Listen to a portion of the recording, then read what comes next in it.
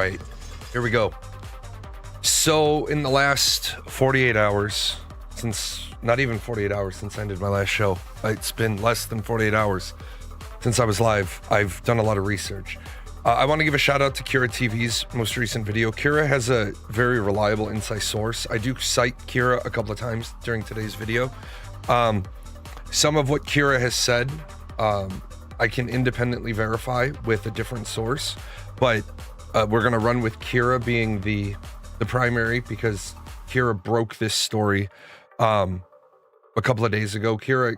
Whoever is feeding Kira information is clearly either a disgruntled employee or an individual who wants to see things made right. So good on that employee. If anybody gets information, I will keep it all protected. I don't believe in outing sources. It's never good. Also, if you have information that needs to come out, or if a person at Intrepid, my contacts over the years have gotten really small. I operate a media division, a licensed registered media division of my company. So they can more than happily try to do whatever they need to do to find out who the source was with me. And I operate as a member of the Free Press, documented, signed. Karthos, who doesn't know this yet, Karthos also has press credentials at my company, signed, sealed, and delivered as of yesterday. So if anybody were to go to after Karthos and say, you have to reveal whatever, because I don't know what Steven's going to do. I don't know what this board of people is going to do. But no, Karthos has been doing a lot of research for me. So here you go. Here's my press credentials. Go talk to my media division. A long time ago in a land far away, about 4 years ago now, just as I was getting ready to do a Saturday interview with Steven Sharief, Steven and I were on comms. And he's like, hey, before we start the show, I have to ask you a question. I said, what's that? He said, on your show yesterday, did you say I need to shut the fuck up? And I said, yes, I did. And he's like, well, I can't really. I said, Steven, you talk about a lot of things that you shouldn't talk about. You, as the CEO of a company, you can't talk at this level when you're talking at this level, which is why you never have, and I have a whole section of today's presentation. I have like 86 pages of stuff prepared for you guys today. But one of the things Steven always does is he talks and he talks and he talks. And last night I had this all set up and then somebody pinged me and they said, hey, Steven released a statement.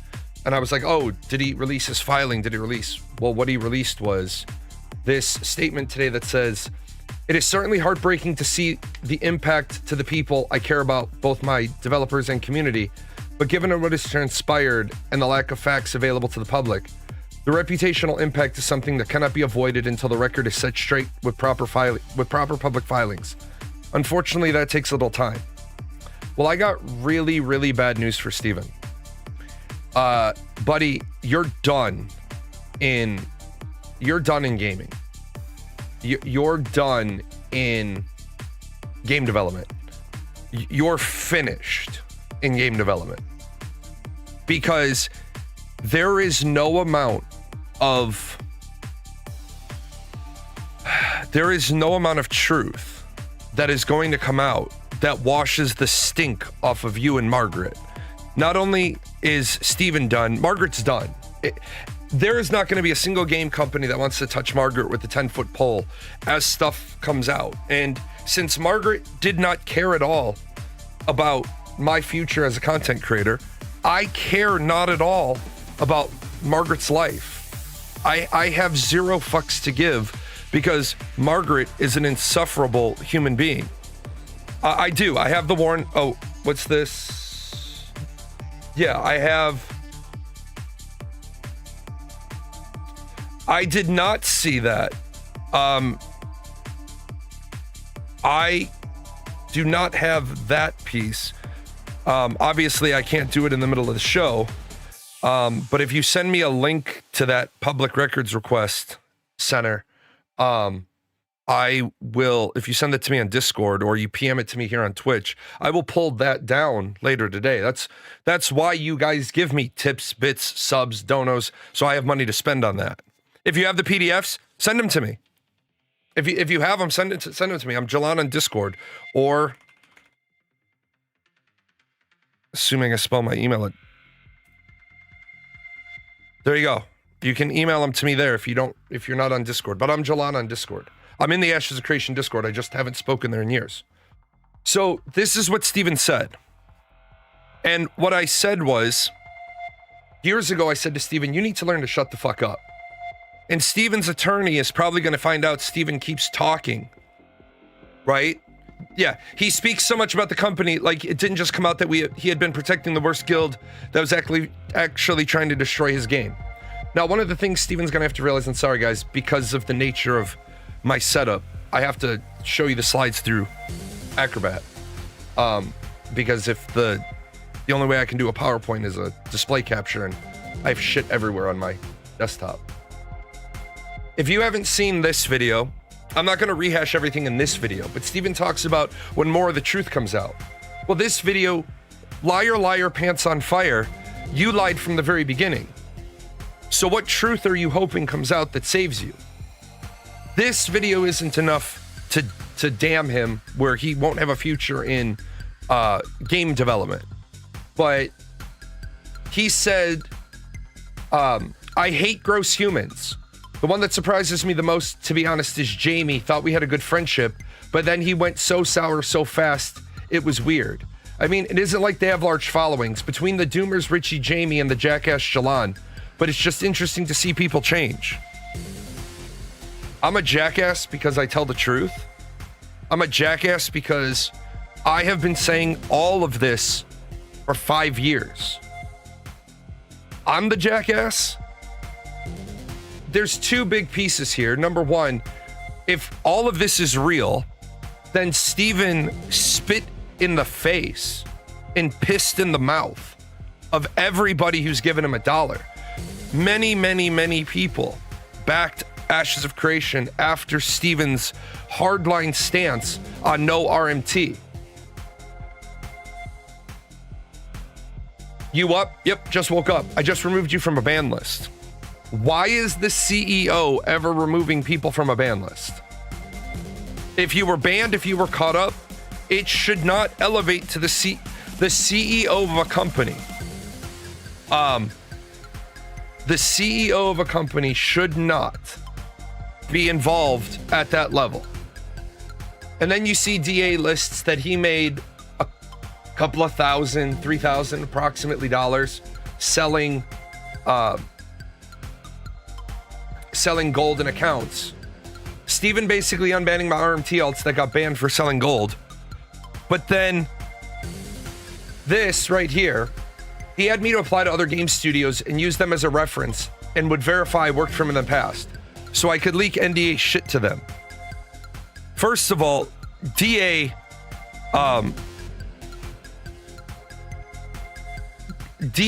doesn't understand that if he's bragging right here, this is a bad thing to brag about.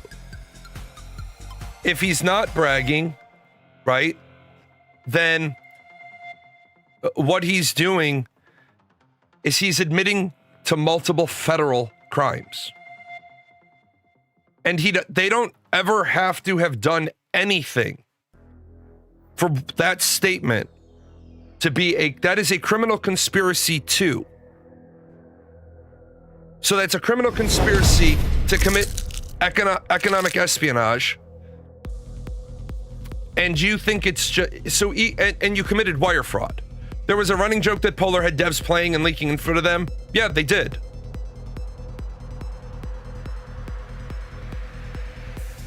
Now, Steven he says we have to wait until all of the information is public before we can set the reputational impact is something that cannot be avoided. Son, your reputation is cooked. You're cooked. Ashes is done.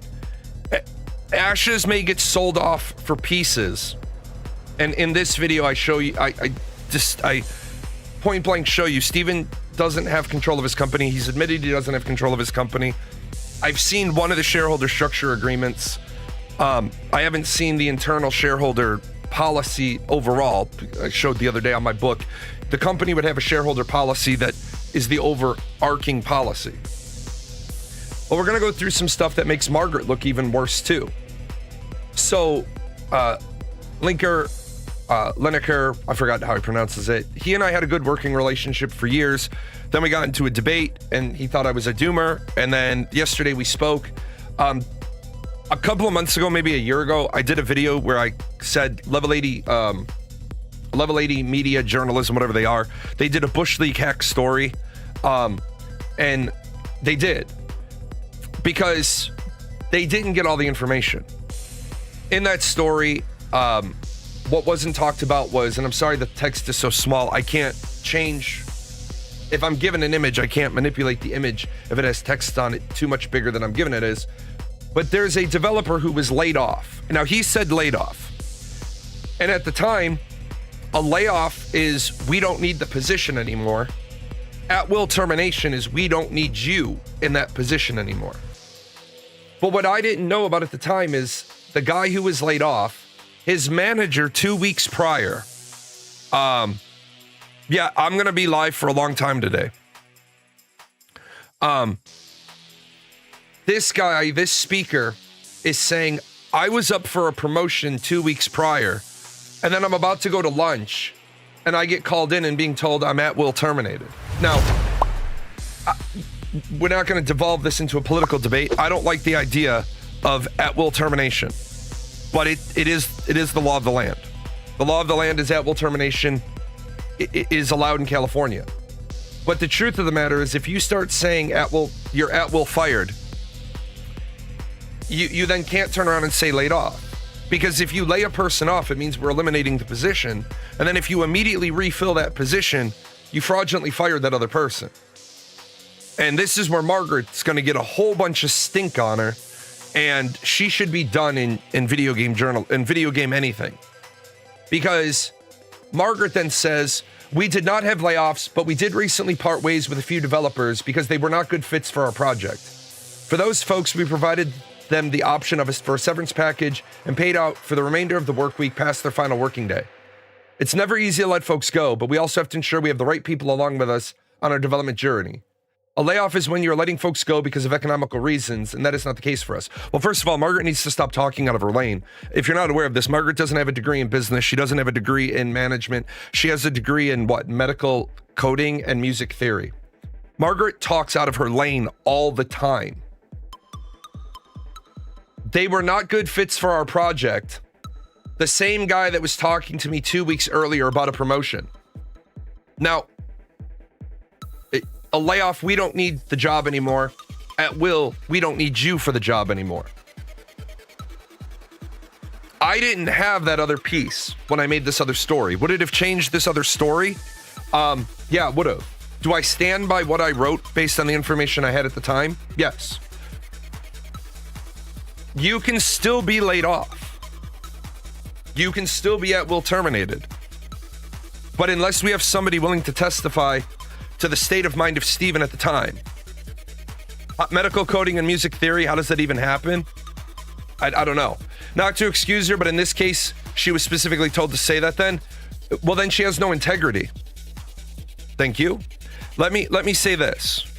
If you are a meat puppet, right? If you are a meat puppet and you've got somebody's hand up your ass, working your mouth like a puppet, then that's a problem. You shouldn't be. That's interesting. I might have to look at that. If you've got somebody's hand up your ass working your mouth like a puppet, and I'm gonna talk about that because I called Vacnar that, and I was absolutely right then, and I'm still right now. Then don't cry poor mouth. So yeah, they never had 250 jobs. They never had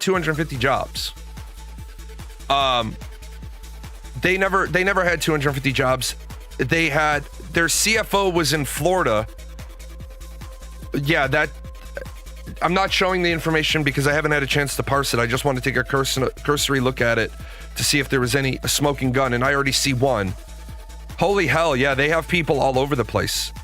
So, they didn't even do their WARN Act right. But before I speak out of turn about that, I need to rebounce this information.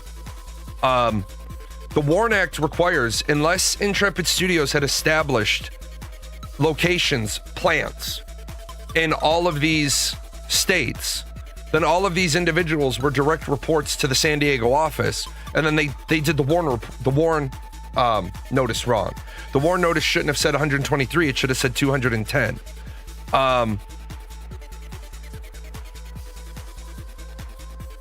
But I'll thank you for that information. I will have to sift through that later today. People catching strays already. It's going to be a long stream. Yeah. Margaret's post yesterday was a giant fuck you to the community she helped propel Steven's propaganda to. At best, she's a clueless rube. At worst, she knew and didn't care. Oh yeah, we're gonna get there. We're gonna get there. Because I see they fire 100 people and the other moves somewhere. I don't know. So real quick, not to go too far off my script today because I do have a lot of this, but in the WARN Act requires you to give notice when you're closing a plant. Now, let me give you didn't the WARN Act go out, they fired 100 day before, which would be 243? No, it's 210. The document I'm just looking at. And again, I have to parse through it all, but this is where Steven's a liar, and no amount of vindication will ever take away. Steven, we could find out that all those people did you dirty. They bent you over the table. They took away your hope. They took away your dream, but it doesn't take anything away from you're a liar. So that everybody can understand this word plant. Plant does not mean a physical location. I thought it did.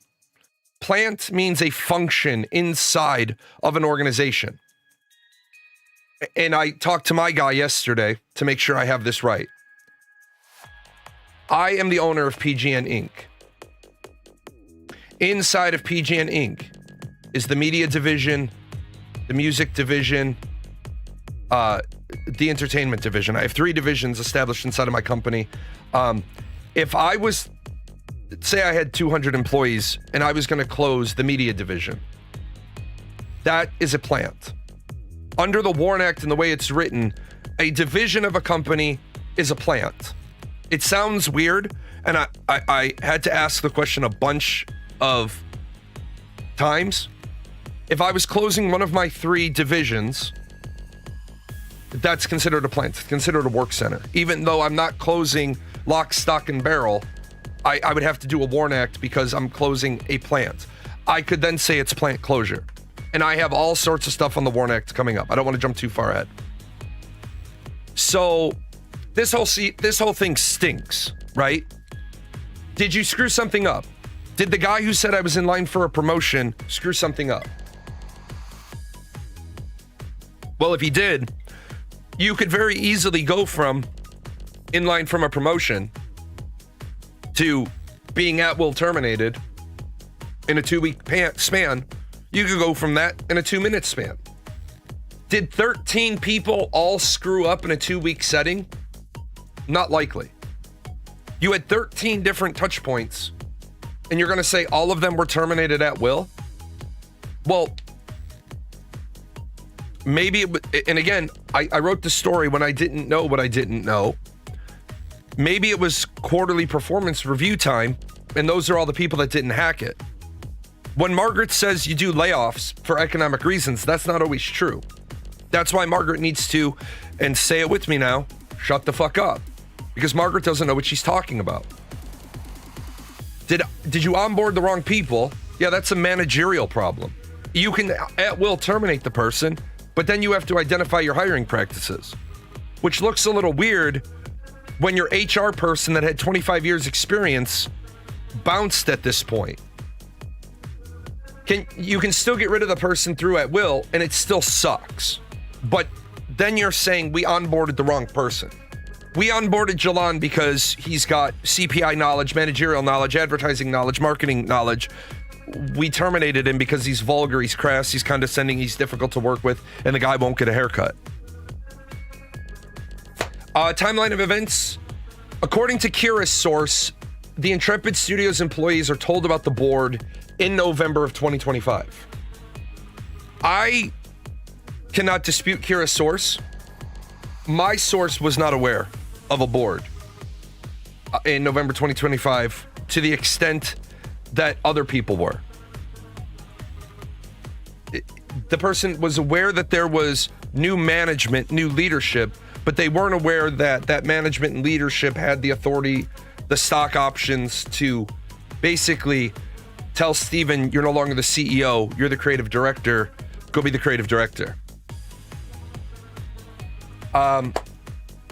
21 January, the community becomes aware of 9 employees being laid off at 22:50 Eastern time. If I know the exact time an event happened, I will list the exact time to try to help with the timeline. Also, so that other creators, if that helps them fit a piece into the timeline. I will also be making this document available hopefully in a day. Who really cares what caused it? Everyone get your refund from Steam and move on. Then, dude, if you don't care, hit the gray X in the upper right-hand corner of the screen. You care enough to be here. You care enough to say it. Move on. So we find out at the beginning of January, there was no board. Someone posted a filing online and showed the board only had one person, Steven. That's incorrect. Let me address this real quick because people have to stop this rumor. Okay? That form that you saw, number 1, is a snapshot in time. Number 2, Steven didn't articulate whether he had a board of investors or a board of directors. Okay, well, watch this. Ready?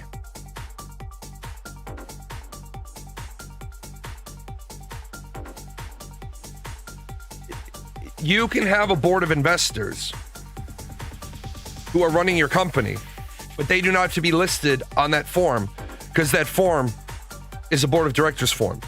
Number 2, according to California Corporate Code 211 subsection B, if the shareholder agreement states that you're only going to have one director, you may have only one director. You are not required to seat. The law says by default, you have to have 3 directors at a company with 2 or more shareholders. This is the problem with a lot of people looking at a form and they don't understand what they're looking at. The problem is a lot of people saw that Karen UCC-1 lien filing saying this was a hostile takeover. Well, there's a whole lot of bad content creators in the space right now because there's a lot of them that don't even pay taxes on their Twitch income, yet they've suddenly all become scholars about how a C corporation works. To my knowledge, I am the only person that I know of as a content creator who has managed their own C corporation. PGN is a C corp. That's why I'm so well versed on C corp. I had a C corp up in Chicago, and I have a C corp down here. Now, if you ask me questions about S corps, I'm going to be the first person to say, I'm not the guy, right? I'm not the guy because I've never managed them. I've never been into knee deep in S corp. C corp, I will tell you everything I know about them, and that's why I can speak about Intrepid. So this whole people keep saying, and last night I was trying to dig into it. It looks like that form, and I have the form. Where is it? People keep digging into this form. And it's fine to do, and you should. And maybe people should have paid attention 4 months ago when I brought it up, and some of these other larger creators could have gotten involved. So this is the form in question. And you'll notice that in the middle of the form are the 2 corporate officers. Well, the 3 corporate officers. You have to list these 3 specific, every corporation has to list these 3 C-level officers. You have to list your chief executive officer who has the final executive authority. You have to list your treasurer, your chief financial officer, and you have to list your secretary, who's the person who is legally required to maintain all of the mandatory documents of your company. Down here, people are talking about this is where it says there's only one member of the board. I tried to see the paper copy of this form last night. California has moved this to an online only. But what I will tell you is this form has a secondary form that is called the Statement of Information Corporation Addendum. Another business owner in California has told me this form will only ever reflect one director. And this is the form that you get when you publicly look something up. You have to specifically request the Statement of Information Corporation Addendum, which lists the other directors. I will do that today if I can, if it allows me to. I tried to start doing it yesterday, and it was cagey at best because I don't understand what I'm asking for, because I don't do business in California. I do business in Illinois. But so January 21st, community becomes aware of 9 employees being laid off. Steven reiterates the staff size is about 250. Liar. Liar, liar, pants on fire. You didn't WARN Act 250 positions. You WARN Acted 210. You WARN Acted 123. You said the majority of the people were working in California. More than half, or a little less than half the staff was working not in California. You still have your chief financial officer listed as Florida, but you just changed the paperwork on December 25th to put John Moore back as the CFO. You'll notice down here, John Moore is relisted as the CFO. John, to my knowledge, still lives in California. So what happened here is you have people that aren't maintaining your Manning documents. You want to know who the board consisted of? I can tell you roughly who the board consisted of. Yaya Legacy Trust, Jason Karamanis owns Jason Karamanis. Let me fix that statement. Yaya Legacy Trust, with Jason Karamanis acting as trustee, owns at least 9.7% of Intrepid Studios. An individual by the name of Robert Dawson in Florida, if he had the same share rights as the Yaya Legacy Trust, he no doubt owns, and then Karen no doubt owns. Are the swaps between John and Ryan as CFOs part of the fight between Steven and the investors? I don't know, but it doesn't make a lot of sense to me that the board would approve making Steven's husband the CFO again if they were fighting with Steven. They would have wanted to isolate Steven's control, and if the board had, and I don't know what happened, but that would be a board decision. If it's a board of investors, board of shareholders, they would vote for who the C-level people are. Like you saw yesterday, Disney released who the new CEO is. It's because there was a vote. So Steven said, I want to add some clarity here because I know how concerning headlines like this can be. Recently, 9 people out of a team of 250, liar, were impacted as part of some target adjustments. This was not a large-scale layoff and not reflective of the health or future of Ashes of Creation. Oh, really? Oh, really? It's not an indication of the future of Intrepid? These are real people and friends, and this was not an easy decision.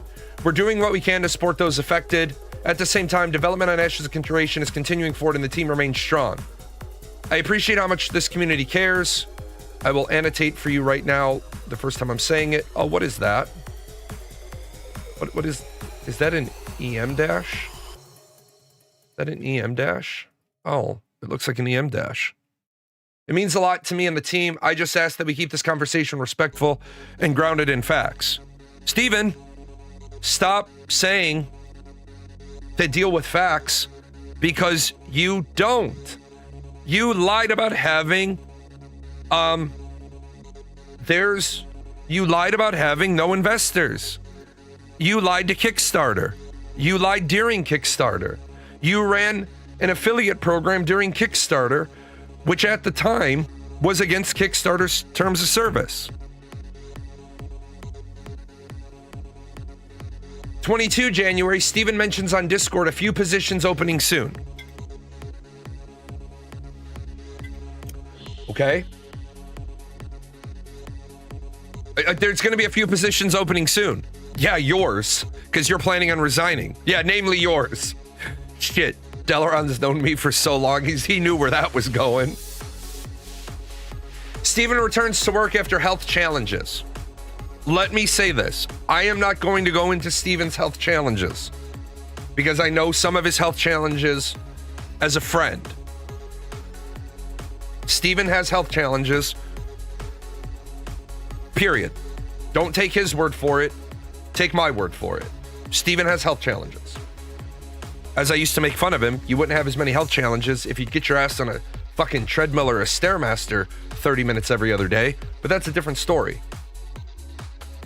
According to Kira TV, on 28 January, there was a high-level meeting with the board. 100 plus developers would be fired, no PTO, no severance. Well, I don't know why Steven resigned over this, because that's not legal anyway. PTO is a requirement. If you were going to be firing 100 developers on 28 January, you were either planning on 28 January of issuing 60 days notice, or in accordance with the WARN Act, or you were going to pay those people for 60 days, and the layoff notice would be the end of March. Like, hey guys, we're letting you know we're laying you off at the end of March, but we want you to keep working on the project. That's why I hate the WARN Act, because the WARN Act is dumb. It's great for the employees, except for it's really bad for the business, because, hey guys, it looks like we're insolvent. Can you please keep working for us while we try to get more money? Hell no. You're going to do bare minimum Bobby. You're going to be on LinkedIn. You're going to be updating your resume. You're going to be going on. You're going to be working on other stuff. So sourcing that to Kira. Kira has, I think, 3 videos out now. They're all brilliant. He's got an inside source. 28 January, and you'll notice I put the morning. I do not have a definitive double citable source that tells me exactly when Steven resigned. But I believe it was at this 28 January meeting, which I believe I've been told was in the morning. Steven then resigns, and shortly thereafter, all of the senior staff resigns with him. Now, this is going to start peeling apart Margaret's statement. Fenimex claimed that Steven's resignation went into effect on the 26th. And that very well may be, but then I'm told this is the catalyst. Steven finding out that 100 of his developers were going to be terminated and not taken care of.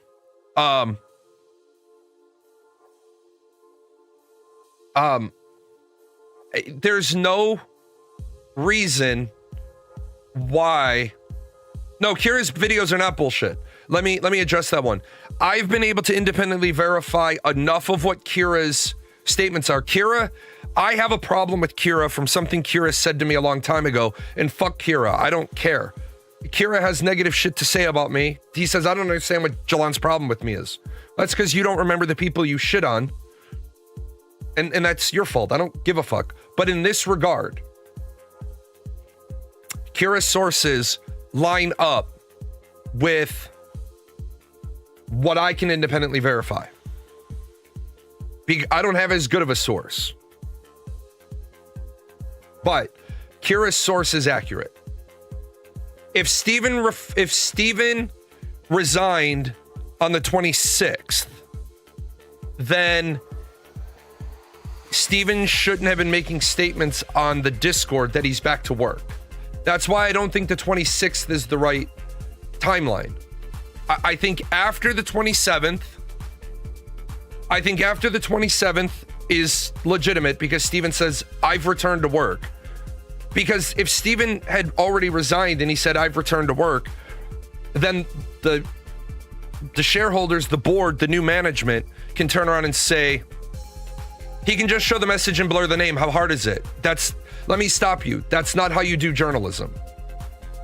I have permission to show some stuff as long as the name is blurred out, because that's what the source has said. I've already showed that. If the source hasn't said that, you don't show it. That's called being a good journalist. I'm sorry if you don't agree with that. Then go to Journalism 101 and ask your professor. This is most likely the time part. Yeah, if Steven resigned on the 26th, he was talking about the 27th after coming back to work after being sick. Right. This, I think, is the definitive part. But then here's where, at the end of the day, the director of communications notified by Intrepid would be laying off, or director of communication was notified Intrepid would be laying off 100 people. Notified by whom? Like, she doesn't say who told her. I was informed that we would be laying off 100 developers. Well, This is where we're going to run into a problem, because if Steven has already resigned, he shouldn't be telling Margaret anything because he's no longer in a position of authority at the company. If Steven has already resigned and he's the one telling Margaret, then Margaret's narrative doesn't line up, because she would have known that it was out. What do you mean by Steven finding out? Finding out from whom? Wasn't his husband the CFO? How is he finding out 100 of the guys are gone the next day? Well, because that's a great question, and I'm glad you asked it that way. The CEO or the CFO isn't the person who decides how many people stay at a company. I'm not trying to be disrespectful to anybody, but there's an awful lot of people who've never set foot in a business management class. There's an awful lot of people who have never been C-level at a company. They have no idea. I was the director of marketing at a company. I had no idea about any of the financials other than my budget. I got my budget at the beginning of the fiscal year. I got my quarterly bumps, my quarterly reconciliations. I had no idea if the company had 20 million or 50 million. I knew what my budget was. But you're the director of marketing. Yeah, and when you have a director of marketing, what you do is not give them information so that they can effectively lie. There's a really great scene in the TV show The West Wing. They deliberately keep the press secretary out of a meeting so the press secretary can go and brief what the press secretary is aware of.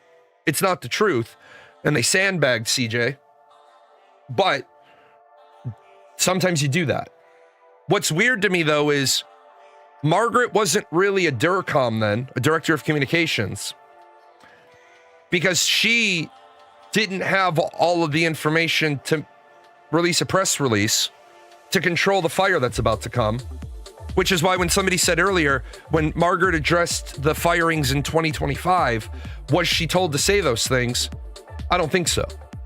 Because they had a public relations company called Critical Hit, who they parted ways with. Is Ashes dead? Ashes is dead. Ashes is dead, and because of Steven's behavior, there is no Ashes of Creation under Steven Sharief ever again. He might be able to come back, and he might have enough sycophants left, but he will never draw any name talent. Who wants to work for this fuckstick? 28 January, end of day, Margaret Krohn is finding out Intrepid's going to be laying 100 people off. 29 January at 6:06 in the afternoon, a director's letter goes out. It's light on info. It's missing the personal touch, and it's not signed by Steven. So that's why, again, I think Steven bounced on the 28th. The company releases a director's letter. And then shortly thereafter, within the same hour, Steven is not, the board is not just Steven and his husband. A content creator who didn't know what they were talking about started a narrative, and unfortunately, I couldn't get in front of it. This form has an addendum in California. You can look it up yourself. It is called the Statement of Information Corporation Addendum. I have not been able to independently verify, but a business owner, if you bought it on Steam last week, put in a refund. They're honoring all refund requests, no matter how many hours you have. The problem is the person who made a video doesn't know how to read this form. A person who has a corporation in California says only one director shows up on the main page because of how this page is formatted. All the other people show up in an addendum. I haven't been able to verify that, but either way, you can have a board of shareholders who do not get listed here anyway, but they have a controlling vote. You only have to list those people here if they were formally seated on the board of directors. California law says you have to have 3 directors if you have 2 shareholders, but by shareholder agreement, 211 subsection B allows you to have 1 director. So you can have a bunch of people that have the controlling vote at your company that aren't formally seated as directors, and they still have they still have the authority to direct the CEO. Yeah, okay, reckless is another California business owner. People have never seen this form before, and they're saying, well, all the directors should be listed, and they will be. I don't know that they will be, but if they were, they would be listed on the addendum page, and Steven for sure as shit isn't going to file a director other than his name on the first page. So, 1850 goes out, testing email goes out to the PTR for the next day, 30 January, 1100 to 1400 Pacific Standard Time, and the developers in the studio had no idea. There were lots of developers who had no idea this test was even being spun up and run. Now, I apologize because what was supposed to go right here, let me go grab it.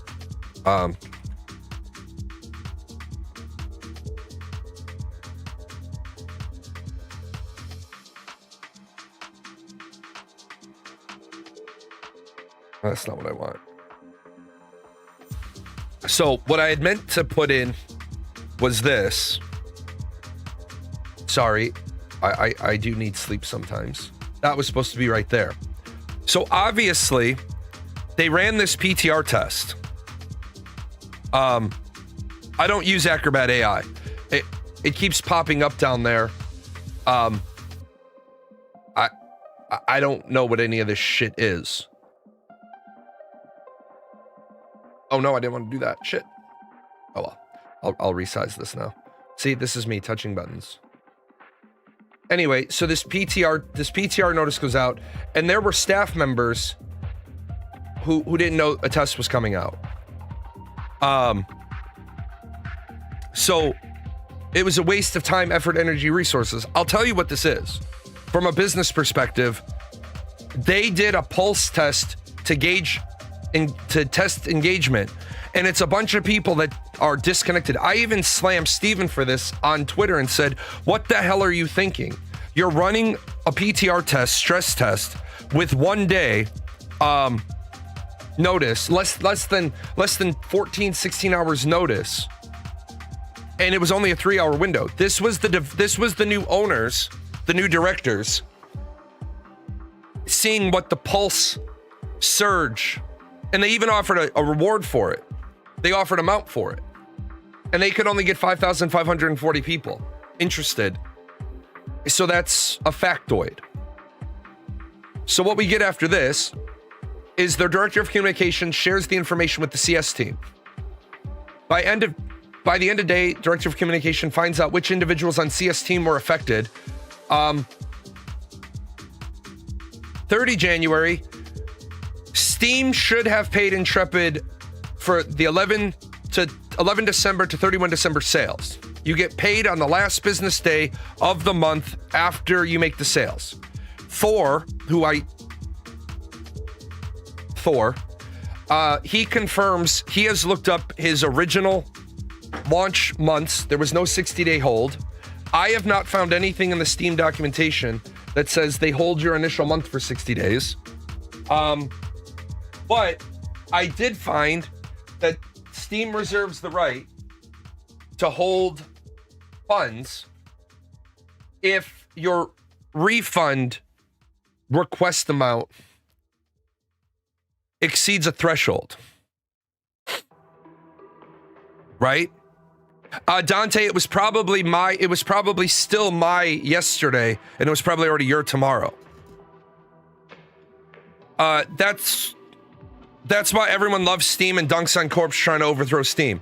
Honestly, no. I got a refund for games with 15 hours, 20 hours, and the game didn't work at all. That's a good thing. The bad thing with Steam is it hurts small developers because, and I'm not saying this, but what I'm saying is a smaller developer, number one, can't afford the 30% haircut. Epic Games shaved that haircut to 12%. Getting $1.8 million more out of your first $10 million that you earn. I would be more respectful of Steam if they didn't take 30% off the first 10 million. I would think Steam would get a lot more smaller people. It would help smaller people if they took a smaller amount of the first 10, shifted that 30% to the next 20. Because that way, a developer's like, man, in order for us to, we're going to lose 3 million out of the first 7 million. Are we even going to make?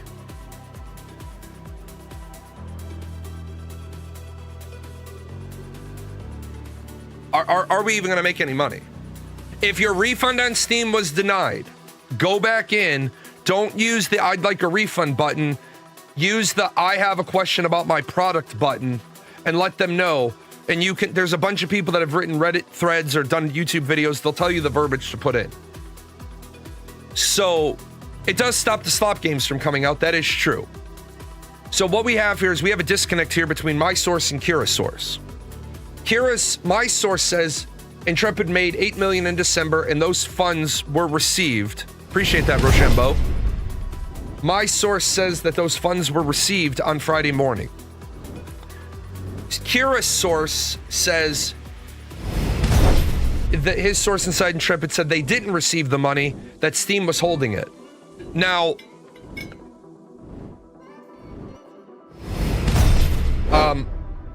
at the end of the day, both stories are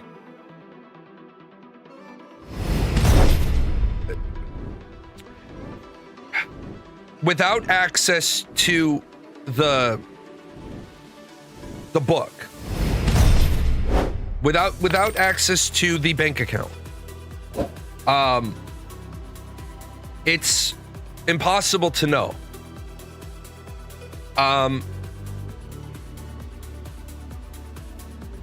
Steam somebody may have alerted Steam to all the liens against Intrepid. I'm curious how Steam would have found out fast enough to hold it. Well, all Steam has to know, maybe one of the lien holders contacted Steam directly and said, hey, you can't release those funds to that bank account because that company is about to be insolvent. What Steam doesn't want is to be holding the bag for refunds because Steam looks bad. I mean, Steam's gonna Steam's gonna have to give refunds or their credibility is gonna be shot. So one of the sources is wrong. One of the sources is wrong.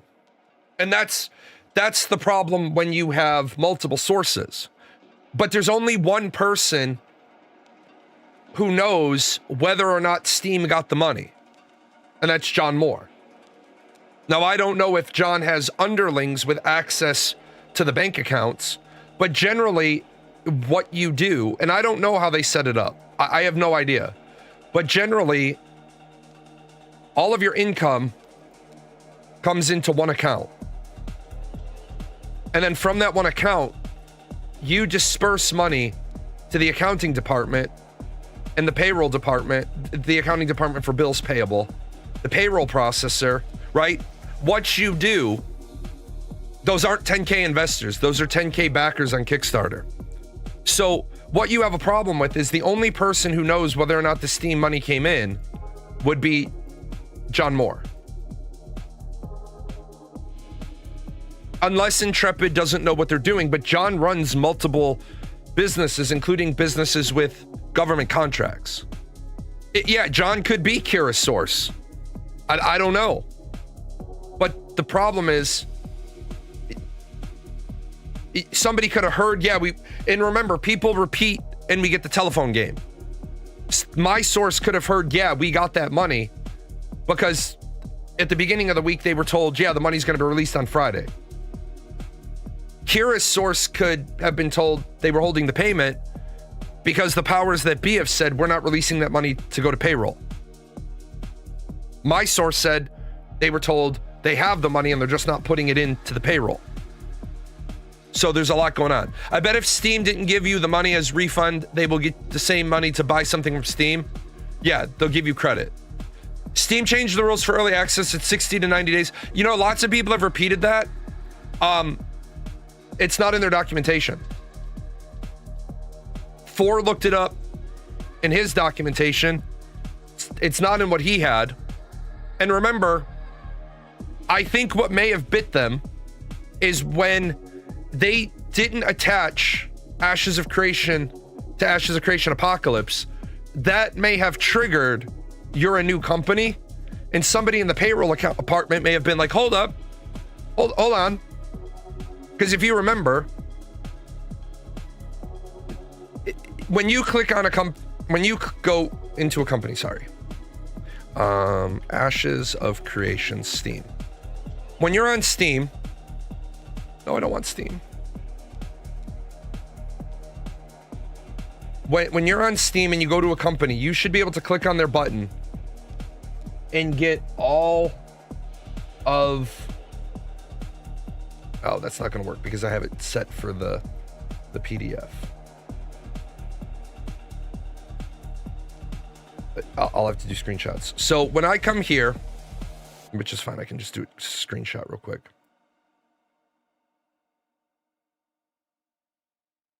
Why are you misbehaving today? So when I come here, I see that this is the company that is the developer and the publisher, right? When I click on them, I should get all of their products, right? I click on that button over there, and I should get every product that company has made. But I don't.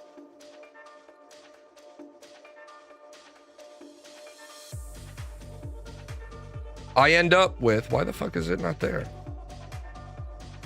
Can't even find the other game. I'll need 1 second. I apologize. I wasn't planning on going this route, but sometimes the show takes us in routes we're not intending. So maybe somebody at Steam realized before they dispersed that Ashes of Creation Apocalypse had cost them money. So they said, hold up. They said, we need to jump in the DeLorean and go back in time and say, hold on, you owe us money. Come up here, Ashes of Creation Apocalypse, store page. So again, you come over here to Ashes of Creation Apocalypse, and I click on Intrepid Studios, and they're not connected to the game. I click on this, and now this time, there's no Ashes and there's no APOC. Yeah, APOC was on Steam. So there's a lot of pieces, there's a lot of things that we don't know.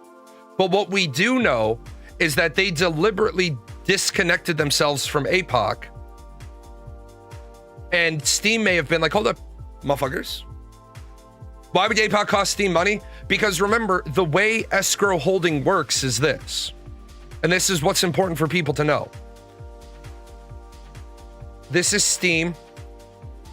This is Intrepid Studios. And this is you. You make a purchase on 30 Jan. Steam holds 1 through 30 Jan's money until February.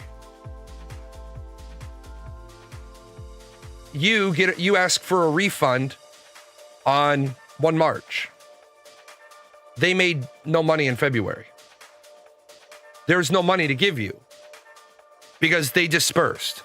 What about payment processing fees and credit card fees? Yes, absolutely.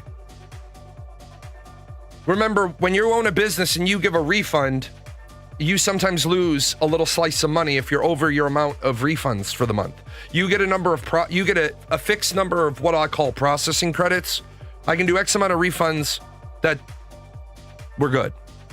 I heard that Steam froze their funds and never released them. I've heard that Steam released their funds. Yeah, if you can link, go ahead. Absolutely. Wouldn't the existence of an early access label and not having an early access label imply there's an alternative of being launched on Steam? Wouldn't this be delineating enough a launched and non-launched product? No, because what you're trying to talk about is you're trying to talk about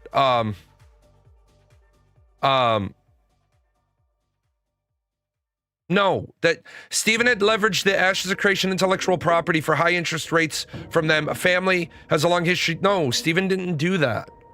That's not what Steven did. Stop repeating that story until you can prove it. People keep saying that.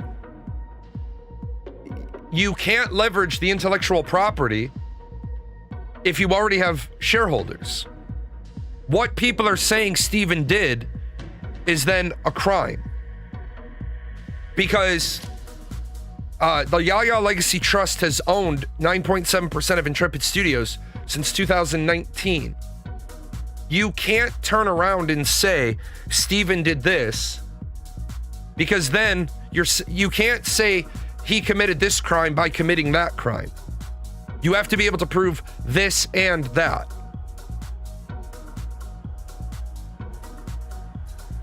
But either way, we don't know this answer. One source inside Intrepid says they have the 8 million and they won't put it into payroll. Another source says they never received it. Not receiving it is actually the better of the two less scummy options, because if you received it and you're refusing to pay your employees, that case was dismissed, however, and came about. No, that case wasn't dismissed. Dude, let me help you out. You've already proven, based on what you said, you don't know what you're talking about.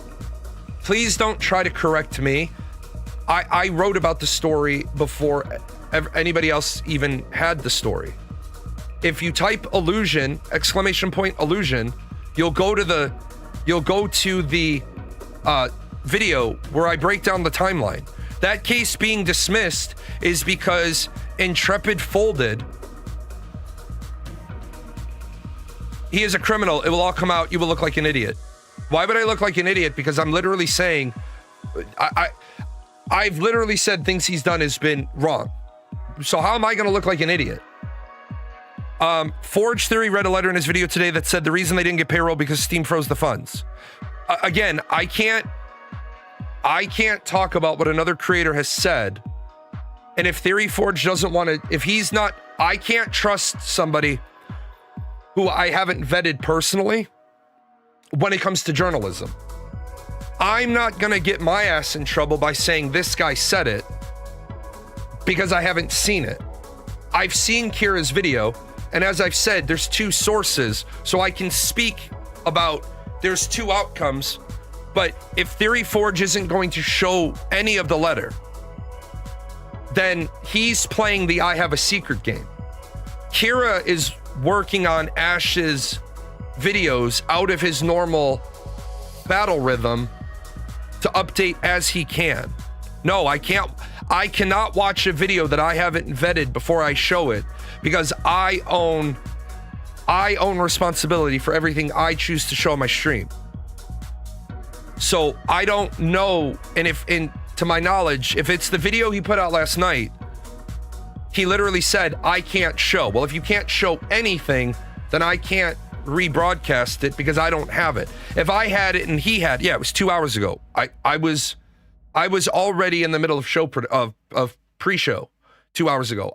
So if it's the one from 2 hours ago, I have no idea what's in it. But the last video I saw from him, he's doing bad journalism because he's doing the I have a secret. Well, you gotta show something, or you have to be able to establish your source is credible. Because I could turn around and I could say, well, I have this letter and I'm not gonna reveal it, but Joe Schmo is the reincarnated Mary Magdalene, but you'll just have to take my word for it. Well, I don't know Theory Forge enough to take his word for it. I know Kira. I don't like Kira, but I know Kira's reputation. I've been able to vet Kira's sources independently in the past. So I don't have to like the guy to say he's got a source. This is where our sources differ. I was waiting for that link you said you had a link about the 60-day. Can't really stall anymore. 30 January, the Director of Communications notifies the CS team members who are affected. She has 3 CF staff.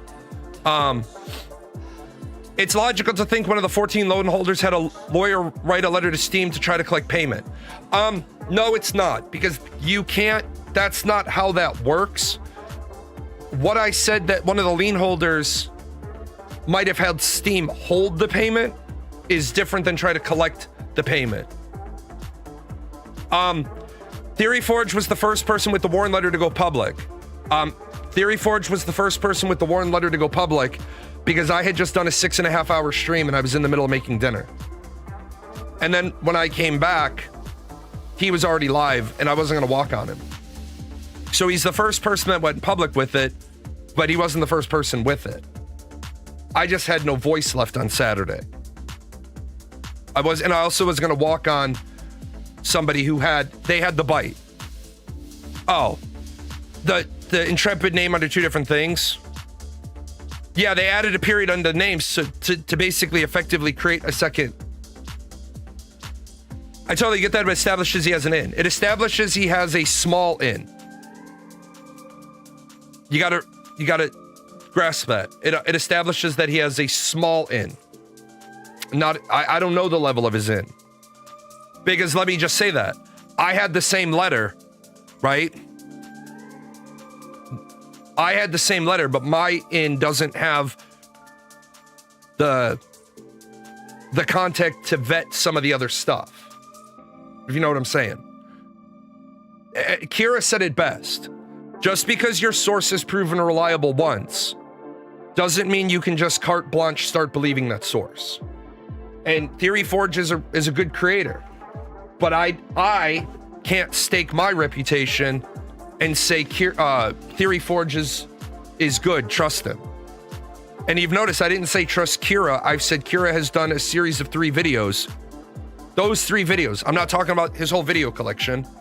Those last 3 videos he's done, those are solid.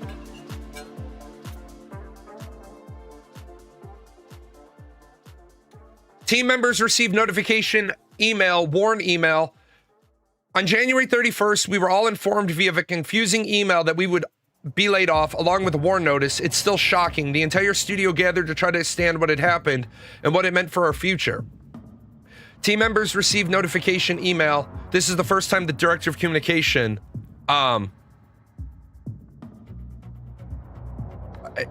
there's something wrong here. There is fundamentally something wrong with the way Intrepid Studios operated, because your director of communication should have been the person who was brought in to make sure you wrote the warn letter right, which you did not. The warn letter was not, let me put a foot stomp. I don't believe the warn letter is legally sufficient in clarity. And what it says is they admitted to a crime in their warn letter. This is a difficult message to set. First of all, this right here is not sufficient because you don't have the sender's name. You didn't sign this. So you sent this from he who says nothing. If you're not familiar with legal terms, he says nothing, referring to a scenario where the defendant fails to respond or file a plea to a lawsuit. This is literally not. This is not an officially notified email because nobody said it. It's not signed, it's not stamped, it's not dated. And you can't verify it because he who says nothing. This is a bunch of MLM Ponzi scheme people, pyramid scheme people who think they're clever. And what they're going to run into is a community of 50,000 rabid people, million supporters, and some of whom are lawyers, and they're already chomping at the bit because this is bullshit. You can't send this. This is a difficult message to send, and we recognize how unsettling it may be to receive. Due to the company's current financial condition, Intrepid Studios is providing this notice pursuant to the Worker Adjustment and Retraining Notification Act. This notice is being issued to all employees as a precautionary measure while the company evaluates next steps. At this time, no final decisions have been made regarding which positions may be impacted. A portion of the team may be asked to continue working as the company evaluates operational and financial alternatives. Others may be affected by a reduction in force if the company is unable to move forward in its current form. Employees who are impacted will be notified directly with additional information. With respect to compensation, payroll scheduled for February 1 cannot be processed at this time due to the company's current financial condition. The company is reviewing its obligations and options and will share updates as soon as possible. Congratulations. You just put out an email that bought you 60 days liability on your Warren lawsuit, because you cannot operate your business if you're of a business of this size if you don't have 60 days of rolling payroll available. The moment you realize you don't have 60 days of rolling payroll available, you must immediately issue WARN notices. That is why when a company grows to a size of this size, there becomes a new set of rules. There's a new rule book. These MLM people and pyramid scheme people, it's bullshit. They don't know what they're doing, and I hope they all get nailed to the wall. I did the math yesterday. Intrepid Studios is looking at ultimately potentially up to $75 million in penalties. Yeah, it's a legal term. It's a legal term. It's he who says nothing. It translates to he who says nothing. Regarding benefits, company-sponsored health insurance may be affected by changes in employment status. Information regarding benefit contributions, including COBRA, is expected to be provided by the plan administrator early next week. That information may include important timing considerations. We encourage you to read it carefully. You can't do that. No, I don't think it was a scam. Yeah, it's one side. Well, yes, that's the... let me stop you. That's not exactly entirely accurate, so I don't want to roll with that.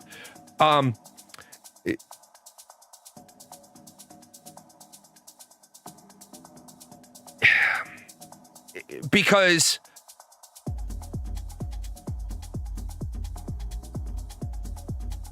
yeah, it's Latin. It literally means he who says nothing, which I think they were using to say he who says nothing. But what they don't realize is the implication of using that is we are not going to respond. It's messy and it's ugly. It's fucking dumb. It's a dumbass thing to do. It is a company with no integrity.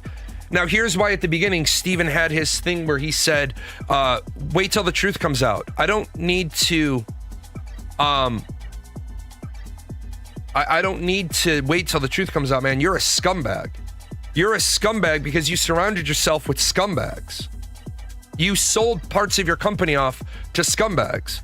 If Steven Sharief showed up at my house with a briefcase full of money right now and says, Jay, I would like to give you $1 million for one share of PGN Inc., I wouldn't sell Steven Sharief one share of PGN Inc. for $1 billion. I wouldn't want that man owning any part of anything I'm involved in, because it's not, to me, it's not about money. It's about being able to close your eyes and sleep at night. And you horse fucked 210 employees. Steven did that. Steven did it. Not your board. Well, the board, you allowed that board to take power. You sold these people parts of your company. He worked with those people before. And by the way, Steven, if this clip gets to you, stop talking, because mom's house is really nice and you're attached to mom's business. Tell mom to refile her Nevada paperwork and take you off the company, because you broke the corporate veil, which means everything Steven owns is in play now. Steven pierced the corporate veil, without a doubt. Steven committed fraud, without a doubt. I'm not a jury, but I think even my pre-law school ass could walk the, we don't have investors, but we have investors. We don't have investors, but we have investors. I think I could walk that through the process and get a conviction. We know this communication creates uncertainty and concern, especially for your families. While we are limited in what we can share, we wanted to communicate this promptly. Okay, well, here's the problem. This message doesn't fulfill the requirements of the WARN Act. And we'll get to that in a little bit. Steven releases a statement that he has lost control of the board and has resigned, and the senior leadership team minus Margaret has resigned. I specifically put minus Margaret because She didn't resign in protest. So now I have to ask a question. How does your director of communication not get classified among senior leadership? Well, how do you know Margaret didn't resign? Because Margaret said she got the warn letter and she was caught off guard. But all the other senior leadership supposedly resigned. I can make a limited statement in my personal capacity. Following these departures, the board made the decision to issue more notices and proceed with a mass layoff. I cannot speak to further details at this time due to ongoing and legal and governance matters, yet you've continued to make three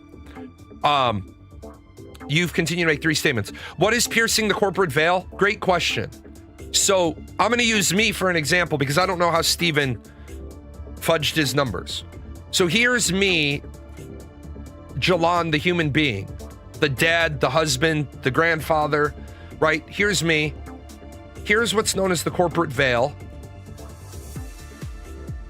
And here's my company. Here's PGN Inc. And so anybody that doesn't know me, hasn't been around the show before, Paradox Gaming Network Incorporated is a C corporation filed in the state of Illinois. I have multiple business interests under PGN Inc. So this is Jalan. This is PGN Inc. Their money is their money. My money is my money. I'm going to Disney next week. Sucks that all this is happening. I'm going to Disney for my daughter's 13th birthday. I pay for that. The company doesn't pay for it. They don't pay for a little piece of it. How credible is Margaret's Reddit post? 10% maybe. I don't do that bullshit dip where I'm like, I went to the Imagineering Center at Hollywood Studios, and because my wife has a share of stock and my daughter has a share of stock, I write off that whole day at Hollywood. No, that's bullshit. That's commingling funds. Steven is supposed to pass things through legally and pass things back through legally. The way Steven constantly talks, I'm into my company for $55 million. But why is the valuation of your company only $40 million? If the valuation of your company is only $45,454,545, how are you into your company for $50 million? See, Steven has said a lot of things, but I don't think he realizes, as the CEO, every single thing you say, when you sit in the CEO chair, every single thing you say publicly is a public statement on behalf of your company. When Steven did all that, my company is worth $55 million, I've put $55 million into my company, then why does your company have a valuation of $45 million? What Steven should have done, instead of doing this nonsense where he sold off shares of stock this way, right, out of the company, when Steven set up his company, he should have figured out what his ultimate, I won't put any more than this in. And then he should have decided that's the valuation of my company. Well, what if he needed more money? Well, then he didn't have a very good understanding of how much money he was going to need. Yes, Steven's statement was toxic vitriol. That's what he said, I spew. Steven had no idea how to manage a project of this size. You originally said your initial investment is going to be $30 million, but you valued your company at $45,454,545. How do I know that? It's in the shareholder agreement I have access to.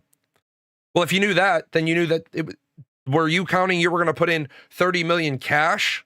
When Steven says stuff like I'm self-funding, did you ever have any intention of putting $30 million in cash into your company and be paid off over a course of 5 to 7 years after launch? Or did you say, I don't plan to dilute my shares down to less than 30 million,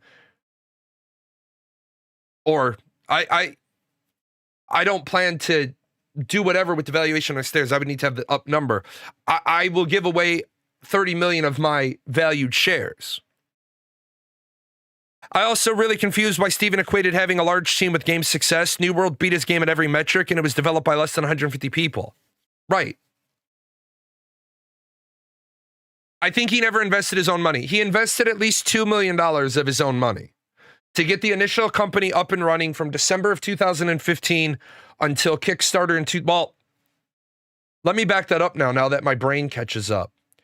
From December of 2015 to Kickstarter, which was May of 2017, I know that they expensed about $2 million. And I used to say he put $2 million of his own money into it. But, yeah, does it seem like someone is trying to put the truth, to masquerade the truth? Didn't he put 30 million? He said he put 30 million. I'll get back to that in a second. But I know that the Yaya loan was for 1 million. So did he put in $2 million of his money? Or did he put in $1 million of his money and put in $1 million of the Yaya Legacy Trust's money?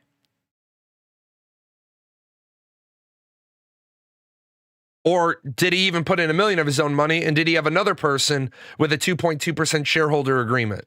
Is Robert Dawson or Karen, are they holding loans? I have seen mention of the Yaya loan being 2.2 million. It's not 2.2 million. I have the lawsuit. Anybody who tells you it's anything more than the initial loan is $1 million is absolutely wrong. Exclamation point illusion will take you to the video where I show all the legal documents, all the relevant legal documents. The initial loan was $1 million at 5%, I believe, if memory serves, factored to be paid over 2 years, 8 installment payments, equaling 2.2% of the company. After that, what happened was he ended up selling 5.3%. Yeah, well, let me back up. They ended up restructuring that loan to be preferred stock. Nope. They ended up restructuring another agreement, which retroactively changed the first loan to preferred stock. And then they did a stock buy. All things being considered, he sold off 9.7% of his company to one external organization.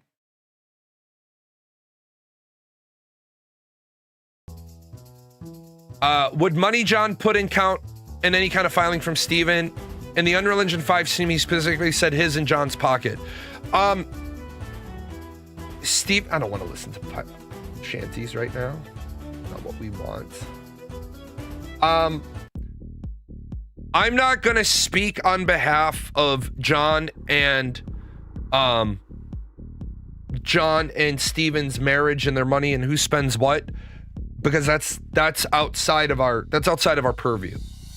Whether Steven put in 30 million of his money or 30 million of him and his husband's money, that's between them.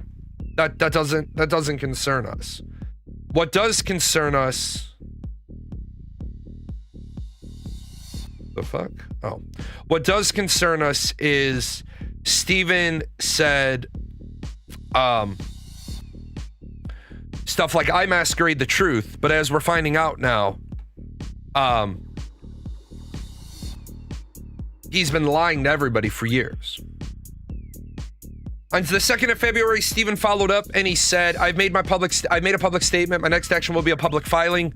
To date, wait, is it true that he sold this $5 million house so there's nothing to take away from him? California law prevents you from seizing the primary residence, regardless of how expensive the primary residence is. Your primary residence is generally protected from seizure. In order to go after somebody's primary residence, you have a higher threshold and you must prove fraud. After you have proven fraud, then all protected assets are taken. It also doesn't matter because in a bankruptcy court, can retroactively reverse transactions if you made them to hide assets. So it doesn't, and the most ironic thing here is Steven is the one who taught me about retroactive bankruptcy court, and then I went and looked for it. Because he was shitting on Tryon, saying, well, what Tryon did, da-da-da-da-da. He's like, well, bankruptcy court can do this. Well, now it's funny. He He didn't make that statement around 10. He made that statement. It's already shown that at the beginning of the show. 10 year, if you're East Coast, 10 year time. Yes, absolutely. Yeah, the thing is, this takes years. And by the way, I said it the other day, I'll say it again. Shut down any talk about a class action suit. If people start talking about a class action suit, simply tell them, what's the point? There are 6 creditors ahead of us. I'm surprised the house or houses were not in a trust. Without going too far into that, putting your stuff into a trust is a terrible idea until you have hundreds of millions of dollars. I'm not going to go down that road. I will go down it on a politics show. I do those often. But all this nonsense talk people talk about, put your stuff in trust, that doesn't really benefit you until you have hundreds of millions of dollars. Tryon was burned, their money earned from Rift wasted on Defiance, End of Nations, and freaking Trove. Wrong. Trove made them money. Trove was profitable for them. Trove was the product that Gamigo Games wanted. Trove was their moneymaker.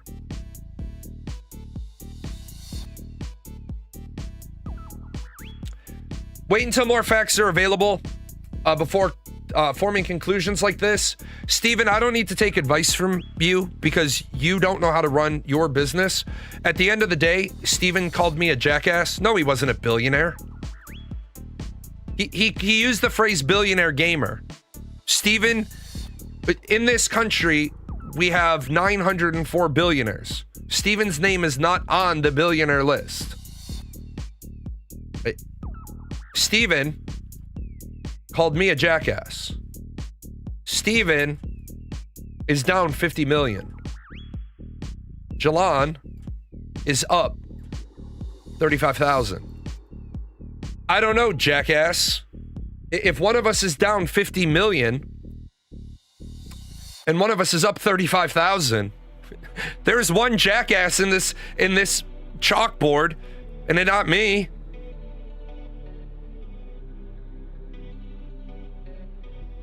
Here's the Warren report. We've already kind of jumped ahead on this. And thank you to the people who gave me other information. We now know that they have probably violated California law. They've probably violated federal law. Probably, I'm going to say probably. I'm not saying definitively. I need to dig into. It looks like from the information I was given, which I can't really readily show right now because it would lead me to probably speak out of turn. I have to study the information. And let me just foot stomp this. I will make the information available on my Discord later. In 2024, his net worth was worth about $8 million. No, it wasn't. You would have no idea about that. There is no way anybody can ever know somebody else's net worth. You have no idea what somebody else's net worth is. Would be a shame if the Attorney General's office, you can't, you never, there is no way to reliably know somebody's net worth.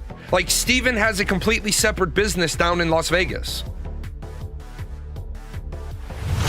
We don't know what he's moved into that. My Discord link.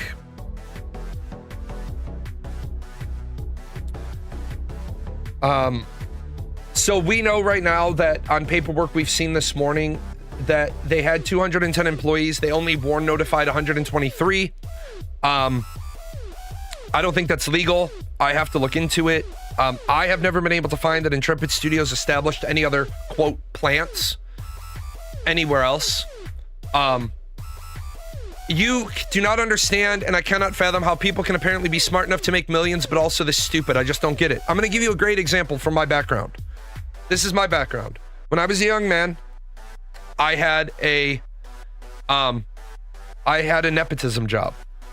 I will say it how it is so there's no confusion. I was fucking the boss's daughter. I was fucking the boss's daughter, and he had a one step above Mongoloid son. He made me a director at his company. He was really talented. He knew dick about money. He knew dick all about money.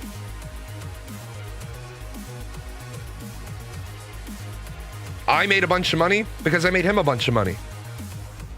No, I wasn't banging Talence's sister, not with a stolen dick and somebody else pushing. Yes, I have that warrant update. 210 employees shown. I can't show it on the stream. I haven't had a chance to vet it. I haven't had a chance to understand it. And to be honest, I'm not one of these streamers that's going to run around and try to be first. I don't want to be first. I want to be right.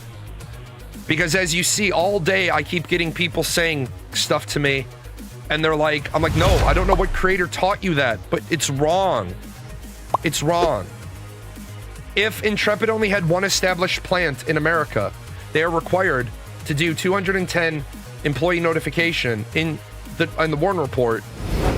If they had set up, like if Margaret had set up an office in Knoxville, Tennessee, and there was a mailing address and it was established in the media division or the marketing division was in Knoxville, Tennessee, then they would have had to issue a warn notice in Tennessee because it would be a plant closure. Plant in this regard is not a physical location. It is a organizational function. I did not know that until I made a phone call yesterday to somebody who's a lot smarter than me, because I was thinking of plant as like steel plant or factory. And they said, no. You can shut down the operational capacity of the plant, but the sales department, the marketing department, the human relations department, legal, advertising, marketing, C-suite secretaries, they're still at work. I said, oh, so it's the function, yeah. Well, Intrepid plant closure. I need to dig more into it to bump it. I'm confused about the 210 employees shown, but 120 layoffs. My belief is they did their Warren report wrong. And I'm going to show you why they probably did their Warren report wrong in subsequent slides. I think it's actually next. Here's Warren Act and owed pay. And of course, here's Margaret talking out her ass, which is why Margaret should never get a job in gaming at all. Margaret should never get a front-facing position ever again. Margaret, Roshan, and Vaknar should never get front-facing positions because they talk shit and they don't know what they're talking about. If they aren't paying but should have, that seems like grounds for litigation. May the people win. What is being done is illegal, 100%. No, it's not 100% illegal. You don't understand it enough to say it's 100% illegal. You're half right, so it's not 100%. Work done up to and including $2,359.59 on 1 February, that is money due. Would people that quit be included in Warren? No. Because if you voluntarily terminated your existence at the company,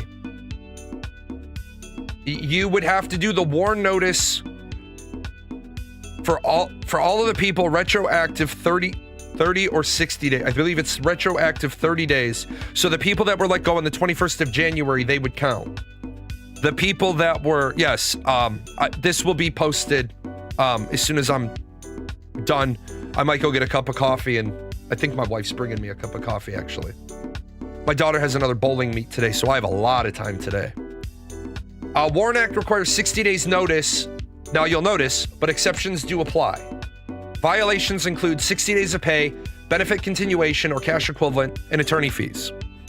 Now, don't hate me, I'm just the teacher. I didn't write the law, guys. I wouldn't write a bad law like this. Don't hate me, I'm not defending it, I'm just teaching it. 29 USC 2102 subsection B, the faltering company exception. Does Intrepid qualify for a full 60-day exception under the faltering company exception? Your first four. By the Warren Act, state or federal is only enforced by civil action. You are correct. Unless you engage in fraud, because that becomes a criminal thing, and then that changes the game. Does this involve a plant closure? Yes, it does. So that is true. They meet the first criteria. Are they actively seeking capital or business? I'm sorry, there's a typo. Or business. Yes, they launched on Steam. That checks the box that they were actively. No, she did not know everything that was happening there. She was not C-suite. Margaret Krohn was not C-suite at Intrepid. I had been told that by Steven years ago. Oh no, I don't go to the bowling alleys when there are away matches. I go in town, but not away. Reason to believe giving more notice would prevent it from obtaining that business. That is true. I don't think Intrepid would have made 200,000 sales if they had just given all the employees a warn notice. I think that's fair. The capital or business would have postponed that shutdown. That is also true. Now, let me walk you through this. I'm not privileged to Intrepid's documents, but I can make this argument. I can make the argument. The Warren Act, Stephen's number of 50,000 concurrent users. Stephen believed they would get 50,000 users. 312,000, because they got 30, and I'm sorry, I realized I dumped a piece of math I shouldn't have. When they got 32,000 concurrent users on Steam, they sold 200,000 copies of the game. If we extrapolate from that ratio, then if they hit Stephen's number of 50,000 concurrent users, they would have made 312,500 sales. Based on the fact that 200,000 sales give them $8 million, 312,500 sales would have given them $12,500,000 in revenue, minus Steam and Epic's cuts would have given them $8.1 million. They allegedly had an 800,000 weekly burn rate for 10.1 weeks. The Steam sale, yes. Does looking for investors count as capital? Yes. But I'll grab that in a second. That's 71 days. The faltering company exception does not apply here. Because they only bought themselves 71 days. Because the Warren Act requires 60 days notice, and you knew you only bought 71 days, the court might forgive 3 or 4 days to convene the shareholders, decide if the company lives or dies, and draft and issue the warn notice. So instead of owing them 60 days of pay, the courts might agree, you've demonstrated that you acted in nothing but good faith. Your shareholder agreement requires 10 days notice before you convene a shareholders meeting. No emergency provision. He exited the studio, to the best of my knowledge, on the 28th. When it came on Steam, I had to link to get my access back. Did that count as a sale? And were there new players? There were 200,000 new player sales. So the courts aren't going to forgive 60 days no notice. Now, if they have a legitimate different projection, and listen to what I'm saying. If they have a legitimate, he's wrong. Stephen's departure does not make sense on the 26th because Stephen said, I'm coming back to work after health reasons on the 27th. If Stephen said, I'm going back to work on the 27th and he'd already resigned, he made a fraudulent statement, which is going to be the linchpin in him getting completely destroyed. The moment Stephen Sharief resigned, he could not make the statement, I'm going back to work.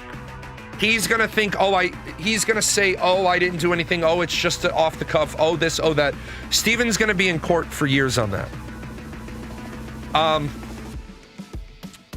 There's no way Stephen resigned on the 26th. According to a timeline that makes sense, and then him make the statement on the 27th, I've returned back to work. Because then his shareholders can say he misrepresented the company. The fact that Stephen didn't immediately turn the Discord over to somebody is, if he did resign on the 26th, he falsely represented himself on the 27th, and it looks bad. Now, let's say they have a good faith budget, and I'd done some other math. He said why he left. He left because he lost control of the company, and they wanted to lay off 100 employees. And I've done a good faith budget that reasonably showed they might have had 21.5 weeks of time. If they can show the court, and it doesn't matter what they believe, it matters what the court believes. If they have a good faith budget that shows they honestly anticipated making 150 days of development time, then what the courts will say is your warrant penalty gets shaved. Now, somebody asked the question, does looking for investors also count as capital? Yes. The problem is, Intrepid Studios, unless they had shares in reserve of those 10 million initial shares, Intrepid had nothing. He sold it. He sold enough to lose control. I know Yaya Legacy Trust owns 9.7% of his company. The question is if the 800K burn rate included the 100 plus employees they were going to drop. Right. That's the next question. But the problem is, even if they were going to drop 100 employees, yes, he sold more than 49%. They had to give those employees, those employees 60 days notice. Now, the second exception is called unforeseeable business circumstances. Does Intrepid qualify for unforeseeable business circumstances? Unforeseeable business circumstances exception, sudden, dramatic, unexpected, external to employer. Stephen and the senior leadership all resigning does not actually create this. The courts expect the board of directors in a company to be able to manage for a few days while they find emergency replacements. I thought that there was a possibility that Stephen and all the leadership resigning create this problem, and by legal precedent, no, it does not. If you are sitting on the board of directors, you are expected to be able to jump in and do the job. The board existed since November. All the leadership did not quit. The board is leadership. I wonder what they will do with the Ashes IP. Nothing, because it's not worth anything. And I'm going to tell you why the IP isn't worth anything. What the hell is Ashes of 310 Nutrition? There's our merch. There's where the fuck our merch went. All right, I can switch back to white. This is, what the fuck is this? Tim Sharief. Stephen Sharief. The fuck is this? Possible relatives of Stephen Sharief, Tim Sharief. I can't find a connection. So give it to the people to finish? Yeah, because most people are fucking smart enough to untangle that spaghetti code.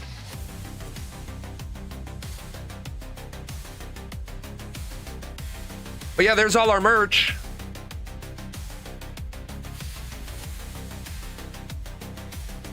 Fuck is this?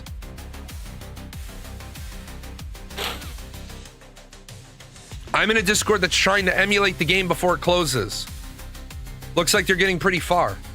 I would tell that Discord, my advice to anybody who's going to try to emulate the code, don't.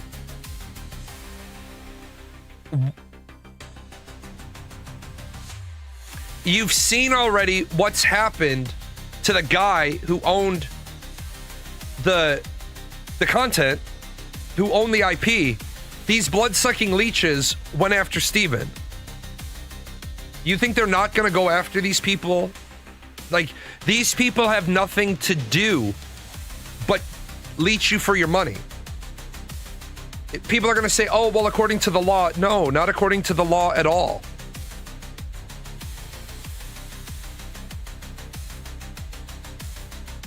What was Intrepid making off YouTube? Not a lot, because they were only getting 50,000 views on their videos.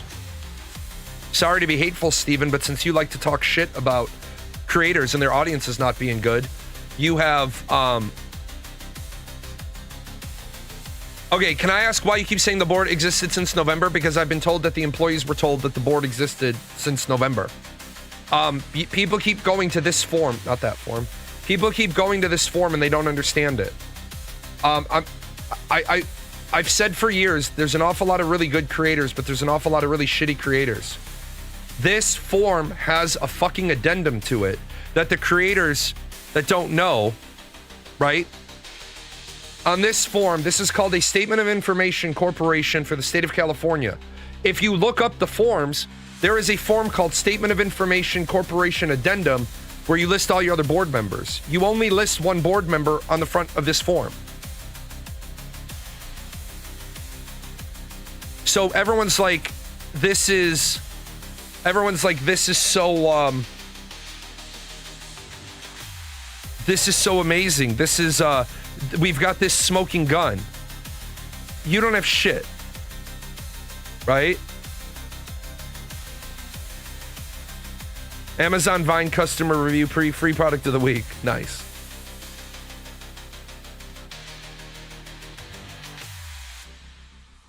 Phantom XMX said the board was created in 2024. Okay, people have got to stop saying things that are this statement, right? Margaret Krohn is not great. Margaret Krohn is a piece of shit. Okay? Margaret Krohn is an absolute ass fucking clown. Margaret Krohn's first day in the Ashes of Creation, we'll go out here for a second. Margaret Krohn's first day on the Ashes of Creation community, and we're gonna get to Margaret. I have a whole section on why Margaret Krohn sucks as the director of communication. I'll get to it. In fact, let's just wait till we get there. We'll get there. This guy, this Tim Sharief, ready? No, not dissolves. Permanently revoked, permanently revoked, permanently revoked, permanently revoked, permanently revoked. You have 5 of your businesses have been permanently revoked. Folks, when you get a business permanently revoked, that's bad. When it happens 5 times, that's bad. But when you dissolve, 9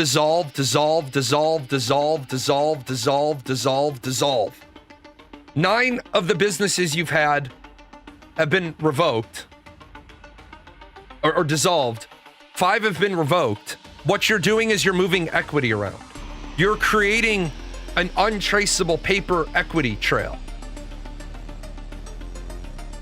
No, these are Tim Sharief's. Now, I am missing a direct link between Tim Sharief and Stephen Sharief. No, the 5th time isn't the bank's problem.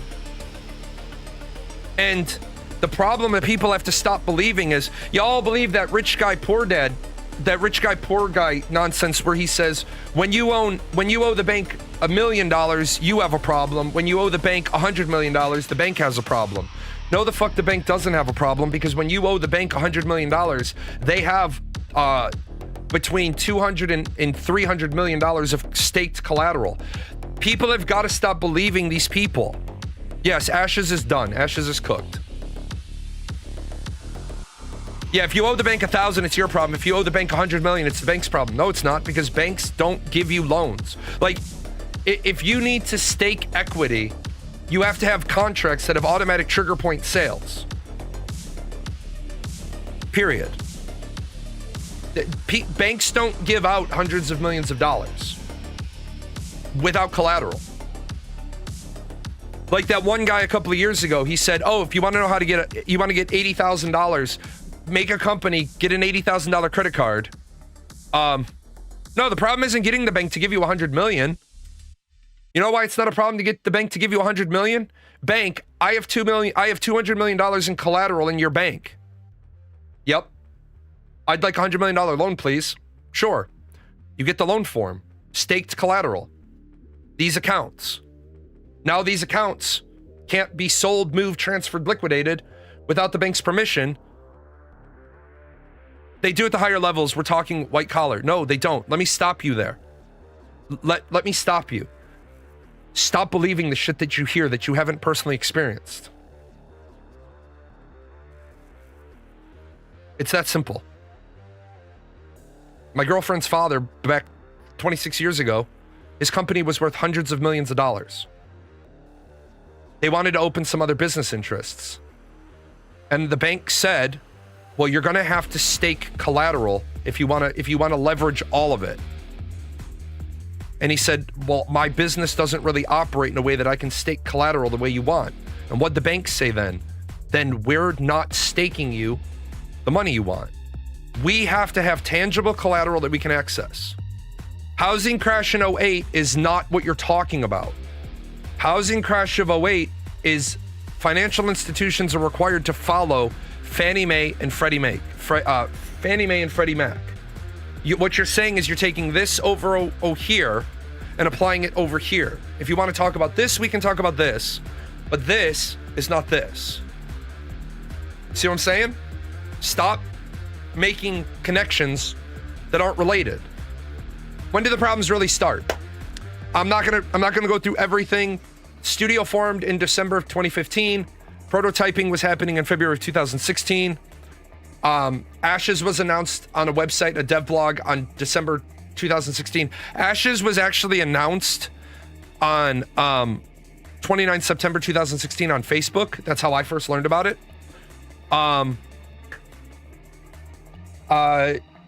February 2017, Steven takes his first $1 million loan worth 2.2% of the company's value. Kickstarter, Steven says, I'm self-funding. The project is being funded by myself. There's where the problems start. Theory Forge released a video. It says Steven resigned on 26th of January. I don't believe that number. I don't believe that source. Here's why I don't believe that source. Steven said on the 27th of February, I've returned to work after some health challenges. If Steven made a public statement saying I'm working at Intrepid, that is fraud. That is a false statement. Steven would have opened himself up to liability. Also, I don't know why Steven would have resigned on the 26th of February when the meeting with the shareholders, the meeting with the board where they were going to eliminate 100 people, didn't happen until the 28th. Steven's narrative doesn't line up if he resigns on the 26th, but the meeting's on the 28th.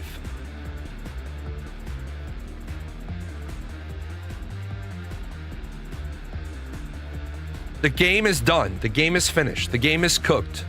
There is no development. You can't have a Sentinel event that causes X if X is before the Sentinel event.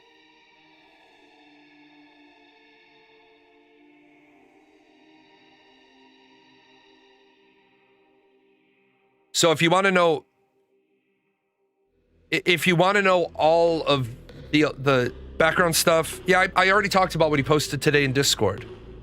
Did the board meet without him? No, the board cannot meet without all shareholders present. A shareholder has to, okay, my company, 10 days notice. If I want to call a shareholders meeting, I must give 10 days notice. I'm the sole shareholder minus like 3 shares. It's written in the provisions. No, Steven is not lying about a medical emergency. We're going to stop that shit. We're going to shut that shit down right now. And here's why we're going to shut that shit down right now. First of all, he didn't say medical emergency. He said a medical condition. Steven does have a medical condition. What that is none of your business. I know about it. He told that to me when we were friends. Okay? We're not going to start saying he didn't have a medical emergency. Steven has a long-term medical condition, just like I do. I will tell you about mine because they're mine to share. If Steven doesn't want to share them, Steven doesn't share them. We're not going to start driving in the hammer and driving the nails in with the hammer on every limb we can. We only need the hands and the feet to put him on the cross. Okay? We're not going to do that. The board can't meet without a shareholder unless the shareholder says, number 1, I agree you can meet without me. Number 2, I agree you can meet without me, but here's my representative. Number 3, you can meet without me, but I'm giving Jalan proxy vote power. Or number 4, the board can meet without you if they notify you. We're calling an emergency meeting. We have a quorum. Your presence is not required. That last one must be written into the shareholder agreement. That's what I have written. I do not need to give my wife and my children 10 days notice that I want to have a shareholders meeting because they have shares. They have shares. I have the lion's share majority. I have a super majority. I have 99.9997% of the shares in my company. Period. Dot. I don't need anybody else there. I don't need to give them 10 days notice. They have shares because if I die holding all the shares, the company can't operate. I have to have other shareholders who can vote proxy for me. Because otherwise, my company would idle for more than 6 months while all of my personal possessions clear probate. Anyway, you want to know about all the undisclosed investor stuff, all the early timelines, exclamation point illusion, take you to the YouTube video. Kickstarter raised 3.2 million. Then at the end of that year, we go into alpha. There was like 44 development days between the end of Kickstarter and when they had the Alpha 0 build going on. So we know they had a product at one point.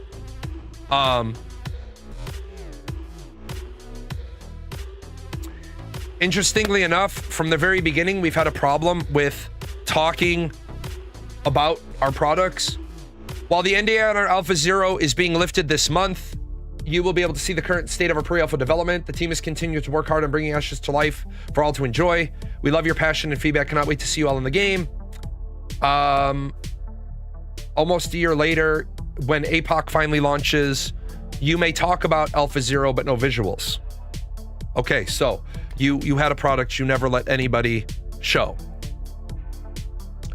This is kind of where we went wrong. We had we went from being an MMO to now being a battle royal, castle siege mode, horde mode.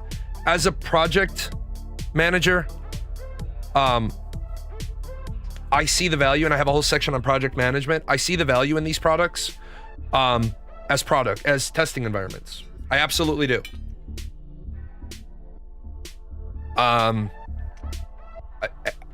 I will adamantly defend these ideas, these products, these whatever. Without a doubt.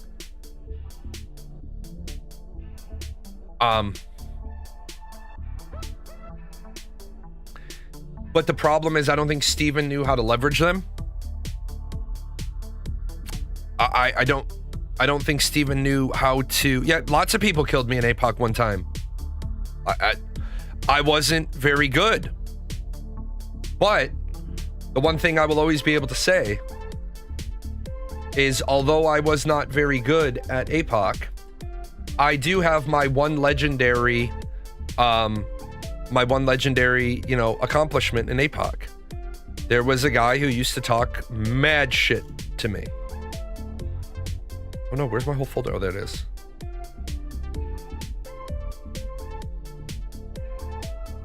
There was a person who talked mad shit all the time. That, ladies and gentlemen, is about to be a one hit point win. Look at that, 1 hit point.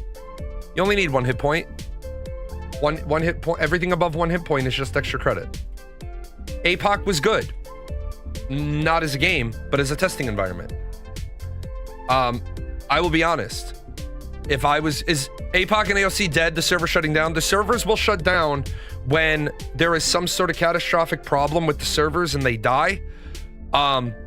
There will be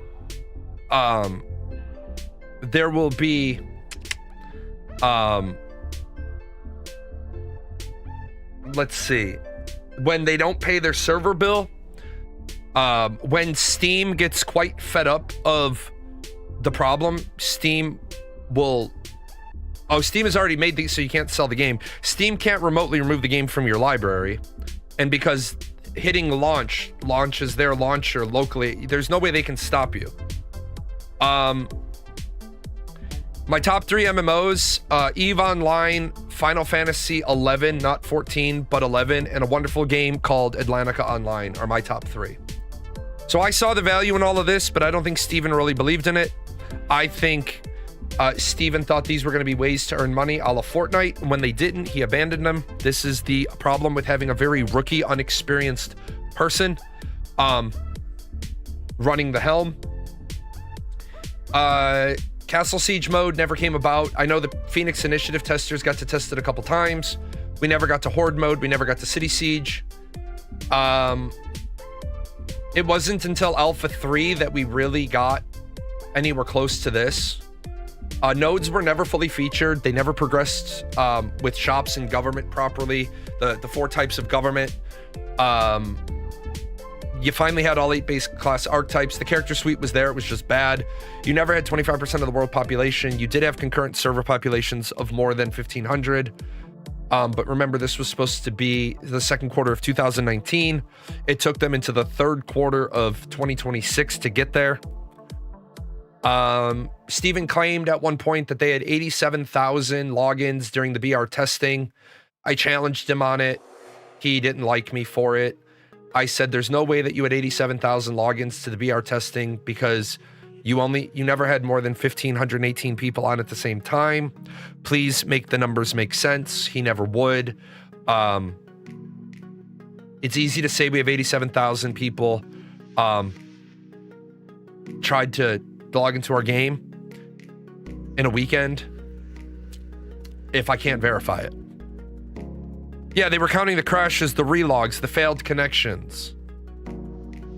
I'm going to take a real quick break here. I'll let you read what's on the screen. This was the first time I started to realize Steven was full of shit. This is about their database transfer. I'll be right back.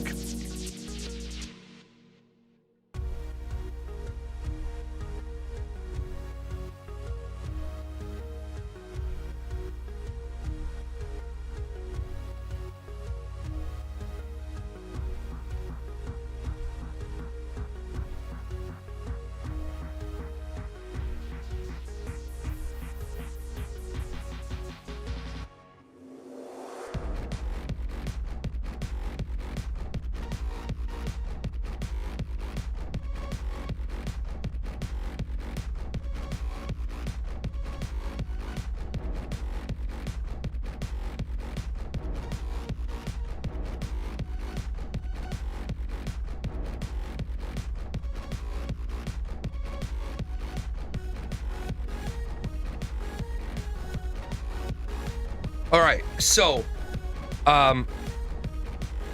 this was really the first time I was certain Steven was full of shit.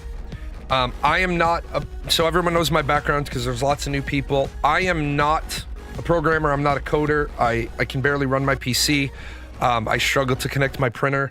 I constantly message Delaron, like, shit, man, I broke all my icons. And his first response is, the fuck do you mean you broke your icons? I send him a picture. He's like, oh, Jesus, man. He's like, what did you do? I don't speak technobabble unless it's biomedical technology. And then get out of my way. Give me my toolbox, my multimeter, and get out of my face. I'll fix your x-ray machine. Don't ask me to tell you how to boot the software to it. I'll make it work. But what I did do in the military was I was a project manager. I was an officer. I oversaw lots of different databases. And when Steven started explaining this, what he did right here is he tried to gish gallop me. And I operate on a philosophy of if you can't explain it simply, you don't understand it thoroughly. Do I expect the CEO to understand it thoroughly? No, I do not. Do I expect the CEO to stop trying to believe that he knows how to do every single thing at the company? Yes, I do. I think that he needed to shut up and he needed to let the database person explain, because you're going to see a bunch of gish gallop nonsense. Jalan, it's not so much large as it is sensitive. Anytime you are dealing with the player database with over 800,000 users, it can be cumbersome and require extreme caution. No, you fucking liar, because you still don't have 100,000 forum accounts today in 2026, and this is going all the way back to 2018. Part of my problem is what starts to become a problem here. You said that you were willing to, oh, somebody asked me to go to white. You said you were willing to put $30 million into your company, but you weren't willing to put $50,000 into your website, database, single sign-on, forum, all that integration. You're in San Diego, California. You are a stone's throw away from San Francisco, the HTML website development mecca of the world. And you don't have 50,000 out of your initial... So you built a Wix website using WordPress and Hootsuite to make a database that allegedly had 800,000 people in it. But even now, 2026, you have less than 100,000 forum users. So what you're telling me is like, and again, you would have way more than 800,000 accounts by now because you've sold hundreds of thousands of accounts. On December 18th, we took a snapshot of the database from the old website, which was on WordPress, not very scalable or game account-centric solution. Yeah, you also built it through Wix. This snapshot is the source of truth for all purchases, affiliates, and data. This process took 8 hours to do so. Red flag. It took you 8 hours to take a snapshot of your database? Bullshit, son. Bullshit. Bullshit.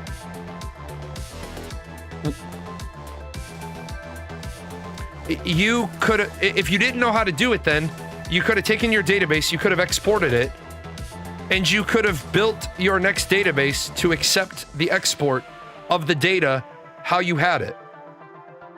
When we activated the new website and allowed users to claim accounts from the database by logging in, errors and code issues became apparent in the process, mainly due to the large number of requests coming into the website. This revealed some major issue in the new back end of the account service architecture. As such, we attempted to hotfix these issues during the playtest. Right, if you remember, Intrepid Studios on the same day attempted to, 1, migrate their database, and 2, start APOC, which included cash shop sales. Any project manager, program manager, team lead, producer would have told you this is an ass idea. Measure twice, cut once, cut one thing at one time.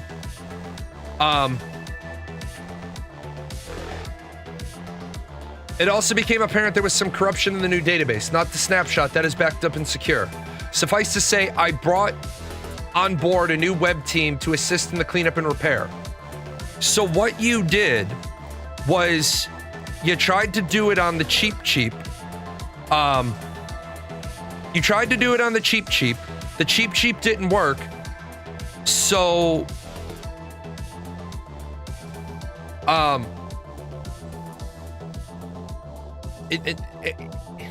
you took the shortcut, which is always the longest road. But it takes time. Need to make sure it's done right.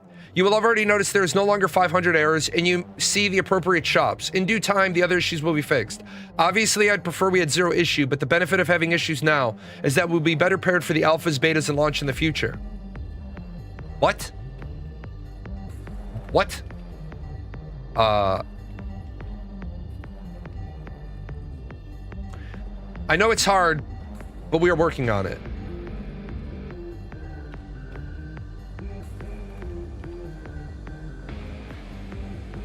And I will have updates on our live stream this Friday. This is Steven's entire repertoire. We fucked up. We didn't know what we knew. We tried to bring in a solution. I'll give you more. I owe you an answer.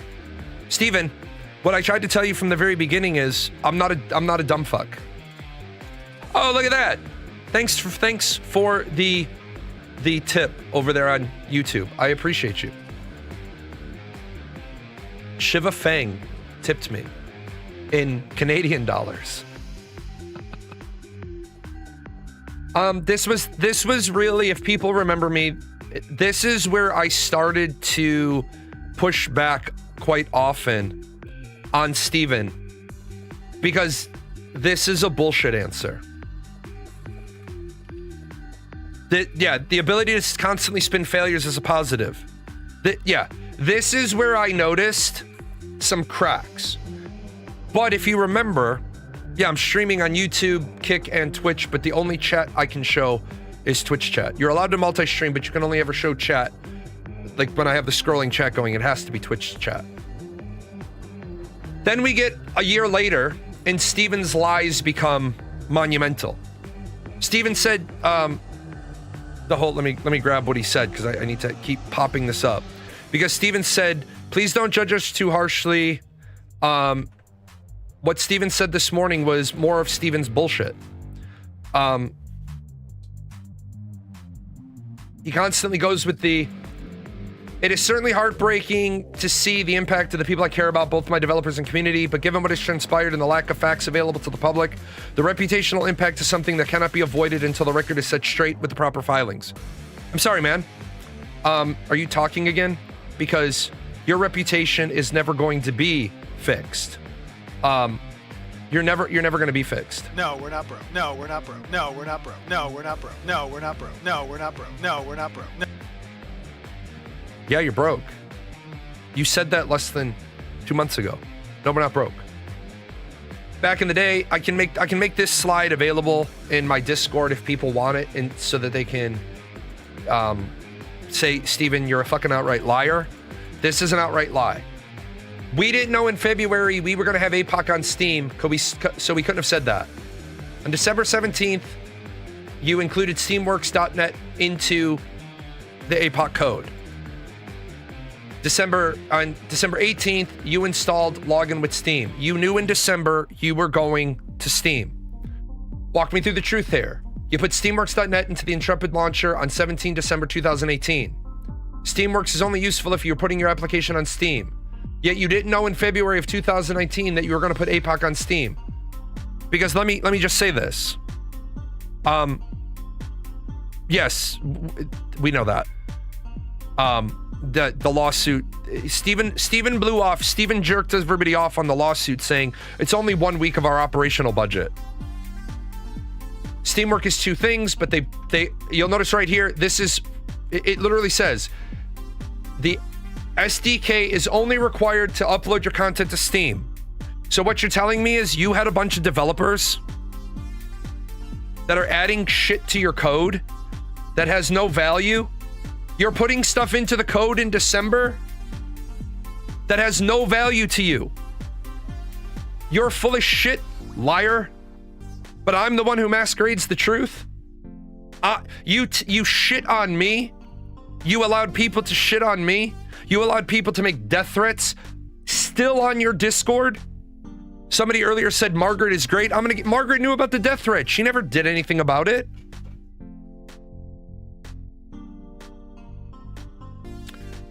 We found out there were no producers. This is going to be the big one. So grab your cup of coffee. I can reflect missteps on a few things. First, our hiring schedule was severely overestimated. Second, our architecture had to be reapproached. But most importantly, game development has a particular role called production. Early in the life cycle of the company, I shied away from hiring producers because I heard many horror stories of too many producers at other companies causing issue for developers, which is oxymoronical because producers are developers. But producers are a key component of establishing timelines and managing tasks schedules. Early in the company's life cycle, I placed that role on my leads instead of hiring dedicated production teams, which in hindsight was a mistake. Back in December of 2018, I realized this and scouted some of the best industry producers. Babbletron, great. Jonathan Lean, awesome. And brought them on board. Then once they had the opportunity to evaluate and establish our timelines and schedules, I made the announcement to reset expectations. Okay, here's the big problem. Why are producers important at a small studio? Because at small studios, producers are your project managers. At large studios, producers and project managers are different because producers are responsible for delivery and outcome, and project managers are responsible for processes and tracking. There are a lot of P's in project management. I teach project management. There are 12 P's of project management. You've got your strategic layer. Why are we doing this? What is our design philosophy? What are our priorities? Scope, speed, scope versus quality versus speed. Then you've got your governance. This is human relations. This is labor law. This is the people that tell you, you can't do that according to the WARN Act. Fuck them. That's why you hire a human relations person, and that person doesn't operate inside of the normal hierarchy. Normally, human relations is on its own hierarchy, and they're the sergeant major from We Were Soldiers. They answer to the CEO and the CEO alone. What can we not violate? Who decides and who answers and who has what authority? Steven didn't set this up at all, and this is why his company is fucked. I will say one thing about Margaret. She was fantastic, and it was turning the blind eye to things she didn't want to deal with. She wanted to sit around and play fairy tale princess dress up, circle jerk about cosmetic designs, and design amateur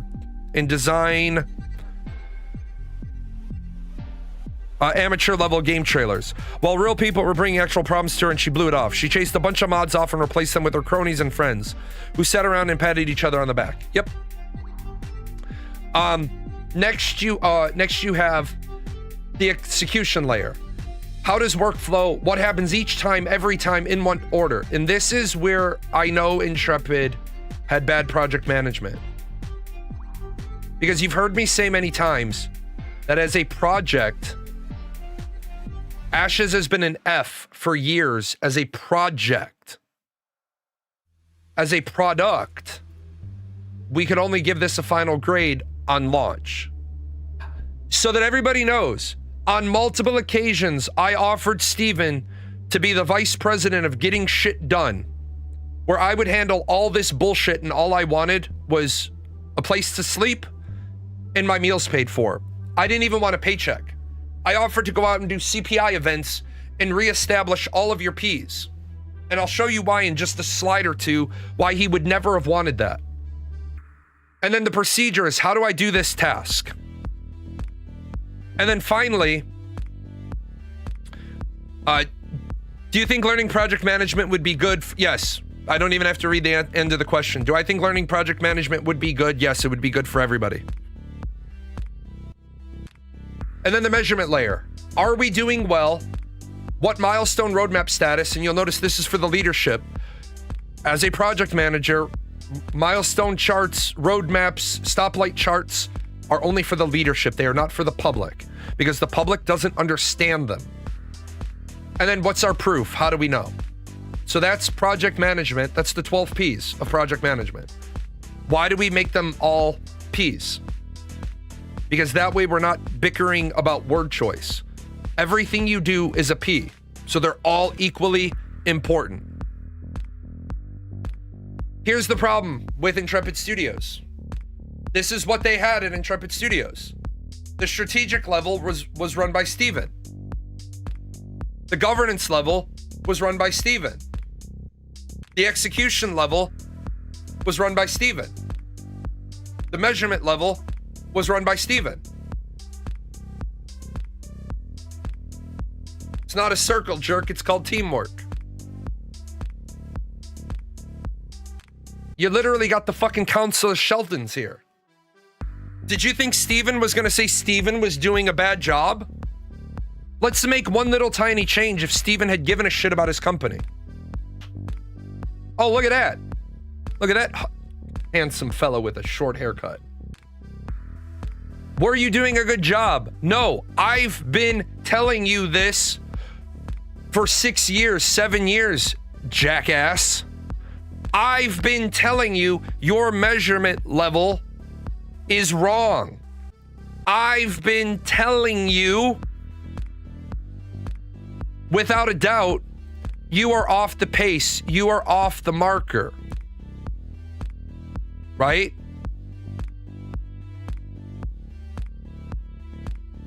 And what did Steven do? Wrote me off. What if this is your measurement level?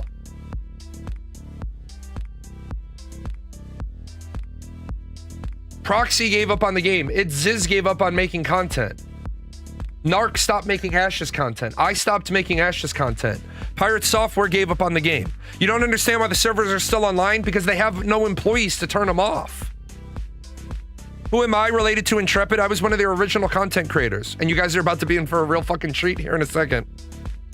Cam stopped memeing.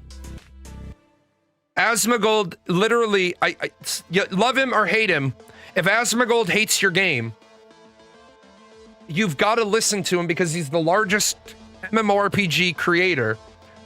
And so what Asmongold says, Asmongold only stays popular because his attitudes reflect enough people. I didn't put you on there. You're right. I didn't.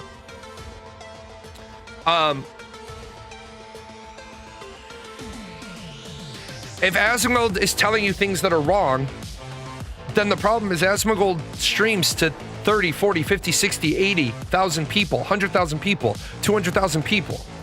2.5, 3, 4, 5 million people look at his videos. If Asmongold was so wrong, I don't give a shit about Zyback. He's got terrible fucking takes.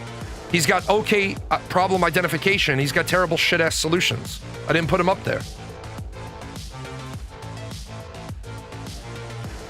Just to reiterate, in our last meeting, I expressed what I felt was the most important aspect of the content creator program, which was to help us as developers to communicate to the players and the fans of the project. I do not care if this communication is constructive criticism or negative. Express your opinions whether they are critical or positive. I don't want white knights or another bless, but do not lie or tinfoil conspiracy theories. It is very disheartening to my team and I if an official creator sits on a podcast and says they are not working on the MMO. That is disgusting to hear from someone who has official next to their name. Anyway, sorry that a certain someone decided to explode over being kicked out of the program. Steven then, shortly thereafter, about a video I made. In my opinion, this video is the textbook reason why projects and developers don't talk to communities during development. You're right, because people like me who don't need this money, it's nice to have. PGN Music is nice to have. Tips, bits, subs, donos, Patreon, your Prime subs, that all goes to PGN Music. After I pay the company bills for the year, I pay composers. After I get back from Disney, I hope to talk to some composers, get some more music made. The analytics are quite conclusive. The drama bait gives a little bump in views, then ultimately it takes a certain type of individual to continue delivering to the newfound audience, which eventually ends in burnout. Death's proxy, it says Jalan and Narc. It's much healthier when losing hope to take breaks. Dude, I stopped covering your shit-ass game after my daughter got a death threat. And your company knew about that shit because some of those death threats were on your Discord. And one of them is still fucking there. Don't you fucking dare try to take the moral high road. Don't you dare, you lying sack. You said you had no investors. And when you go to the Illusion video, I got death threats because of my views, my points, my talking points, period, dot. Asmongold has a friend, his name was Stephen D. Sharief, yeah. Content creator program. It was pretty fragmented in 2018, 2019. Steven put his weight behind me until I became a harbinger. And then Steven put his weight behind Narc to bump me. And then when Narc became the harbinger, he moved to Pirate Software and Asmongold to bump them. Steven never gave a shit about Asmongold. They mocked him. They made fun of him. All they cared about was that he was covering the game. And then as soon as there was a stream, I think in December, Asmongold was streaming Ashes. Steven showed up on Asmongold's stream, and all Asmongold said was, game looks great, and then went back to shitting on it. Steven, your mom is there to give you a hug and a kiss on the cheek and bring you cookies while you're working at your desk. And say, oh, honey, you're doing so well. You don't want to listen. Yeah, Steven said, leave the bald one alone. You have a mom and a dad. I don't know if he has a dad. I've never seen mention of a dad. I don't want to shit on, I'm not bringing this family into it, so I don't want to say mom and dad. You have friends that are supposed to give you a pat on the back. You have a husband who's supposed to make you feel good at the end of the day, that you had a rough day at work. Your haters are the ones that you need to go to. If I go back to this, Steven's complaint is that I got toxic, that I spewed vitriol. Where was I wrong? Where was I wrong? I feel vindicated in the whole Black Panther sort of way. As you can see, I never yielded, and I am still here. I stopped covering your shit-ass game because it was a shit-ass game. And now you're trying to do your redemption arc, and I will not let that happen unopposed. This bullshit is not happening unopposed. till all the facts are available? Explain away the investors thing. Why don't you man up and explain away the investors thing?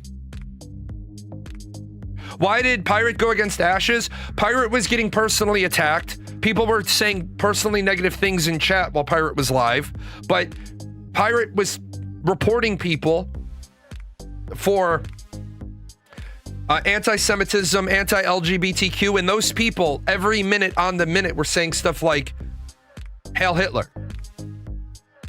Margaret Krohn's response was, well, we don't always permanently ban people. Sometimes we give them a temporary ban and hope they'll redeem themselves. GigaBear got banned after Roshan said, if you have a new account and you don't violate any rules, GigaBear got banned. He never said anything in the game. He got banned because his account was tied to his Discord handle. He's in my Discord now. Why? I want to remind everybody, GigaBear took their fucking company name. Everybody in that community thought that he's just a dumb hick hillbilly. For 3 days, GigaBear was the CEO of Intrepid Studios Incorporated. Not the one that had Ashes of Creation. When I was telling people Ashes of Creation is in bad standing, I was told to shut up. All you're doing is trying to hurt the company. No, I'm trying to bring to light a problem Steven needs to go address. Why didn't he address it? He didn't have the money to pay his back taxes.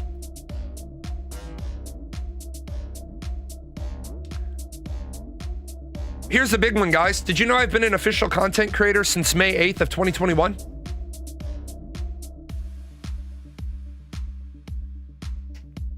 Did you know that I chose the grandfathered content creators? Hi there, I'm reaching out to you on behalf of Intrepid Studios to let you know that we'll be grandfathering you into the new Intrepid Studios content creator program.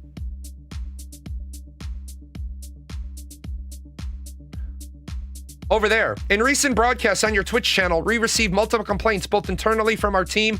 Wah, you whiny bitches. You don't like that I'm hard on you? McP, you got a problem with me? You used to be a Marine. What the fuck happened? McP is the only person I will ever call an ex-Marine. Because I saw that, I won't show it because it's from a conversation between me and Steven. I don't show DMs to people that I said I won't show DMs to. I never made that deal with Margaret. Internally as our team, as well as with regards to the manner in which you spoke about fellow community members, our moderation team, and Intrepid staff. The following are just a few examples. What I can't tolerate is dumb fucks, and you've stumbled into a show where I call out dumb fucks for being dumb fucks, and what you are is a dumb fuck. I guess Intrepid Sheepdog lost track of some of their dumb fucks where they traveled in. No, shut the fuck up. Just stop talking. Literally, stop talking. That's not appropriate. No, shut the fuck up. Just stop. Literally, stop talking. I didn't say literally go kill yourself. I said literally stop talking. Wagner proved that he's a fucking meat puppet with somebody's hand up his ass. Their moderators suck more dick than a pack of monkeys. We'll get there. Don't worry. We'll get there. Toxicity with the gaming community can take many forms, like death threats.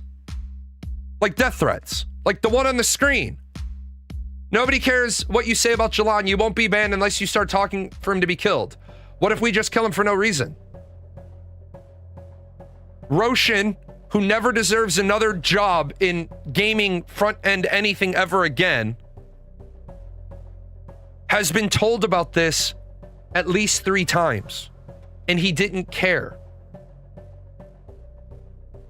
Then good, fuck you. I'm glad you lost your job. I am glad you lost your job because the toxic fucking community you fostered resulted in my daughter getting a death threat. It resulted in me waking up one morning, going to my computer and seeing a picture of my daughter's school and a picture of my house in my Discord. Fuck that person. That's why I was gone for 10 weeks. Because that's using a telecommunication device to express a threat.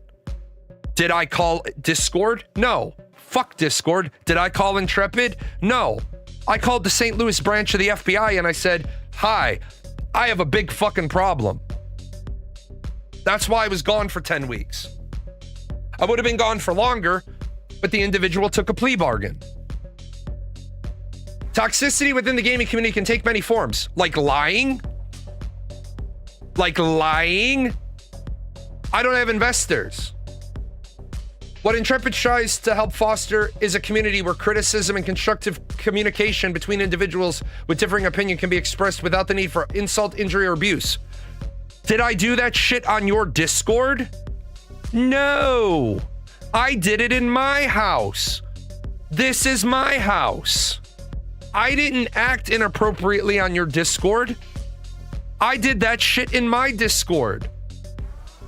Did you ban Talents, who was taking information from his alt from my Discord and posting it onto your Discord, which was a violation of Discord terms of service? No. So don't play the fucking victim now, Margaret, Roshan, Vaknar, that you're all good people, that you deserve to get jobs. You do deserve to get jobs. You abso-fucking-lutely deserve to get jobs. No fucking doubt. You deserve to get jobs. My pension is taxpayer provided. So I need you working. I need you on that wall.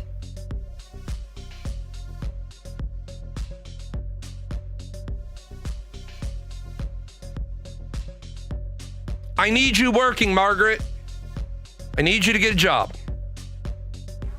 I need you paying your taxes. My pension depends on you.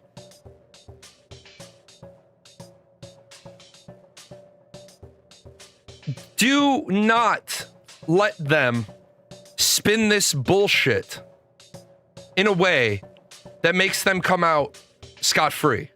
Do not allow it. I have never asked for anything for myself. I am a big boy. I will take care of myself. I need all of you to shut down all of this shit that they're trying to do. This Steven is the victim thing, but shut it down respectfully. Don't say stuff like, Steven doesn't have a health concern. Even if he does or he doesn't, it doesn't matter. Swing by the Quick Trip. Make sure to buy a slushie. Keep the man employed. But don't you dare allow them to pull this off. Don't you dare allow them. Can we say that Schemer's a scammer because there's a board? No, because unfortunately, Steven's an idiot. He's not a scammer. He's a scammer because he said early on, yeah, and here's the thing, guys. Well, let me finish the first thought. Steven's a scammer because he said, I have no investors, where he already had a loan agreement for a loan to equity transfer. He had investors before he ever ran the Kickstarter. He lied to you. He lied to your face. Exclamation point illusion will take you to that video. Share that video to every creator who isn't aware of it so they can look at it. They can rip the information or they can show it. I don't care. If they need the information, I'll give it to them. Do not let him turn this around and say, woe is me. My investors, your investors did what investors in MLM and pyramid schemes do. I have made a lot of friends in the industry. Friends? You mean a person who had their company shut down by the FTC for being a pyramid scheme? That's your friend? You are the company you keep. We got more. Here's the meat puppet. Vaknar's mad. He's all fucking ass hurt because I called him a meat puppet with somebody's hand up his ass, working his mouth like a puppet. So did the lady who he did not give the... People got to stop saying that. Steven did not give the company to anybody. People need to stop saying that. Karen is currently does not own the company. Intrepid Studios is a C corporation with multiple shareholders. Steven can't give the company to anybody because as of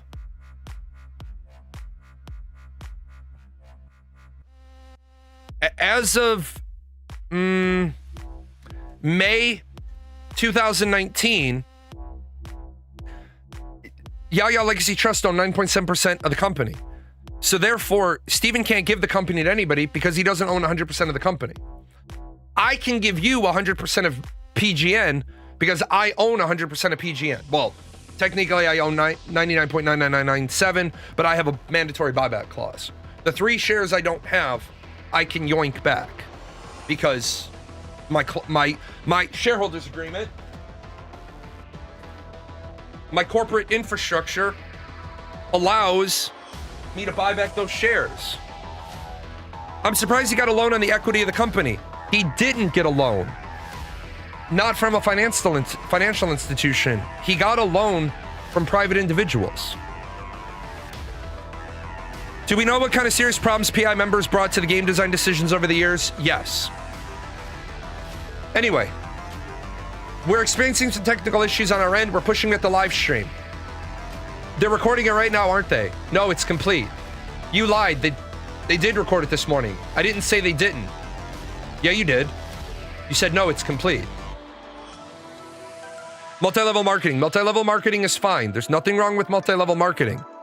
Multi-level marketing can be good or bad. Pyramid schemes are always bad. Multi-level marketing isn't bad in and of itself.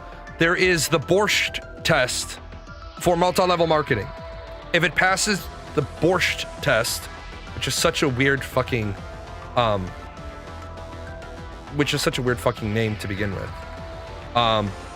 If it passes that test, it's a completely legitimate MLM.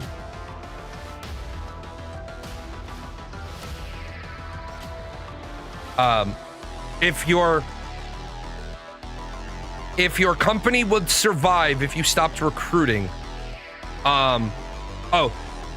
is it Kashka? Maybe I'm thinking Borscht because I'm hungry. Maybe it's the Kashka test. Hold on.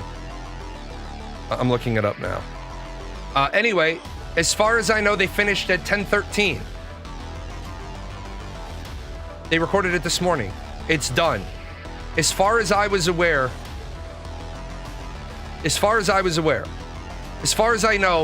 they finished at 10:13. And I said it was done at 11. So you've got somebody with their hand up their ass. Oh yeah, it's Kashkat. It's Burn Lounge. FTC versus B. Burn Lounge.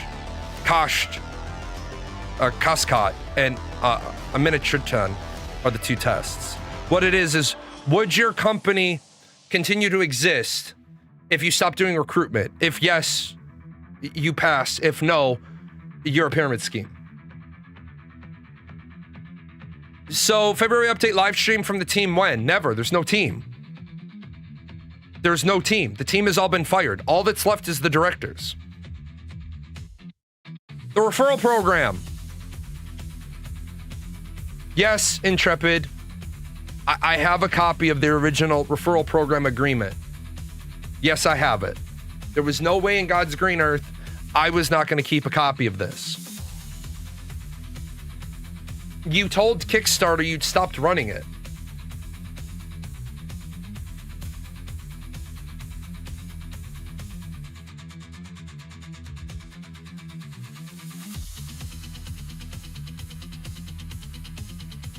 There's nothing wrong with the referral program. But this is not a scheme. Our referral program rewards you for bringing in customers of our products similar to Simply Affiliate program. And that's true. That is true. There is nothing wrong with their program. This is why Lazy Peon went so hard into ashes. He was going to make so much money. Lazy Peon was never going to make any money. Unless Lazy Peon went through the process of establishing an American corporation. Because the way they structured this isn't in compliance with Canadian or European law. He thought he was going to make money. Right.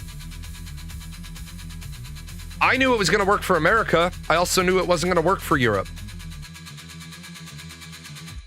The original program wasn't made by Steven. I think it came from Bellbot. Let me help you out with that.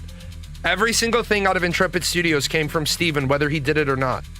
It all came from Steven. Because as the chief executive officer, you have liability for everything that's done on behalf of your company that you, as the officer, don't immediately address.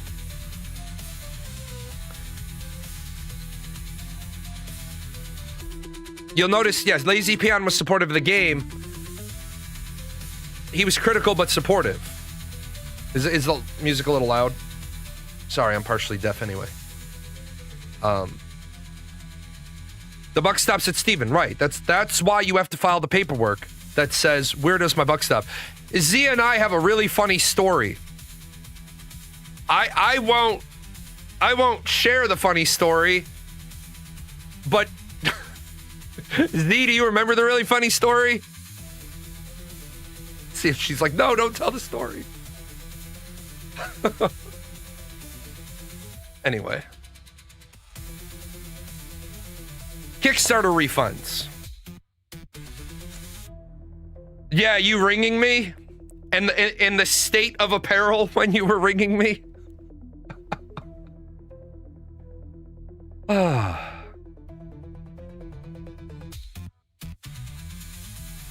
Everyone's like, oh, when are we going to get our refunds? You're not. First of all,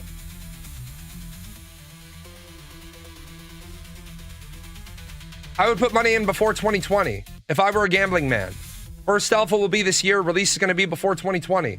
A live launch will be before 2020. Official launch will be before 2020. We are still operating on a before 2020 for launch, friends. California Code of Civil Procedure 337. Title 2 of the time of commencing civil actions. Within 4 years. Statute of limitation calling. How are they going to resolve the no launch refunds and launch content creator programs? They don't. Because the referral program is specifically after official launch. And you'll notice payments occur quarterly and will begin after Ashes of Creation has officially launched. What about the 5 that bought the 10K pack? On the 10K packs, on the 10K packs, those are generally angel investors who do not want to get involved with investment paperwork. Those are also commonly where people, like Steven has money, he buys one of them to show that they've clicked. If in a day or two nobody's bought another one, he buys another one. So it shows they're clicking. There's nothing against the terms of service on Kickstarter. What about funding an MMO using a nonprofit? There's a video out there showing that Karen has ties with Steven. Karen has ties with Steven. Done. Confirmed. Already found connections. Is it possible Steven knew about this and it was planned? No. Guys, we need to face a certain level of reality here. And I will confirm these things. If you remember when Intrepid Studios had their first studio, we had a buddy that his office overlooked the parking lot. He'd be at work and we know what car Steven drove. We know what car we had all of Steven's vehicles. We had the VIN numbers of all of his vehicles. We had his license plates. Okay?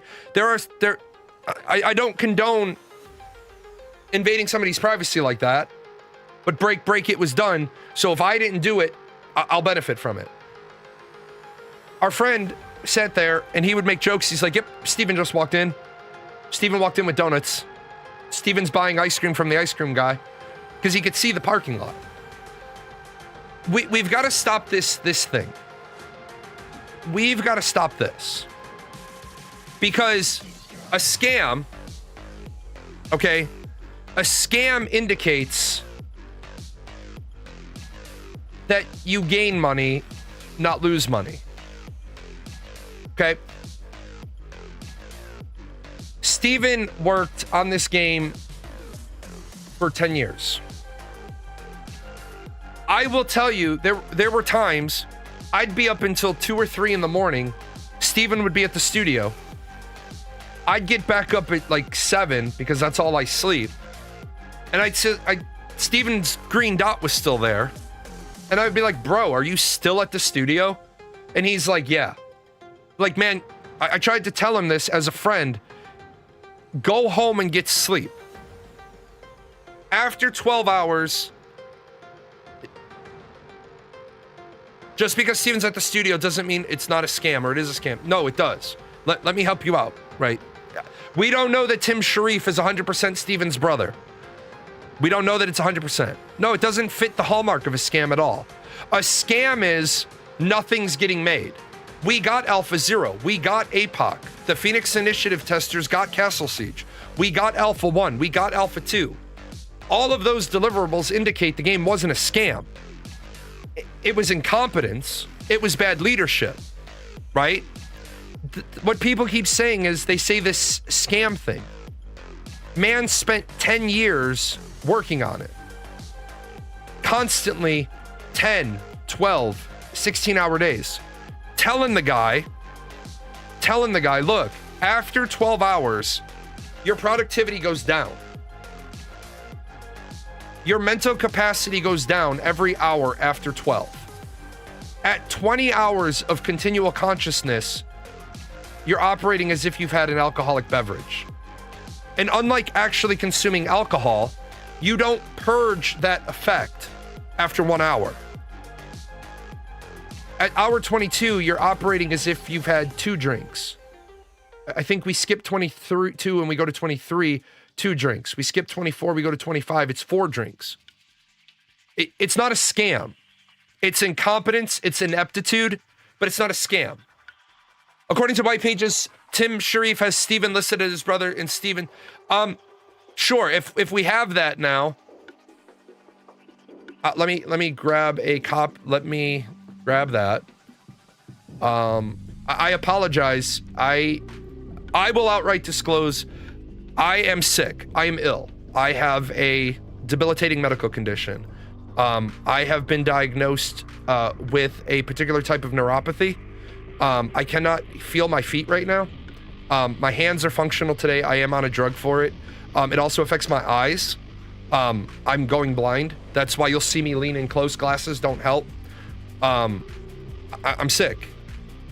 I'm gonna do this, and then I don't know what I'm gonna do after that.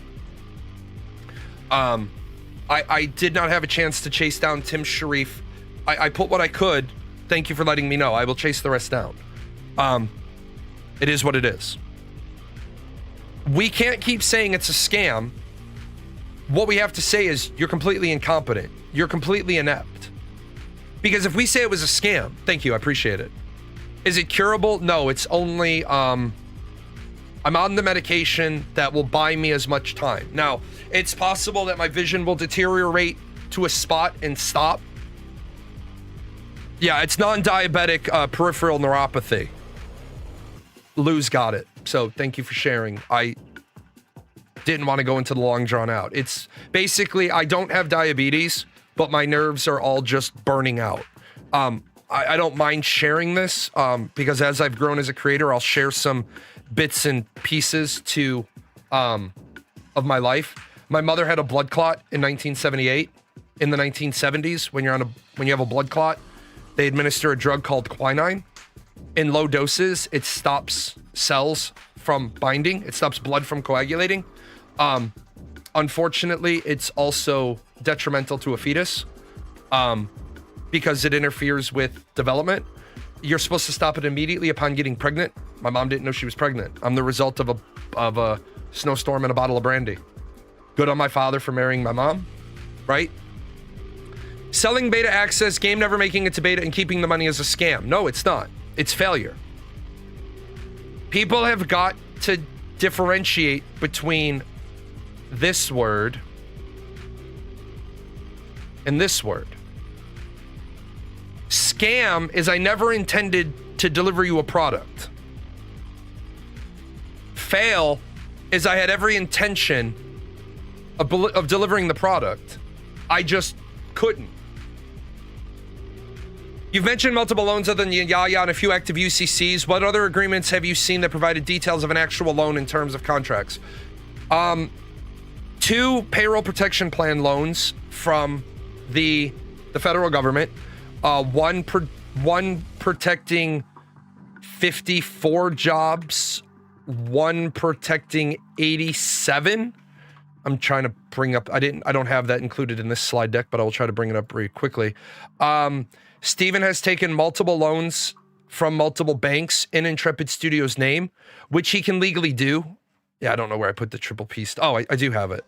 So that people can say, oh, well, it's a scam, it's a scam, it's a scam. What the scam is, what the shady shit is this. So here's Commerce West Bank. Here's one payroll protection plan loan protecting 52 jobs. Right? So there's one. And we can see it's all legit because there is the other financial documentation that goes with it. Here is a payroll protection plan loan that goes for 82 jobs. I'm sorry, I had the numbers wrong. 82 jobs. And so here's the corresponding documentation. Guys, we need to stop saying that all MLMs are scams. Please stop. MLMs are not scams. The FTC has benchmark thresholds for if it's a scam or not. If you're selling a product through multi-levels of marketing, that is not a scam. If you're selling recruitment, and recruitment is more profitable than the product, that's a scam. No, because C Corporation, though, two liens are directly against Steven. So yes, Steven can lose the entirety of the 2 loans that he is named on. And that is where I say I don't need any further information about Steven's ineptitude than that. People keep showing this document and claiming this document shows a hostile takeover of Intrepid Studios. This document is not a hostile takeover document. And whichever creator started this shit, they have done a massive disservice to, I've been told, I want to correct the record because I have been told Bellwin had nothing to do with the referral program. Bellwin has reached out to me, so I am correcting the record. Bellwin had nothing to do with the referral program. Bellwin had, I know she ran the early content creator program because she worked with me. Oh, that's why I couldn't find it. Thank you so much for that. I hadn't looked there yet. Yeah, sorry, Bellwin, I didn't hear the first pop come in. Bellwin had nothing to do with the information. Why black info if this is public info? That is a great question. As a journalist, I can release public documents any way I want. However, I am not on my own platform. I am on Twitch's platform, and in my Twitch contract, back here, because I'm a Twitch partner, I have more than just the standard Twitch agreement. My Twitch partner program specifically says doxing.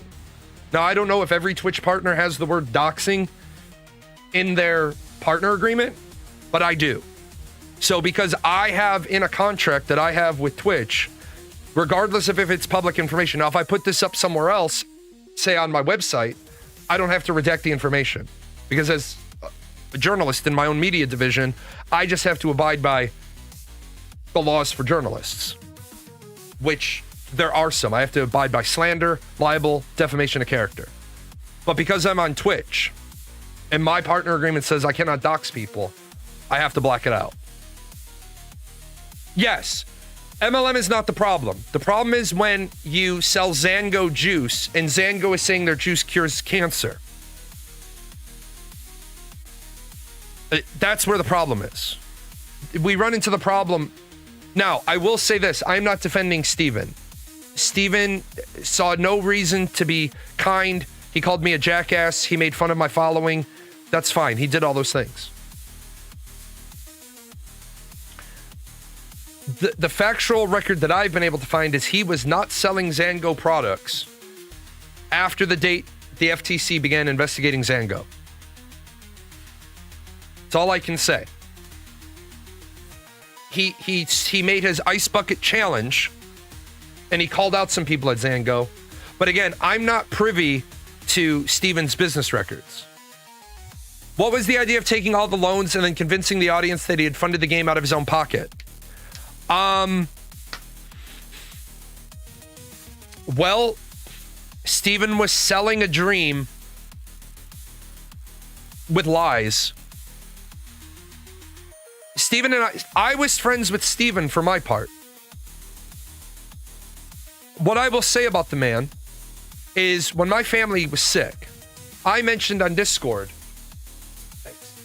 that I forgot what I said. I said, yeah, I'm running around like a chicken with my head cut off. My whole family is sick. Steven reached out to me in private and he said, hey man, are you sick too? I said, no, I'm healthy, but my wife and my kids are sick. He's like, are you okay? Do you have everything you need? Now, I will say this in 100% belief. If I had said, no, dude, I'm strapped for cold medicine, I have every reason to believe Steven would have Instacarted me cold medicine. I have every belief of that. Because we were on good terms. Steven likes to say I spewed toxic vitriol. No, Steven, you didn't like that I was critical of your product. Some of the things that were said to me is my videos could be problematic. I think we need to remember there's a man who's not very clever. Yeah, I am a jackass. If you say, Jalon, you're a jackass, I'd be like, you know what, I think you've undershot. But when you say I'm a jackass, but you make fun of my following size, but you had no problem leveraging that following size for 3 interviews. I think that if I knew Steven not as a business person, if I knew him as a gamer down at the game shop, playing Magic, playing D&D, I think he'd probably be kind of a cool guy. But then stuff that Neckrage is putting out, like, I'm the same asshole on Monday that I am on Friday. I'm the same asshole to you in DMs that I am to the other guy. There are things, I'm not like, oh, no isms publicly and then telling racist jokes. Now, Karthos will say, Karthos is my Jew friend. And when we're talking about the crybaby Jew comment, then maybe I throw a Jew joke out to my Jew friend so that because we're laughing at the irony. But I'm not out there telling Jew jokes to my not Jew friends. But it's always in the context of Karthos. My pissed off at Intrepid was when people inside Intrepid called Karthos the crybaby Jew. So you're not suggesting the 2 payroll loans were forgiven ties into control shifting? No, not at all. And what we have, and what I really liked about Kira's video yesterday, even though Kira doesn't realize I'm an asshole to everybody, but him specifically, because something he said to me, he doesn't remember the something, and that's okay. Once you've proven to me what caliber you are, I'm going to treat you like the caliber you are. Then you want to say a bunch of shit to me, that's fine. You want to talk shit about me, that's fine. You're entitled to. You're irrelevant to me. Like, you know what I'm saying? Like, you're talking shit about me behind my back. Just because you don't want to say it to my face, that's cool. Kira has been very responsible with his reporting of this. Kira is saying, I will share what I have. Kira has made 3 Ashes of Creation videos in rapid succession. He normally doesn't do that because he's trying to make sure he authenticates everything he's releasing. Till you see who owns the preferred stock, we really won't know what happened or who owns what. Right. Yaya Legacy Trust owns 9.7%. Your friendship to him is what's blinding you, not your illness. How is my friendship to Steven blinding me? I've just spent 2 hours and 57 minutes putting the man on full blast. Except for a few anecdotal stories where I say why at some points he earned points in my book. Where have I been blinded about Steven? People are saying it's a scam.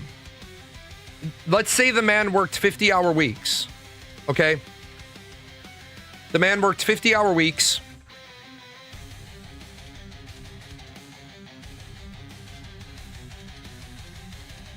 Why can't I do math today? 50-hour weeks for 10 years. The man put in 26,000 hours or more. No, you will not get your money back unless you bought it on Steam. He put in 26,000 hours. I don't think Steven stole your money.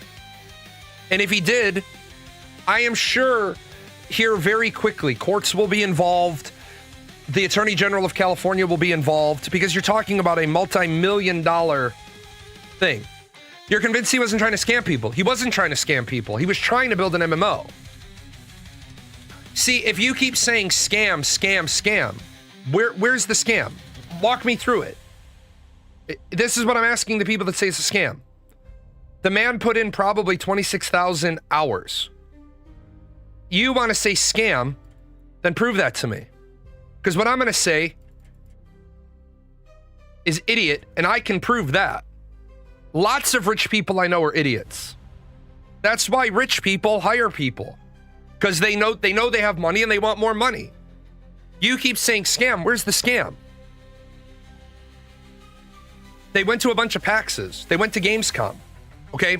When you go to PAX, there is a significant financial investment to go to PAX and rent a booth. Okay? So we know where some of the money went.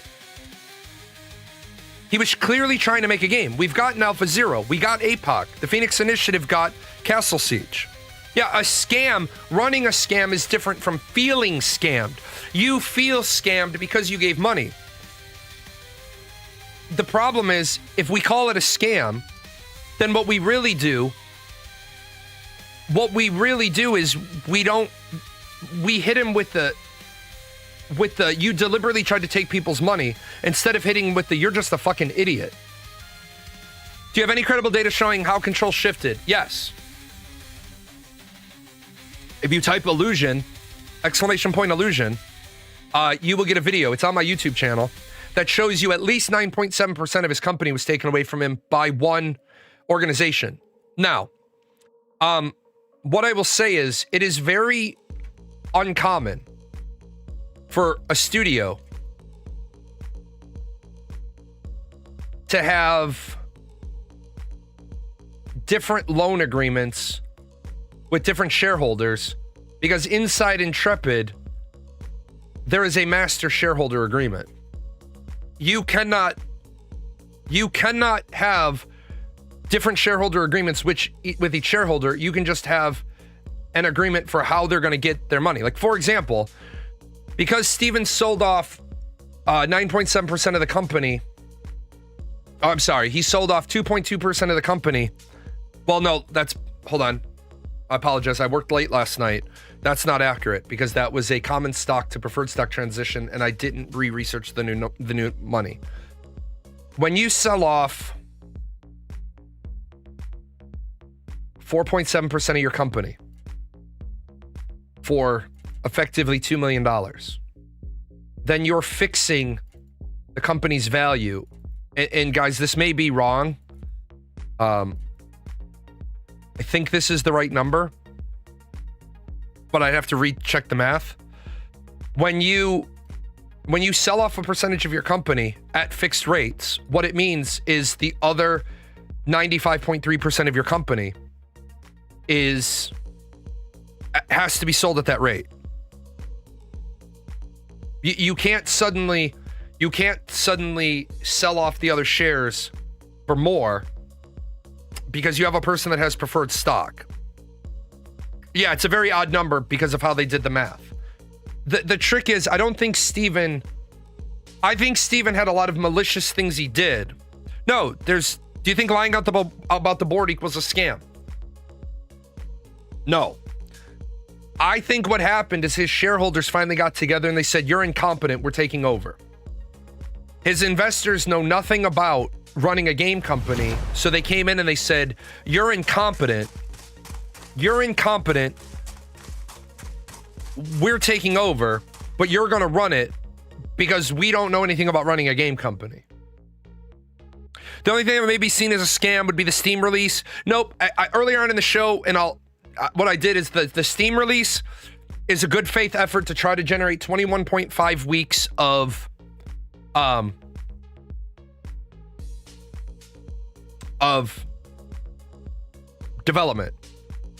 If a roofer advertises themselves as a roofer, you contract them to build the roof. They do half, take the money, then leave because they can't. They want to, but they can't because they are inept. No refund. Is that a scam? Okay, so let me put this up on the screen because this is where a lot of people are going to talk about physical different products. If the contract says the roofer is going to come, no, it's not false advertising. It is not false advertising at all. Here's where I'm going to take your example because construction I have a background in. In construction, I say I'm going to do your roof for $20,000. Right? So I take the $5,000 deposit and I never show up. I leave. I scammed you. Outright scam. I said I would do the roof. You gave me the deposit for materials and never came back. I come back. I take off the old roof. Take off old roof. And then I notice that all of your wood up there is all rotted. And I say to you, I need $10,000 more. I didn't realize the state of your repair. That's a you problem as the roofer. What does the contract say? If your contract doesn't say after you take off the roof, there may be more damage there, right? Then I, as the roofer, own that problem. If it says, if I take off the roof and I discover other damage, the maximum price for the job can go up by no more than 50%. Well, then now you owe me another $10,000 because I have to change out all the plywood up there. See, we can't really take something that is a known. That's not apples to apples. Right. That's what I'm getting to. It was remember, you can't say that's not apples to apples when I'm using your statement. Because what I'm saying is you took a statement that isn't apples to apples. Right? That's why I'm saying we can't take these other types of solutions. For example, medicine. Medicine should be pretty straightforward. No, you're saying there's damage under the roof. How does that apply? Because you can't legally put a roof on a damaged under roof. You're not legally allowed to do it. If you take off the roof and you find all the wood up there is rotted, you can't just put down paper and shingles and call it a day because you haven't identified the problem. That's why roofing contracts, I get that. I'm saying, how is Ashoscope did Steven find more damage that I caused? You didn't cause more. Steven thought, okay, what Steven thought is from the word start to the word launch would take 2.5 years, would take 30 million, would take 100 employees. No board equals false marketing. No, there is a board. Stop saying there's no board. I've explained this as many times, and I'll keep saying it. We don't know that there's no board just because people have looked at this one sheet of paper. I'm in the process of trying to get the other piece of this. But what I've tried to tell, what you're doing is you're listening to people that don't know what this form is in the first place. Steven is saying, the one who's saying no board. No. Listen, Steven is the one who said there was no investors. When did he say there's no board? I'm the one who, if you go to ! Illusion, I'm the one who put together the video that everybody laughed and mocked and told me to shut up. And now that video in the corner is the absolute truth. He said there's no corporate overlords. Right. And what day did he say it? He said it in the streams. You're right. What day did he say it? The board didn't come into existence until November of 2025. But I've been telling you since before then. No, this is the right one. Oh, yeah. This form, people keep saying there's no board, there's no board, there's no board. This is a statement of information corporation. It only lists one director on the first page. I need to see the statement of information corporation dash addendum which is a separate filing. Also, in California corporate code says you have to have 3 directors if you have 2 or more shareholders. However, Section 211B says, he said in 2025 on Dusty's stream,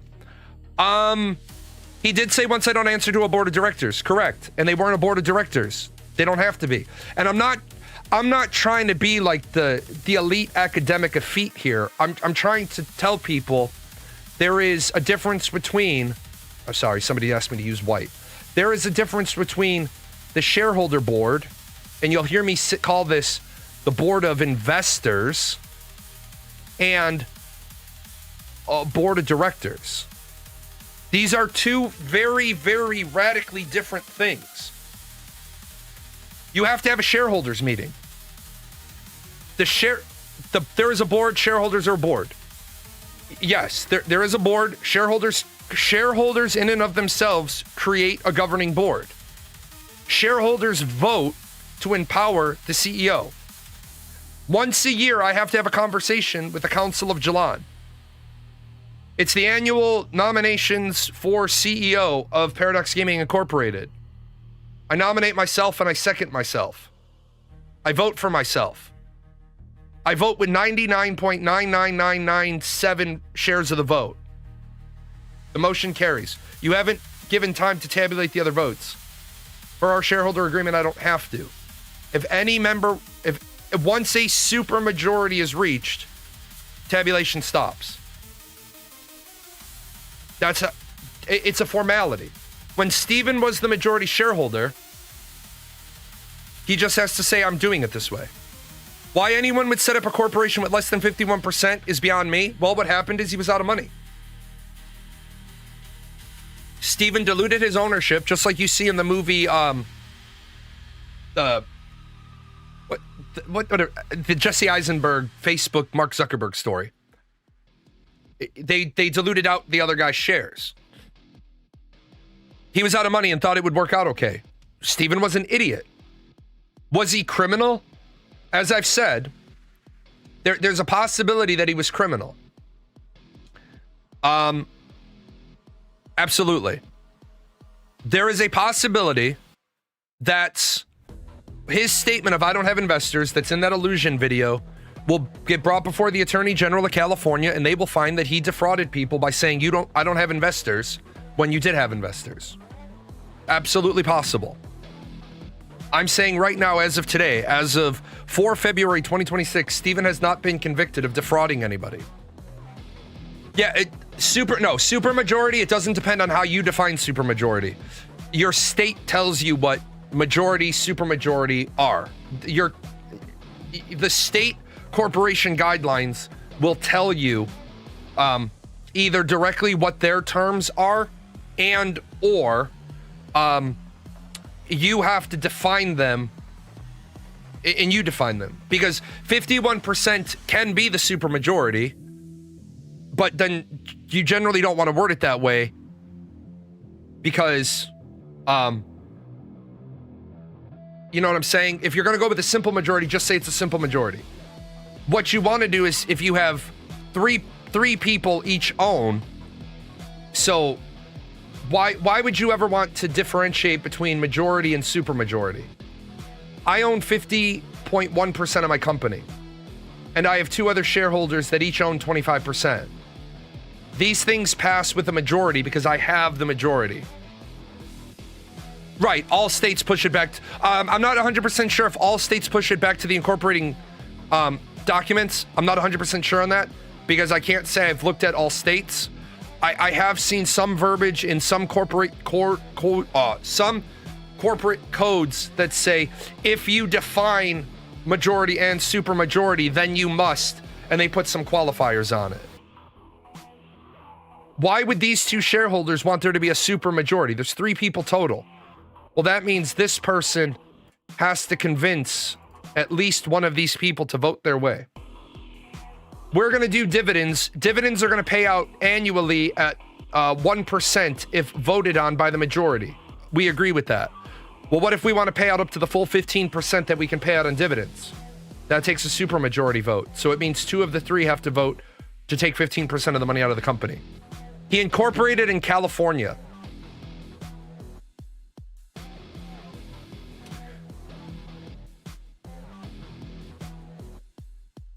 Back to everything I had prepared. Why Stephen failed as a leader. Once upon a time in a land far away, what I said is, at this point, just announce you're canceling the Q3 letter, and when you have it, you'll need to put out a creative director's letter. What are you going to do? Release one in November and one in December? And then a couple of days later, Stephen said, I think I'm going to push the director's letter to encompass fourth quarter and have it come out around Christmas. Yeah, no kidding, man.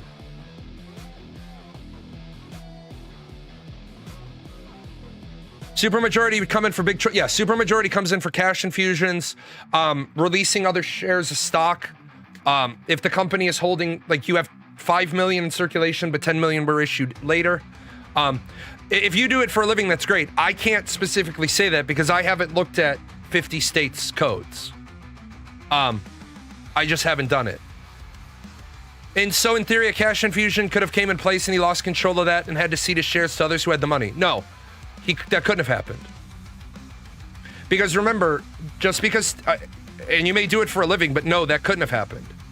The infusion of nothing can take away shares from a shareholder. I don't know why you framed it that way, but nothing can forcibly take away shares from a shareholder. An infusion of cash comes in. The shareholder agreement has to detail out who gives up what shares. You can't, the other 3 I'm going to assume that, my assumption here is that Stephen, Yaya, Robert Dawson, and Karen are all shareholders. These 3 combined cannot vote to dilute Stephen's preferred shares of stock because they're preferred shares.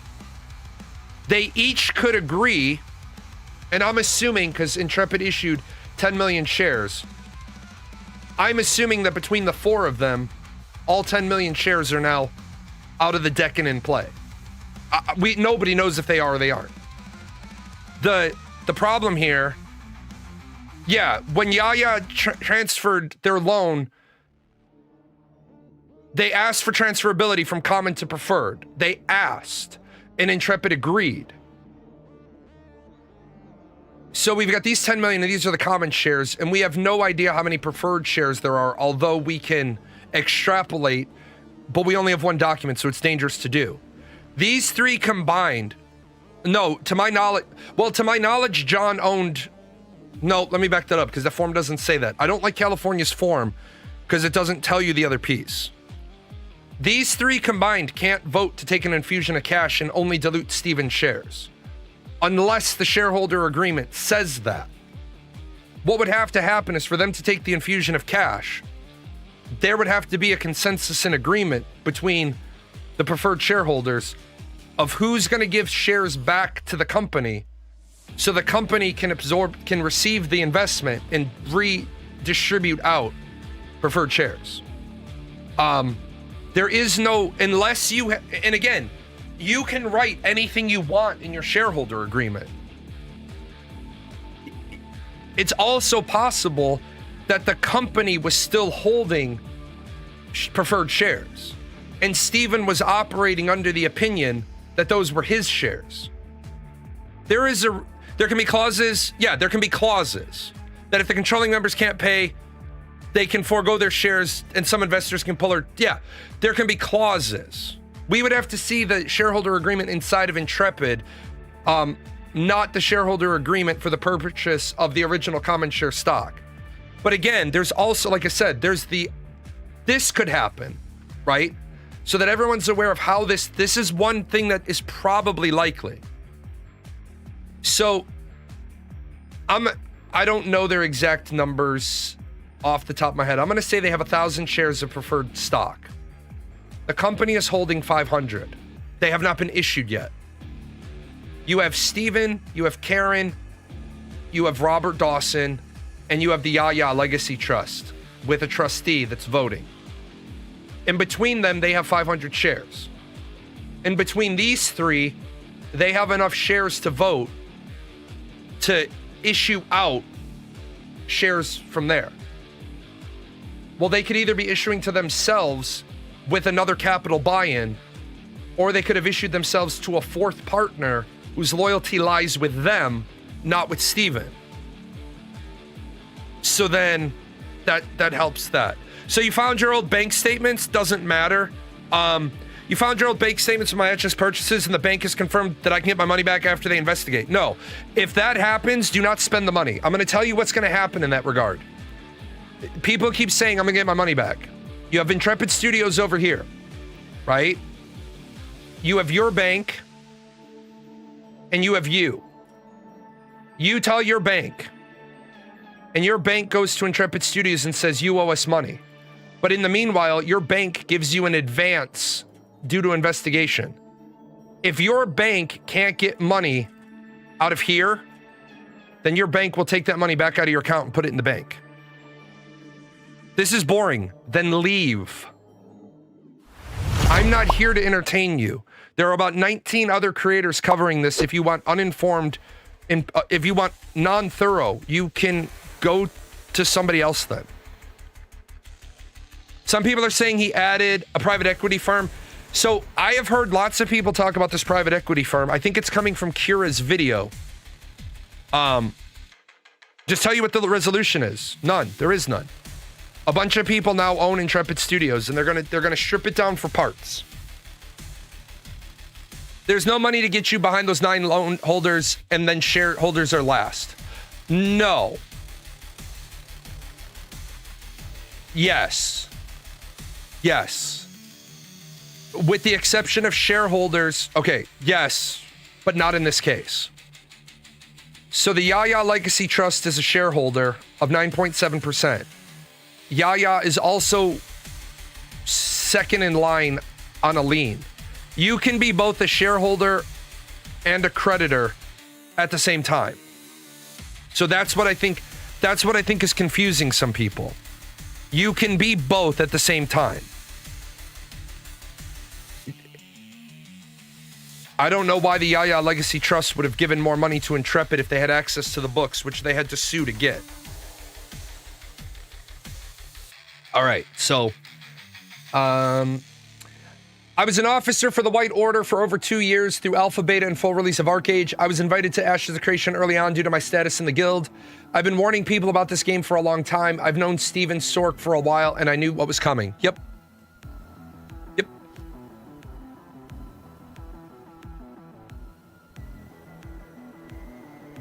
It goes preferred stock, common, liens. No, it doesn't. Share. I don't know why you would say it that way. Liens, common stock, preferred stock, and common stock are during insolvency. They aren't first in line. They're last. They get whatever's left. Federal liens, state liens, everybody else in order, because those are all debts that the company has. The lawsuit in New York and California, if those judges issue injunctions, no, preferred stock doesn't get paid out first. I don't know why you would say that, because that's not how it goes.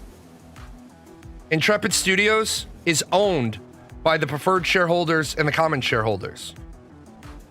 During insolvency, it will be the liens by date order, except the federal government goes to the top of the list, the state government goes next in line, then you have the lien holders, which there are 4 of, Commerce West Bank, Robert Dawson, Yaya, Karen, because you file your lien to establish your place in line. Then you've got, over here, you've got a California court case, you've got a New York court case, and then after that, that's what's left. Once your company goes insolvent, preferred shareholders can't take any money out of the company. If they do, it's the removal of assets. Most of those liens will be owners, but they do not matter. Those, and this is why I'm kind of confused, because you say, no, if they done right, preferred stock gets added to the liens. No. You say you work in this, but you're wrong. you can be a creditor and a shareholder at the same time. You do not get to file a lien as a shareholder. Because as a shareholder, you're not owed anything. You have what you're owed. If I'm a shareholder and I've loaned the company money, I can only file the lien for the money I've lent the company. I can't file a lien against myself. Because what you're trying to spell out is, I can put a lien against myself. No, how's the procedure now if you don't pay taxes? I'm not from the U.S. If you don't pay taxes, they place a lien on your company, and then they start seizing assets if you go insolvent. They're second in line. First is federal government, second is state government, and then order of lien, which is why banks will almost always file the lien. Banks will almost always immediately file a lien against you when they give you the money. Because number one, they're going to pull up your lien holdings and they're going to say, wow, you've got like 5 liens against you already. We're not going to give you money. Oh, you've got no liens filed against you? That's cool. We're going to throw a lien out today. Why? Because even if you owed 20 people money, those people show up after insolvency is announced and the bankruptcy court just goes in order. They just go in order. First person to stake their claim gets what's there. And a lot of people are saying, oh, well, what they do, we're talking about Intrepid Studios, Ashes of Creation. What they say is, well, why can't we pay everybody out 30 cents on the dollar? And the first guy in line says, because I'm first in line, I don't want to do a split pot. So that's where that Steam money comes into play. First is operating. Yes, the company has to pay off any operational debt that it currently has. Unfortunately, with plant closure happening, makes sense because then people would have a lien against unrealized future predicted gains versus actual investment. Right. Depending on how they bought stock or how they set up, which considering this mess, they can use a loan as part of the agreement. Right. But once you're issued your shares of stock, you no longer have a lienable offense against the company. The only way you have a lienable offense against the company is if your shareholder agreement has a mandatory you must buy back from me. Because you can have 2 types of mandatory buybacks. So that people are aware of this, you can have mandatory buyback. One is on behalf of the company, and it's actually a mandatory sellback.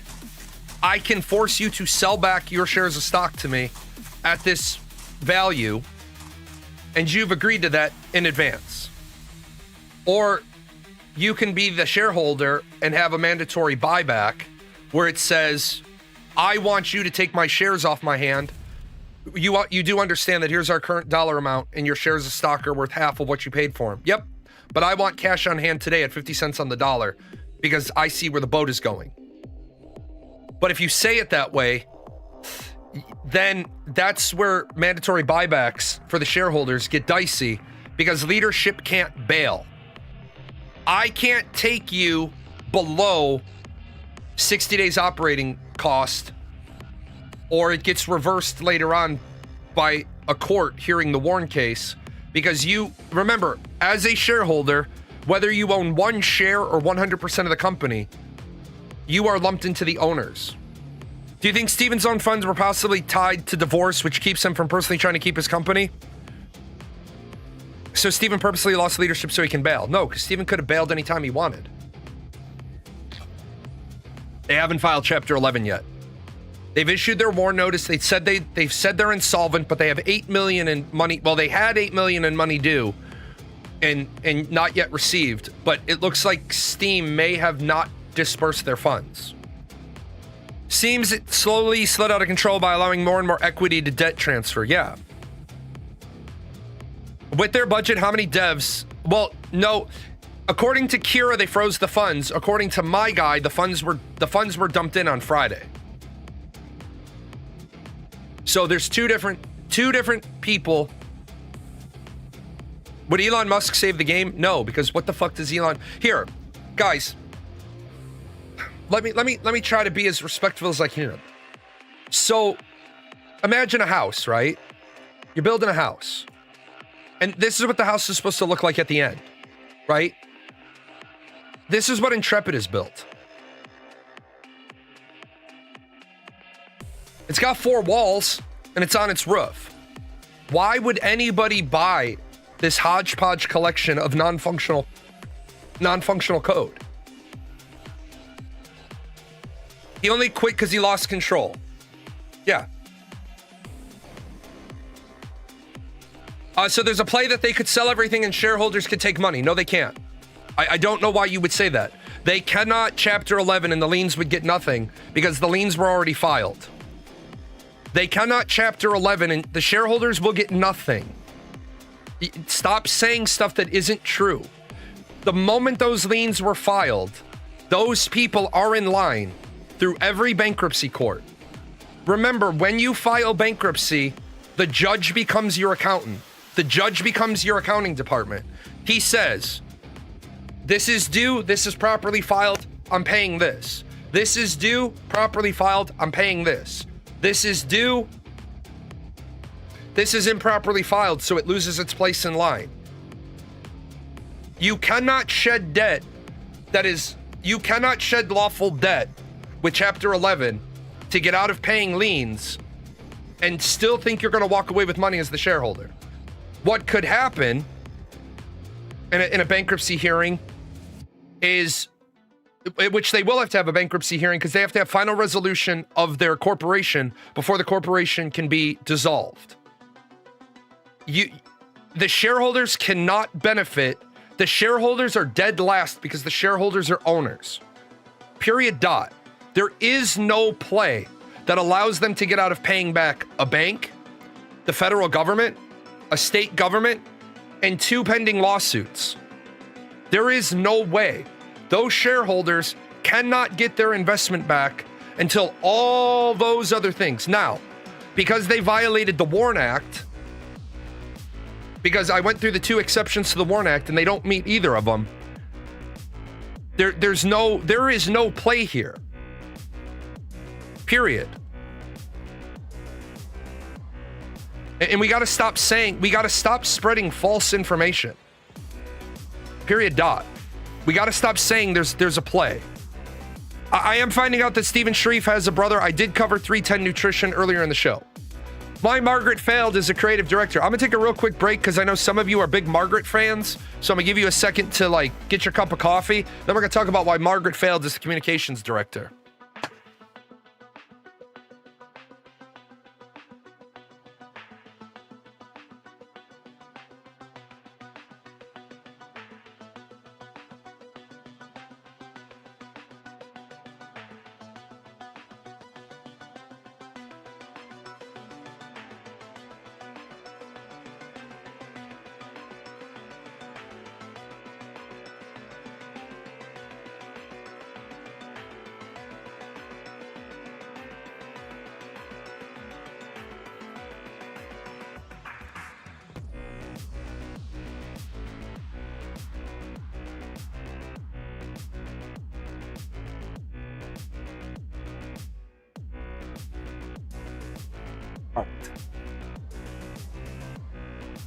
January 31st, Steam sold, Steam froze their assets. And I would need to see a source for that. Kira is a source, and I'm not saying Kira's source is wrong. Just so everyone's, I'm not saying Kira's source is wrong. I'm saying that my source, who has fed me information, right, has been correct on things long past 2017 event. Now, I will tell you guys, for a long time, my source was Steven himself. That's not the source here.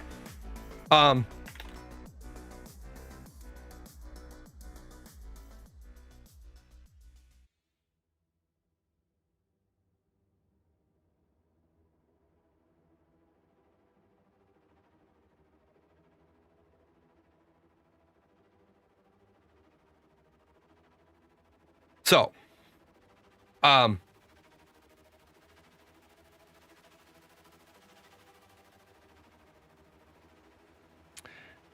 I remember long ago, back in the early days of Ashes of Creation, when Margaret said something effective, we don't do marketing for the game. Oh yeah, we don't do marketing for the game, except that was Karthos. Let me tell that story real quick, and then we can move on, because Roshan worked for Margaret, and so Margaret was responsible, and she saw it. I know she saw it.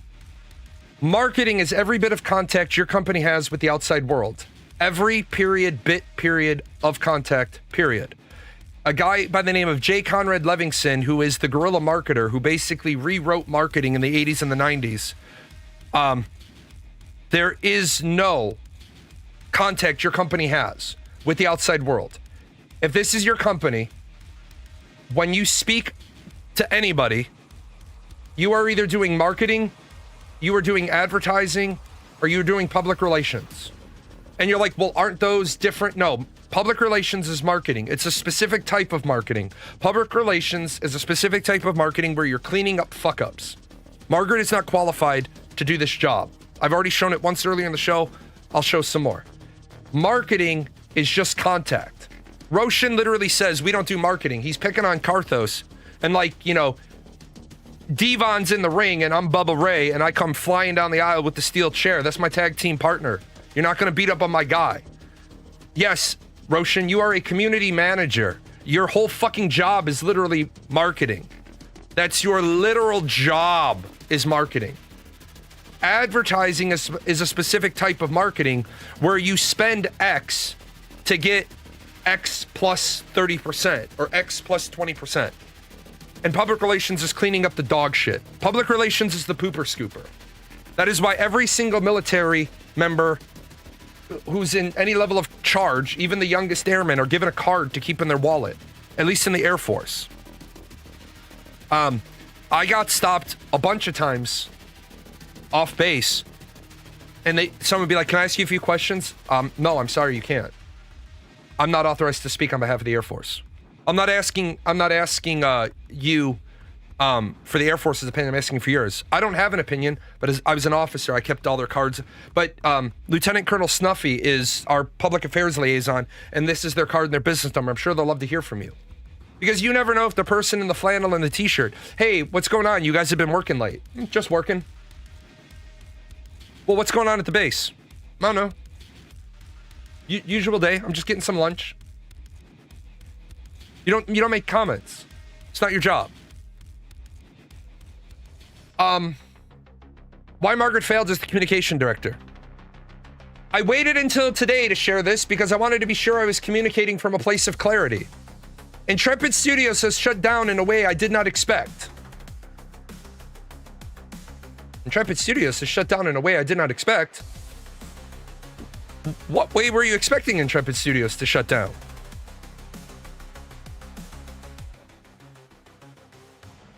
See, the thing about people is they make statements and they don't realize. Then you get psychology assholes like me and Karthos, and several other psychology assholes who look at you and say, okay, so what way did you expect Intrepid to shut down? Too long, didn't read. No, because I have 80 some odd pages of slides. There is no too long, didn't read. I mean, I'm always a big person who believes in a core skill set of leadership. I believe in a core skills concept of leadership.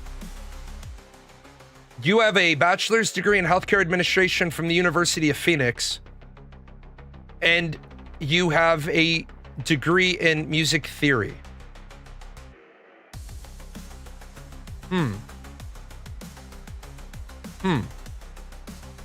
Were you running the music department at Intrepid Studios, or are you running the communication department?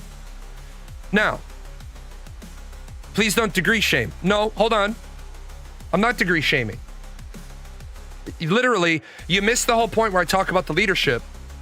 You have a BA from the University of Phoenix in healthcare administration. Healthcare administration, lots of common... Dude, how about you shut the fuck up and let me cook for a second? How about you not prove that you're literally not interested in doing anything but blindly defending Margaret? Now, if you let me cook for another minute, it is possible to have a college degree in a completely unrelated field and be a good leader. The Air Force takes people, the military takes people with bachelor's degrees, because what a bachelor degree indicates to the rest of the world is that you have the ability to learn and you have the ability to be teachable. When you list your education, yeah, we're on the Margaret segment. When you have a degree, you have proven a couple of things. And this is on my Jalan channel, so I'm not suddenly saying this to dog on Margaret. A college degree adds a key to your key ring. It will open some doors. It will not open others. Margaret, from day one, proved she didn't have the requisite training to administer programs of this size, because specifically healthcare administration has nothing to do with healthcare management. It has to do with administering healthcare programs.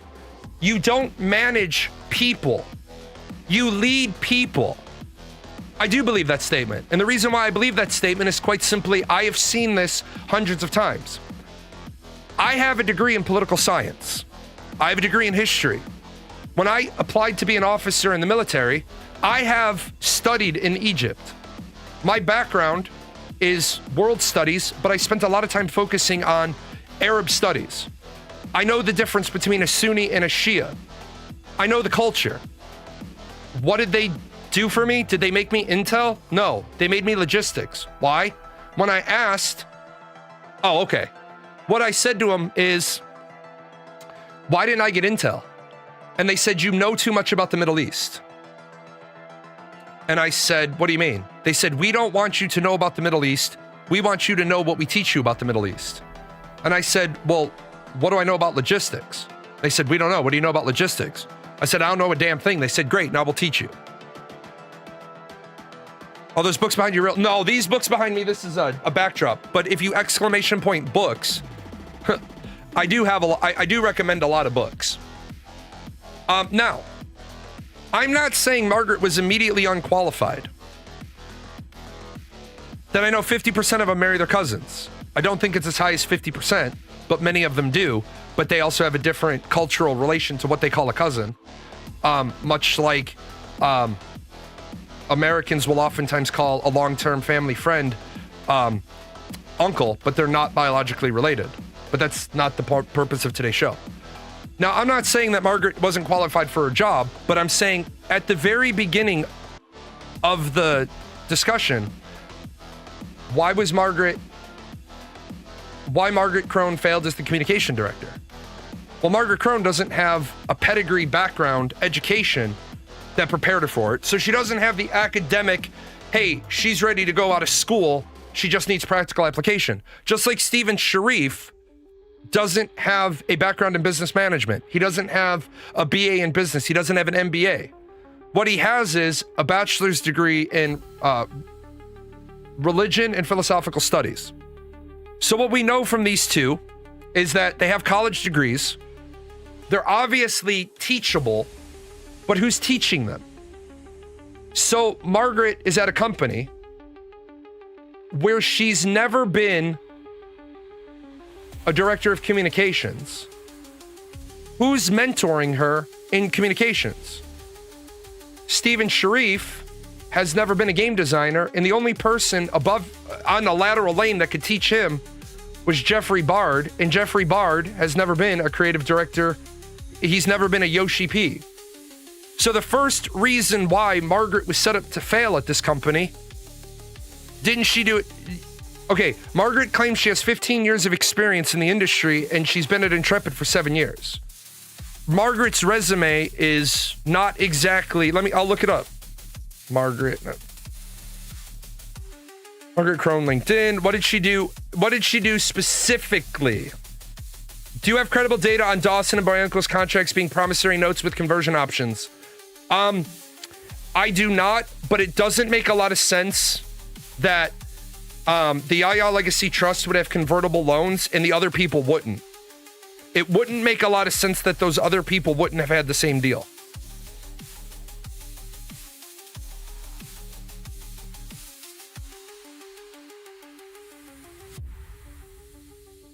So, what the fuck? Somebody said, didn't she do this same job at Sony Online Entertainment? No, she didn't. And that's where we run into the problem. This is what Margaret did at Sony. She was the community relations manager, building and managing a strong online gaming community for games published by Sony Online Entertainment. She wasn't hired to be the community relations manager. She was hired to be the community marketing lead. She was put into a job where she didn't have the prerequisite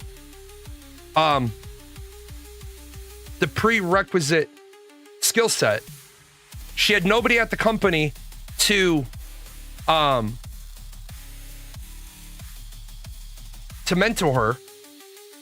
And so she's running around, and on her first day there, she pissed off a lot of people on their first day there. I'll tell you, she pissed me off minute one, day one. She comes in, she does her Discord AMA. I asked her a question. Her response to me was, I answered that in my Reddit thread. So I said, okay, I'm the dumb fuck. I didn't read her Reddit thread. Went back, looked at the Reddit thread. She didn't answer my question. That's, that told me a lot about you. This, in February of 2021, when she came to my show, this is what, after this, I had no respect for Margaret at all. It's not a fight, homie. It's not a fight, homie. It's not a, what the fuck? It's not a fight, homie. We are working towards change and fixing things. You know, as someone who has been here for a long time, that we have made a lot of progress. At a company, these things take time and approvals and iteration. Yeah, I know that. You don't. I said you don't have any idea what they're designed for because Steven doesn't have any idea what they're designed for. I do know what they're designed for, but before I give a full answer to all the items in their tiers, I want to finalize those details with design.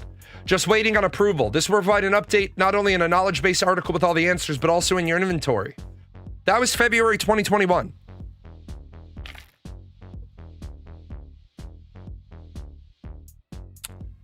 I don't. Okay, Forza, I don't give a shit about your opinion. Have you not figured that out by now? You're a Margaret defender.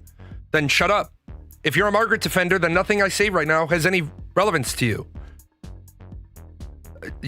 You're not going to defend Margaret to me. I'm bringing the receipts, son.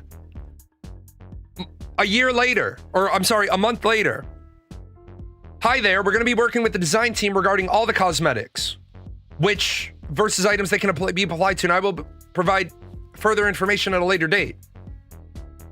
You were waiting on approval to release it, and then a month later, design is super busy and working towards our milestone, but once they have time to send that information over to me,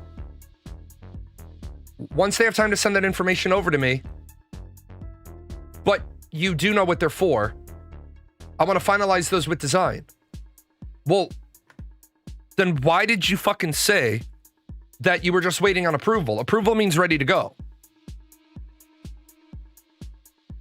No, you literally, you're not following. It's not one thing, man. It's not one thing. I'm going to walk you through a bunch of one things. January of 2022. I had a meeting with the design team the other day as they are working on future builds for the freehold system to help clarify some of the answers. Once I receive this, I'll be working on a content update to reflect that information. In January of 22, you're waiting on approval to put out the update that a year later, you're now, when design is ready to show and explain freeholds. When are you all going to show and explain the freeholds? When design is ready. So here's your problem. You're saying it's all on Margaret. No. Or it's all on Steven. No. Because Steven surrounded himself with a bunch of sycophants, and what you're doing is you're making excuses, right, for this behavior. This is part of the problem. No, she had never had this ready to go. You know how I know she didn't have this ready to go? Because at this point, Steven and I were still friends. And I asked about it, and Steven's response was something along the line of, I have no idea what she's talking about. Margaret, this is where she says we did all of our social media posts 6 months in advance. Okay, you did all your social media posts 6 months in advance. Why did you have a social media manager then? And I'm asking a serious question. Why did you have a social media manager if all your, why'd you waste the money to have a social media manager? Because if you planned all your social media posts 6 months in advance, why is the last social media post your company made on the 29th? Oh shit, that was nearly bad. And I'm asking a serious question because anybody who lies to me pisses me off. If you planned all your social media posts 6 months in advance, then you should be using like Hootsuite so that all your social media posts are automatically scheduled, which I know they use Hootsuite because every single day at or it doesn't have to be Hootsuite, but every single day at exactly 8 o'clock my time, I got the ping that there was an Ashes of Creation tweet. Without question, without fail, the daily tweet came out, boom, boom, boom. What you're doing is you're making a bunch of bullshit excuses to try to cover up for shit.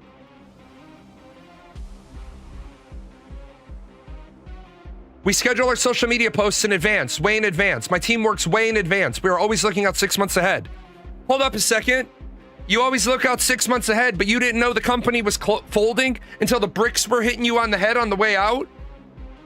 You weren't even one of the senior leaders who resigned in protest.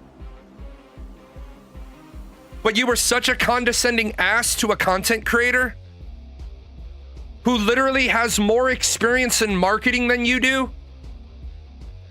I've done marketing my whole life. That was my first career. All I ever did for this woman was try to help her. I tried to help navigate. No, I'm not going to chill. Go fuck yourself.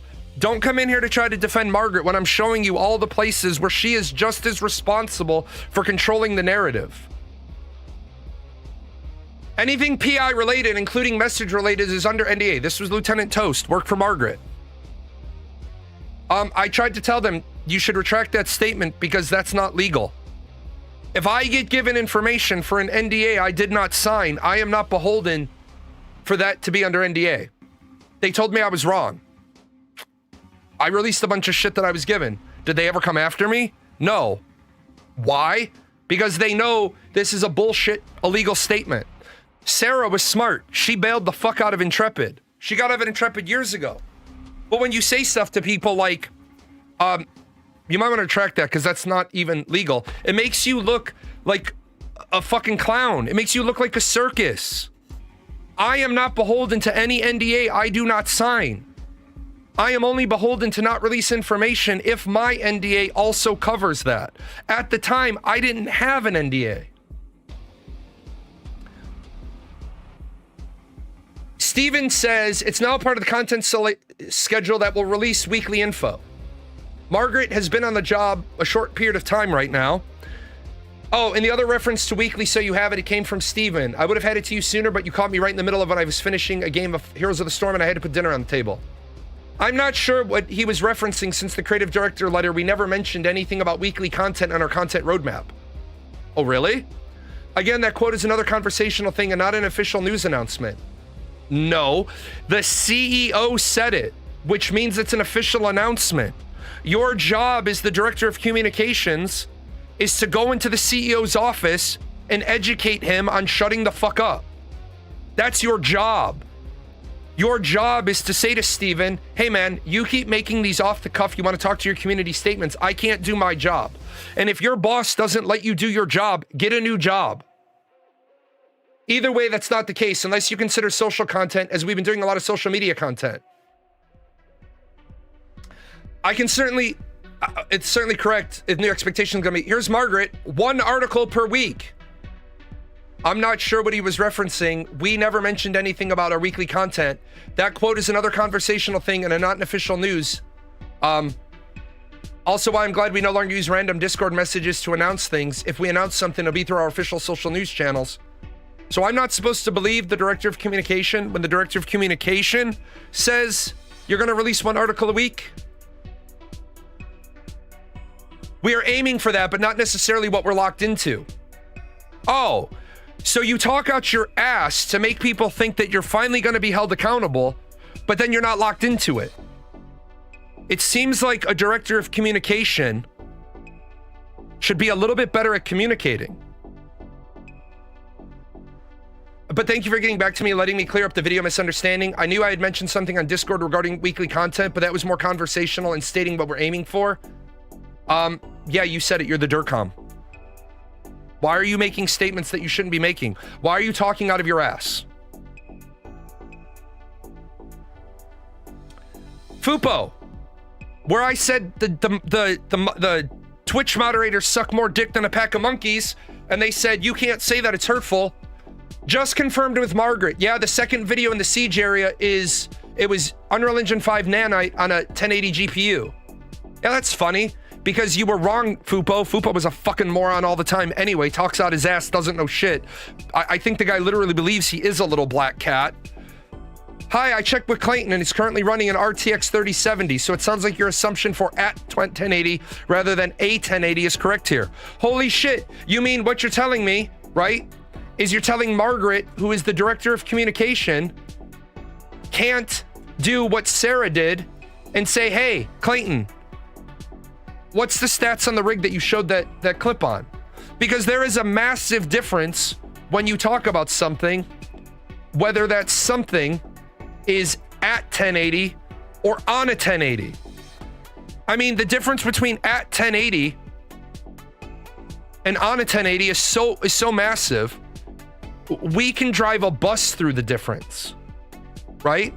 And why it's important is because you're trying to sell this new 12-to-1 draw call technology that you've allegedly built and it allegedly works. But according to the blind fucking Margaret defenders, that's not a big deal. That we shouldn't make it a big deal because they're doing demonstrations of technology that they don't even know what in the cat piss they're doing. Where the fuck is it?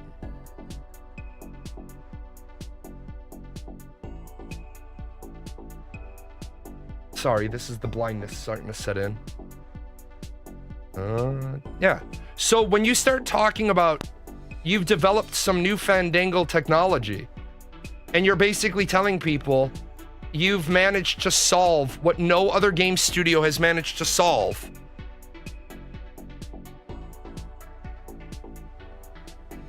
There is a massive difference by saying this is on a 1080 versus this is at 1080. Because the processing power of a 1080 compared to a 30, what did she say? A 3070 is massive. But according to the defenders, it's okay that we're just bullshitting out our ass and we're not going to hold the director of communication responsible for failures in communication. What sort of apologist bullshit is that? You know, the person who was defending Margaret inside and out, let me help you out with something. Ready? If all of that bullshit lying hadn't happened, then people would have realized the bricks were about to start falling months ago. What would have happened is that people would have stopped walking into that company. Yeah, but there are girls, so we have to simper. Margaret Krohn is the director of communications. Real good communications here. You made a post to talk about my experience. You hadn't posted on the Ashes of Creation Discord for 10 months prior to that.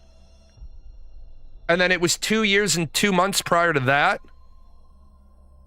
Real good director of communications there. Real good director of communications that doesn't understand that you gave me limitations to my interview with Steven, and when I told Steven about the limitations you had put on me, Steven said, fuck that, ask me whatever you want. Margaret said I had to send all my questions in to be pre-cleared. So I sent in 12 pages of questions. Margaret Krohn, the director of communications, answered one of the questions and said, we're not planning on doing Twitch drops because they're cost prohibitive. So I picked up the fucking Discord and I said to BCG, who also worked in the industry, I said, hey man, are Twitch drops expensive? And instead of giving me a fuck off answer, what he said was, I don't know, man, but let me ping the guy that handles that.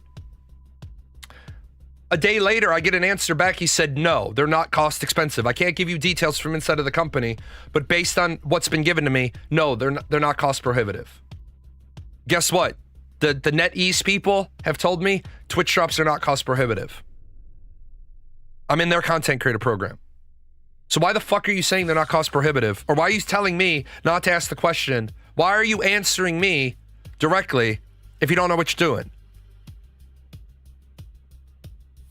So you tell her she needs to walk into the CEO's office, tell him to shut the fuck up, and then when you tell him that, he said, fuck that, I'm going to say what I want. Yeah, and you know what?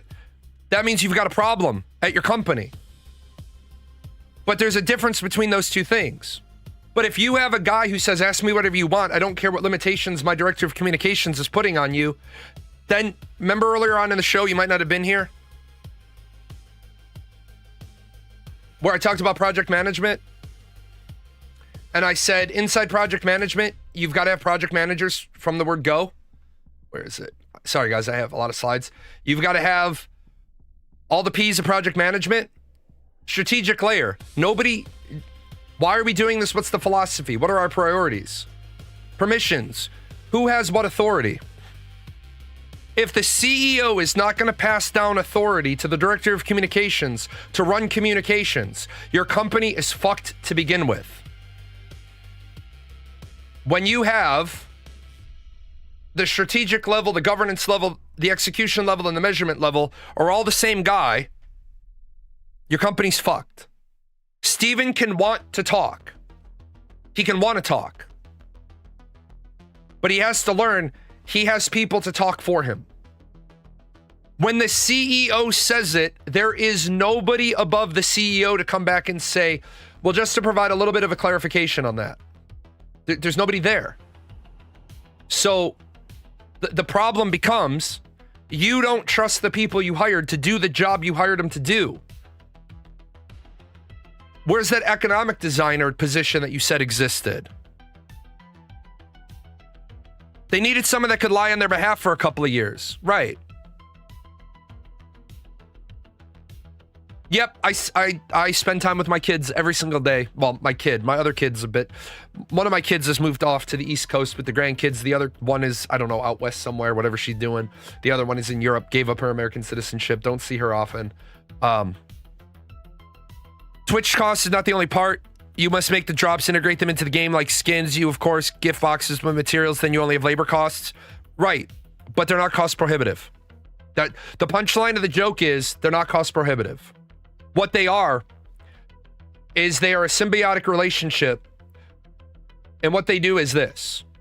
Here's Intrepid Studios. Here's their official content creator program. And you can set Twitch drops to only certain channels have them. You only invite people into this program that are of the mindset you want. What this does is here's your community. And you're doing this by offering Twitch drops.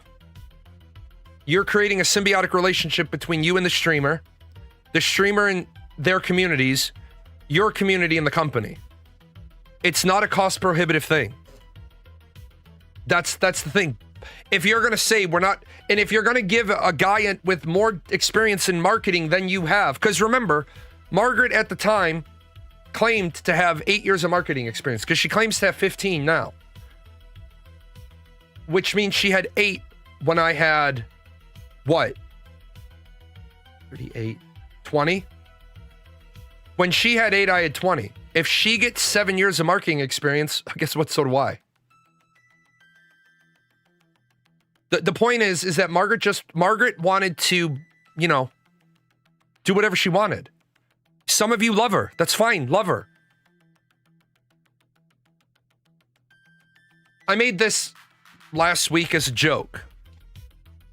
Did you ever have actionable interest in working in Intrepid? Yeah, I told Steven I'd come work for him. I said, Steven, I'm retired. I'm fucking bored in retirement, and my streaming isn't always that necessarily that entertaining because I was still coping with streaming. I didn't necessarily love it at the time. I said, hey man, if you need somebody to come out and be a program manager, I can do CPI work for you. I can set up all those P's for your company. If you need it, just let me know. Just give me a hotel room and meals. I don't even need to be paid. Because I'm a no guy. Because every company needs a no guy. Every company needs guardrails. Steven admitted he didn't have producers early on because they killed the creative process. Program managers and product managers, process managers, team leads, they don't kill creative process. They keep you on time, on budget, on scope. Hey, we want to do this. That's great. Now give me... For a real quick example is, once we get the board designed, right? You're building a house. I'm going to do this with a house because this is what I have a lot of familiarity with. You're going to give me $150,000. I'm sorry, you're going to give the company $150,000 and you're going to get a house. And then you come along and you say to me, because I'm the guy you interface with, I'm your interface to the company. And you come along and you say, you know what? We didn't think about this. What we would really like is a 10 by 10 concrete pad poured in the backyard for a pool. We'd like that poured when the foundation is going to be poured. That way we don't incur cost. Cool. That's going to be about, $2,000. And the only reason why it's going to be $2,000, we already dug the hole. I got to send some guys back out there. Got to tamper down where you want the pad. We'll pour that, blah, blah, blah. The house is almost completely done. And you say, I want to do it. Okay, now it's going to be, let's say, $7,000. Because now I don't have any of those related guys. I got to bring another truck full of concrete out. Now, if it's a 10 by 10, we might do just bags of concrete. We might do it that way. But the thing is that if you say I absolutely can't spend more than $150,000, then when you say I want this, I say to you, well, are you going to give me the circle, the triangle, or the square? Because if you say I only have $150,000 and this project came in at $199,996, one of two things has to happen. You have to give me more money to run your project, or you have to take something out. It's that simple. That's basically what a project manager does. Hey man, you're trying to change the scope. If you change the scope, you change the timeline. If you change the scope, you change the cost. I want people to remember, they were going to have 103 nodes. They dropped to 85. They were going to have 6 node stages. They dropped to 5. That's a 30% reduction in work. They changed the scope of the node system downward by 30%. And they still can't make it work. Now, the people that are going to say, oh, it's not Margaret's fault, it's not Margaret's fault, it's not Margaret's fault. Who told the lie?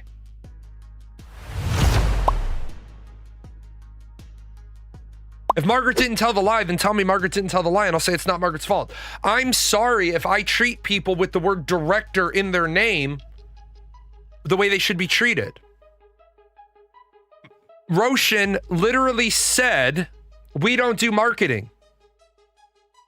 PAX, Gamescom, IGN article, videos, newsletters, emails. Oh, and you had a person whose job title was community marketing lead. Interviews? You don't do marketing. You got a fucking position on your staff called the community marketing lead. How the motherfuck you saying you don't do marketing? Yet these are the people that were running around. Like, guys, I'm not trying to be a douche canoe here, but the title of the show is the Ash's Autopsy. Why did things go wrong? Because you have one person inside of a company saying we don't do marketing, but for 4 years, you had a job title called the community marketing lead. This was my comical response with Roshan after he said some shit. The PvP system is working as intended. Intended should be understood as conceptual aspiration rather than a description of player experience. Failure to understand constitutes a violation of the terms of service in the end user license agreement. Players may kill other players. This is therefore beyond question. The corruption system is working as intended with 0 bugs. Players may kill bots who are not players except when they matter. When killing another player, you may keep all other drops as the dead player made a mistake by merely existing. If a player kills a bot, keeping dropped items is not allowed because that would be unfair to the economy the bot's already destroyed. Players may not use exploits to kill other players, since other players will report you and create paperwork for the CS team. Players may use exploits to kill bots, since bots cannot report you, and therefore the problem is self-resolving. Exploits are defined contextually after the fact based on optics and the volume of complaints. The team is actively addressing bots, meaning the issue has been acknowledged in at least one internal meeting. The team does not currently know how to stop bots, but would appreciate it if the players also did not know. Rules are applied consistently except when they are not. Intent is determined retroactively, usually after trending Reddit threads. All contradictions are operating within acceptable parameters. Player frustration indicates engagement, and to date is the highest performing engagement mechanic for the game. All feedback is being reviewed, logged, summarized, deprioritized, and marked as working as intended before final disposition and deletion. Like, holy shit, man. Now, this is the only part of the slide deck which might be a little bit, how shall we say, tongue-in-cheek. I said earlier in the show, there was an EM dash. Now, guys, I'm going to say this.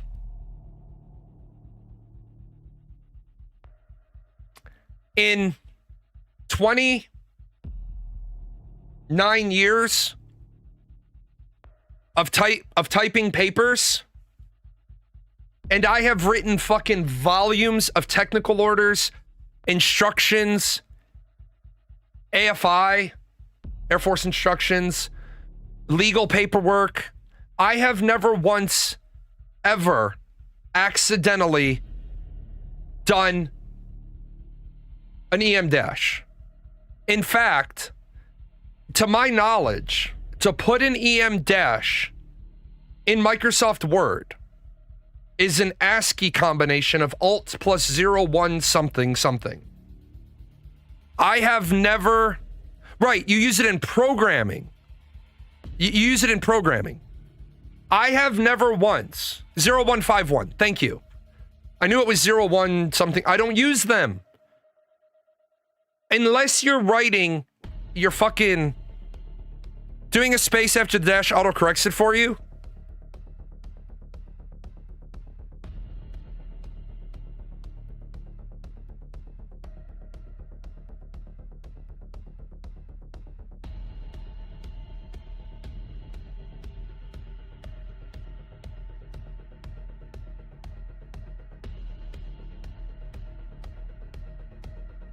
Yeah.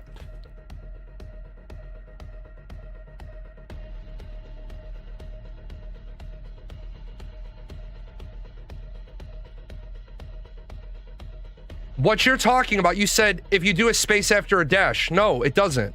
Because that's not an EM dash. That's what I'm saying. A space after a dash, and you go into Word and check it yourself. I'm not making this shit up. This is a single dash between words. That is dash space dash. This is an EM dash, Alt 0151 between words. Those dashes are not the same. I'm just saying. Okay? I'm not trying to be a tinfoil conspiracy person. Oh, that no one uses it. Yeah. I want to add some clarity here because I know how concerning headlines like this can be. 100% AI GPT.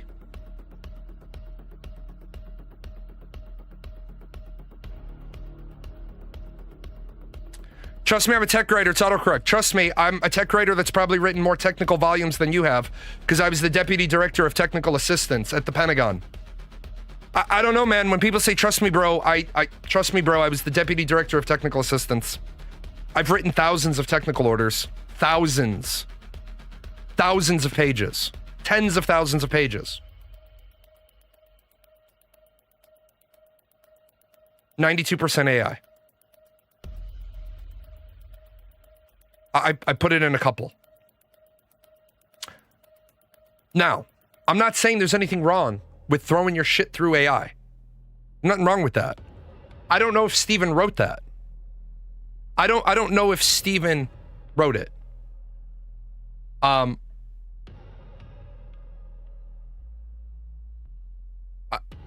yeah, it's possible. It's possible that the way the timeline works, that Steven had already departed. I wanted to address it because people see an EM dash. But the problem is there's lots of programs that will put in. I'm not saying it isn't. I'm just, yeah, here's what I'm trying to say though. I literally just, I don't know why we argue about shit. I literally just showed you Microsoft Word, unless they're using like Lotus 123, right? I literally just showed you the difference between a single dash between words and an EM dash. Okay? All I'm saying is when people say, oh, well, it's when you do dash space. No, it's not. That's not an EM dash. To get that longer dash, it's an ASCII code. EM dashes are used in, what's his nuts? My programmer guy, Fei Lin. He can talk about why you use them in programming. I do know that, double space, double dash, then space.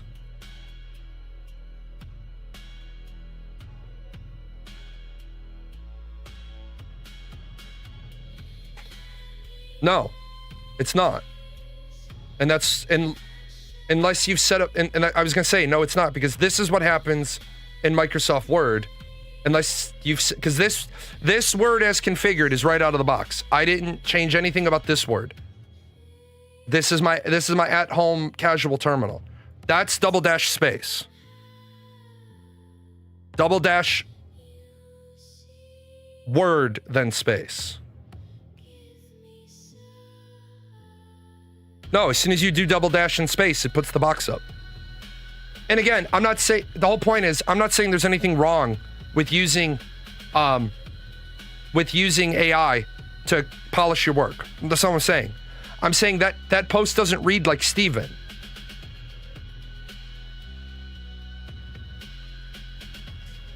So just because you see an EM dash, don't count it out. Don't automatically assume because you see that EM dash. But when you see the EM dash, it's indicative of, hey, did Steven really write this?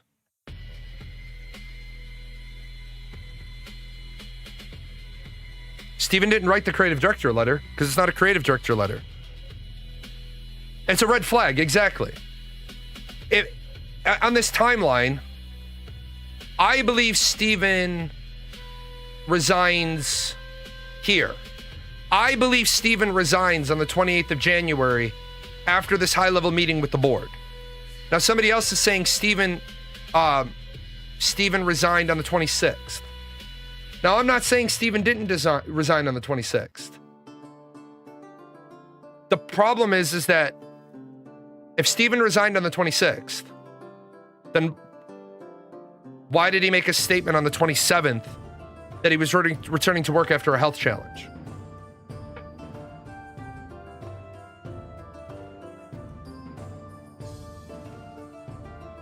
So, if he left on 26th, isn't that so close to when Steam makes it payouts? Well, yeah.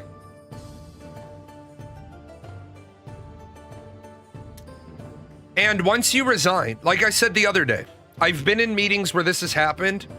Generally, if you're getting close to being frustrated, you should be carrying an undated letter, already typed, already signed, with you.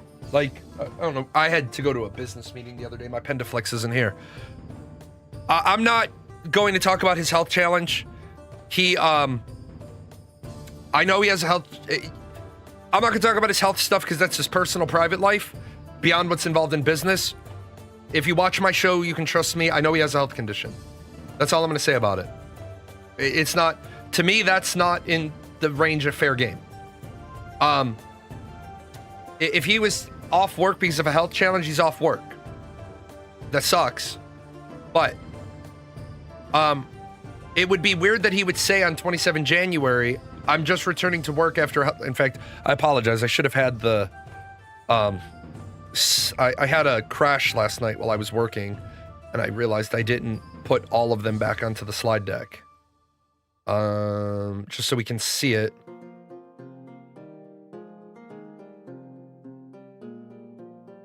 what Steven posted on the Discord was, I've been out of loop these past couple of weeks dealing with some health challenges, but I'm plugging back in today. If Steven has already resigned, then he shouldn't have said, I'm plugging back in today, we'll take a look. Because then he's lying about working at the company. The moment you resign, you're done. Seeing this, we must wonder if Kira got the right info about the Steam payment because that info comes from Margaret. Well, is Margaret his source? Did you just out Kira's source? I didn't know Margaret was Kira's source. So, am I a jackass? Abso-fucking-lutely. I am absolutely a jackass. But here's the thing, guys, I want you to understand something. I'm not trying to be a fucking, not trying to be a jerk off here. I get paid $15,000 for 240 hours of the shit that I've done for thousands of hours for Intrepid. If anybody works in Six Sigma, continuous process improvement, I charge $15,000 for 240 hours of CPI work. It's 6 weeks. I'm on site for 3 weeks. I'm off site for the first week. I'm on site for a week. I'm off site for a week. I'm on site for 2. I'm off site for the 6th. I go in. I do a full-blown CPI event, 5-day. The first day is introduction, refining the problem. We do the Gemba walk. Then we bring in the champion. Well, the champion comes in on the first day, authorizes me to do what I'm doing. The champion is the owner or whoever's paying my bill. Hi, this is Jalan. He's a CPI expert from the Air Force. Blah, blah, blah. I always want a bunch of people in a meeting when I do a CPI event. The people I want in the meeting at a CPI event is I want 3 people who know all the stages. I want 1 person who benefits the most. I want 1 person who benefits the least. And then I want the most grizzly, we're never going to change how anything works in the company. Why? Because if I got this guy in the room and we're talking about the changes we're going to make and he agrees to them, if I sell him, I know I got it right. I want Bob that's been there since 1983. And I want to convince Bob that these changes are going to make him more money. But what I don't do is I don't do CPI events a second time for a company that I find out my savings reduces manpower. I don't believe in doing that. I believe in this. I believe in this philosophy. I want to go in and I want to cut the muda. I want to cut the waste. I want to cut all of the bullshit out of your company. And then I want you to be able to pay the employees more. I want you to not have to downsize. Steven, in my opinion, is a fucking coward. And the reason why Steven is a fucking coward is because Steven resigned and retreated and ran away. There is absolutely nothing about what was going to happen at Steven's company that didn't need to happen, because if your burn rate is $800,000 a week and your product sucks, I'm being attacked by a kitten. If your burn rate is $800,000 a week and your product still sucks, you've allowed this product to run away from you. You've allowed this product. No, they didn't need to just cut the fat. They needed to cut muscle. They needed... The problem is, as I showed on the slide, they did not set up good pipelines. Yeah, come here. You know cats are liquid? Cats are solid until you try to pick them up, and then they instantly become liquid. Hi. This is Athena, but she thinks she's a baby. And no, I usually don't show you off. You're a private girl. She's usually a private girl. Sometimes she'll climb up on me. Oh, you're not gonna do baby? Or you know you're being watched? No, you know you're being watched. Come on. I usually don't show her off. She bites my feet. Which I sometimes don't notice until she gets like around the back of the foot where I still have feeling. I can't feel my feet. So, sometimes I'll get up and I'll leave a bloody footprint all the way to like the bathroom because she's bitten me. I can't feel my feet at all. Or more specifically, they feel like they're on fire.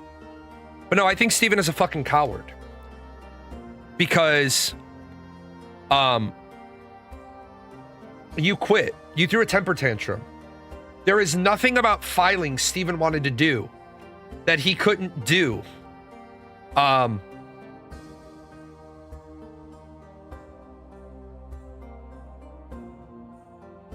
he couldn't do by staying at the studio.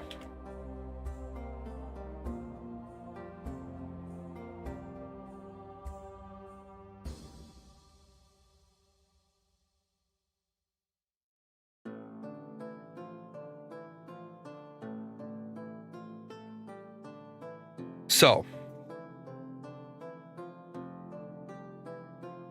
Narc's probably feeling vindicated right now. Yeah, but don't forget, right? The most important part, it's not really important to me,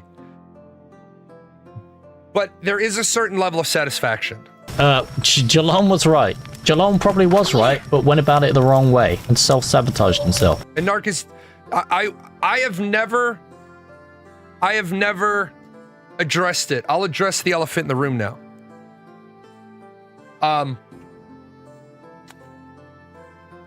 Yes, there was a copyright strike issued against Narc. No, it is not the best moment of my life. But when you are being just onslaughted, no matter which way you go, and everything you're trying to do, warning people, what Narc ultimately did is he took a video that was less than 3 hours old, he showed it on his channel, and he basically shit on me. And our communities overlapped almost entirely. I think at one point on my Twitch thing, it said like 73% of your viewers also watch Narc. I got pissed off. Not my best moment. And then what happened is I will freely admit, not my best moment. And then before I could address it, it got away from me. It's one of the pitfalls and perils of being a content creator. Before I could address it, it got away from me. It ended up on Asmongold's show. But you notice I'm not Mechanojai. Yeah, you know what? I walked into the ring and I got fucking bitch slapped by Asmongold on his show. Yes, I did. I had a video that got downvoted into oblivion to less than 10% approval rating, and that hurt my channel, and it continues to hurt my channel. I haven't produced enough content since that to overcome that. I lost about 1,000 subscribers. My fault. I didn't follow my own advice, didn't follow my own rule. I was pissed off and angry. What you should do when you're pissed off and angry in social media is you should turn off the fucking PC that's connected to the internet, and you should load up your gaming PC or go to your console. You should put the fucking keyboard down. In this regard, I will freely admit I was wrong. I wasn't 100% wrong. I'm half wrong. But I'll own my half. I think Ashes would have looked completely different if Narc and I had put our childish shit aside. If instead of Narc putting me on full blast, he'd been like, hey, dick. I'd be like, yeah, I was a dick. Let me take that down. The video was about the freehold system, about how Intrepid had lied about the freehold system and pivoted away. Intrepid Studios sold freehold skins for 4 years, right? Intrepid Studios sold freehold skins for 4 years, and then they said, not everybody will be able to get a freehold. Now that we're past, I think if I've spent 4 hours and 27 minutes lining out all of the shit that I have receipts for, up until this point, I've said Ashes of Creation isn't a scam. Now is where I'm going to say it's a scam. Intrepid, Stephen Sharief deliberately sold freehold skins at $25 a pop. And years later, then said, not everybody not everybody is going to be able to get a freehold. That's dirty shit.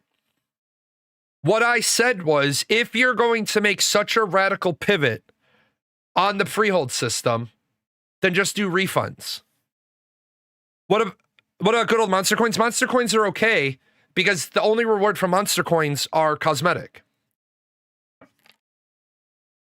But on the topic of monster coins, what I brought was, yeah, just refund in-game cash for the freehold skin. That's it. You should offer cash sales. You should offer cash refunds. Was it the initial plan to let every single player have a freehold? Okay, I'm going to address this in a way that's probably going to make Steven break his coffee cup, and I don't give a shit. Okay? I don't give a shit if this makes Steven mad. Between Ashes 101, Ashes Post, and the Ashes Wiki, we documented, cataloged, dissected, summarized everything they said.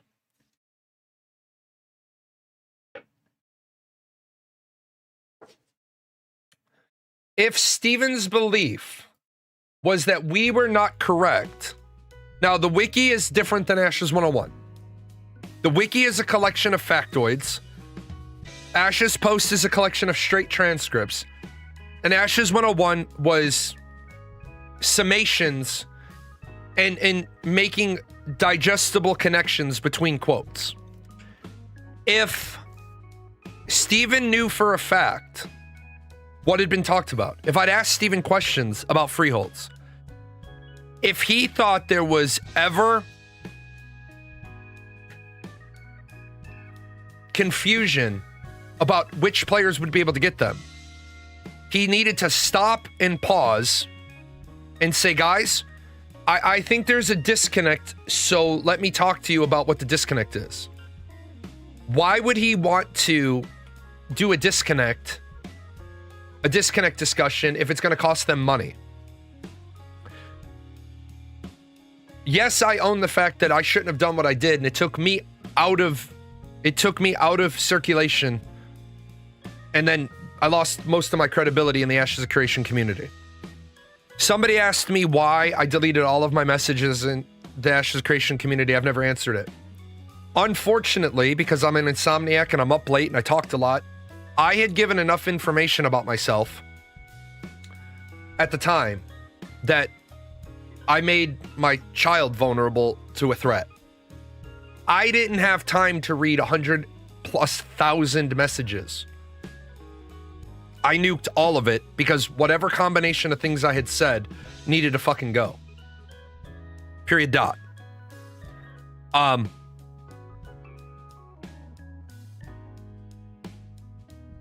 There's still a death threat against me on the Ashes of Creation Discord. They didn't do anything about it. Fuck them. Steven never had... I don't believe there was ever a 4,000-page game design document. I don't believe there was. I've never seen it. And if I haven't seen it on that one, fuck them. I'm not going to allow you to say, ain't that against Discord's terms of service? I'll tell you this. Ashes of Creation's Discord has been reported to Discord Trust and Safety numerous times. They never did anything about it.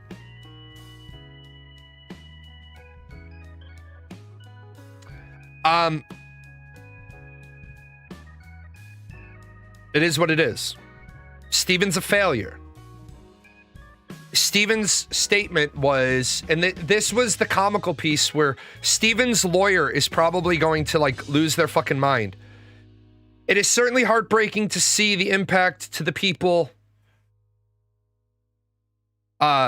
that I care about, both my developers and community, but given what has transpired and the lack of facts available to the public, the reputational impact is something that cannot be avoided until the record is set straight with the proper public filings. Bro, shut the fuck up. Because today's show is just the tip of the iceberg, and I'm not doing another. I might do one more autopsy, but I'm not getting out the fucking shovel and digging up any more bodies. Right? He could have just deleted the Discord. But then He can't. Well, I'll tell you why. Because if Steven deletes the Discord now, what he has done is destroyed evidence. The Discord was integrated too much into Ashes of Creation because that's how they did access for information. The moment Steven resigned, what Steven should have done, and I'll tell you, Steven should have contacted his lawyer and said, no, they were mentioned as being skins. They absolutely were. At the very beginning, they were mentioned as being skins. Because the cosmetic shop, the cosmetic shop was always skins only. Yeah, they have hidden channels in Discord, staff communication. The problem is what Steven should have done is he should have contacted his lawyer and said, I have lost control of my Discord. My Discord is in violation of Discord trust and safety. What I'm seeking legal counsel for is because I have an ongoing problem with Discord trust and safety violations. I feel at this point, my attention needs to turn to making sure that this works. Yeah, the Discord is an asset, absolutely. And he should have let his lawyer give him advice about how he should have handled it. Instead of nuking the Discord and deleting it, what he should have done is he should have removed every non-Intrepid staff member from it. Because that way, then it doesn't look like you've tried to destroy evidence. What you've done is you've just removed all the problems. But it's like I said, Steven wants people to not wait till more information is available. Dude, you engaged in fucking corporate espionage. You're fucked, bro. You're fucked. This right here is enough for them. For this right here is criminal conspiracy to commit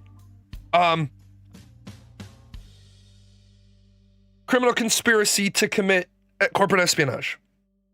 That right then, right there, DA is fucked. Steven is fucked. Steam is issuing refunds, yes. The more I dig into it, the more I think it is more likely. The more I think it is more likely that Steam did not send the money to Intrepid, because I'm betting at the last minute when they were about to send the money, somebody at Steam's accounting department, Valve's accounting department, said, "Wait a minute, those motherfuckers had outstanding refunds against APOC." But here's the thing: if those messages aren't real, then DA should already be Here's the thing. DA fucked himself over by saying that. Because you do not have to commit a crime to be charged with conspiracy to commit a crime. This box right here is conspiracy to commit a crime. Period. Dot. He has acknowledged that he was planning on committing a crime. Period. Dot. And when you use the internet to plan to commit a crime, normally you can't just have you can't have a theoretical conspiracy to commit a crime, except unfortunately, and if there's any lawyers in the house, you'll see no, Steam can't claw it back. People have this belief that people can claw money back. Once the money is in your account, people can't claw it back. It doesn't work that way. Any lawyers in the house, you'll see this argument that I'm about to make. You can't charge somebody with a conspiracy for a hypothetical conversation. But if you use the internet to do it, then you committed wire fraud by using the internet to plan a criminal conspiracy. That's how you get past well, it was just a hypothetical, it was a hypothetical thought process. Yeah, you could have done that over coffee. You could have said, we're having an academic discussion on how would we commit corporate espionage. Yeah, you have to do, if you're going to do Steam for right now, DA could argue phrasing. Yeah, guess where he makes that argument in phrasing? In fucking court. You don't put in a refund. If you've put in a refund for Ashes and you've been denied on Steam and Steam alone, you have to click the button. I have a question about my product. Can we get the source code and make private servers? No. You can't get the source code and make private servers because the source code isn't Steven's to give out. Steven owns a percentage. Like, people don't grasp this all the time. If Steven owns 40% of the company, Steven owns 40% of the source code. We already have a private server. I'm going to say this right now. If you have a private server for Ashes of Creation, shut that shit down right now. Not because I don't want you to have it. Shut that shit down right now, because the people that you're dealing with are going to come after you, because people like Karen and Robert Dawson and the Yaya Legacy Trust, these are fucking savages. They will come after you because they have nothing to lose by coming after you. And if you're running a private server, you have stolen their intellectual property. It is not fucking worth it to be running an Ashes of Creation private server right now. Whoever has it, they can hate me, they can love me, they can whatever. What I'm saying is, tell anybody trying to run an Ashes of Creation private server right now, there's a transitory period after funds post to your account that they can still be reversed depending on the transaction type. Funds can post to an account before the bank has actually received them. No, they cannot. Let me stop you full block there. Once it has posted, the bank has received your money. You're confusing, which a lot of people do. There are tons of damages. What you're confusing is when the bank advances you the money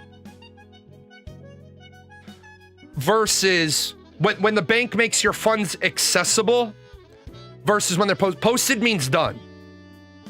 Once it is posted, it is finalized and resolved. The bank has received the money on your behalf. Lots of banks extend incoming money. It's like when USAA gives you access to your money. The game's not dead, that's the problem. When USAA gives the military members access to their paycheck a day early because they know you're getting the money. Because they know your paycheck is guaranteed by the federal government. They give you access to it. Once it is posted, you cannot claw it back. And this is where it makes a lot of difference. Here's Valve's bank. Here's Intrepid Studios bank. Once it is posted, there is no clawback where they get the money. There is a conversation that has to happen. If Intrepid has moved the funds out of that receiving bank, the receiving bank says, well, shit, we can't help you. We don't have it. They've already moved it. People got to be very, very, very, very careful with verbiage. As long as the transaction was still pending, Steam could have canceled it. As long as Steam never sent it. Yeah, it can only be pulled back when it is still in transit because the grand poobah of arbiters hasn't, moved it to Steven's friends in Arizona. No, guys, can we stop the bullshit? Okay, there is enough here. Yes, it's $8 million. It's not going to post instantly. That's a big chunk of money. Can we please stop with the fucking Steve moved it to his friends in Arizona? We need to stop that. No, these are light bulbs. There is enough shit here, right? If I play a game on a private server on stream, am I liable for lawsuits? Yes, and it's against your streamer contract anyway. The problem here is Steven's in enough fucking bullshit. We don't need to make up stuff about him, because the more bullshit you make up, the more, if authorities have to start looking into it and they have to start wasting their time, that's how shit gets missed. Steven didn't run off with the money. Stop payment or a chargeback. Those are the only recourse without a voluntary participation from the second party. No, chargebacks don't work that way either. Remember, people got a bad understanding of how money works. The way a chargeback works is this. Here's me. Here's PayPal. Here's Intrepid Studios.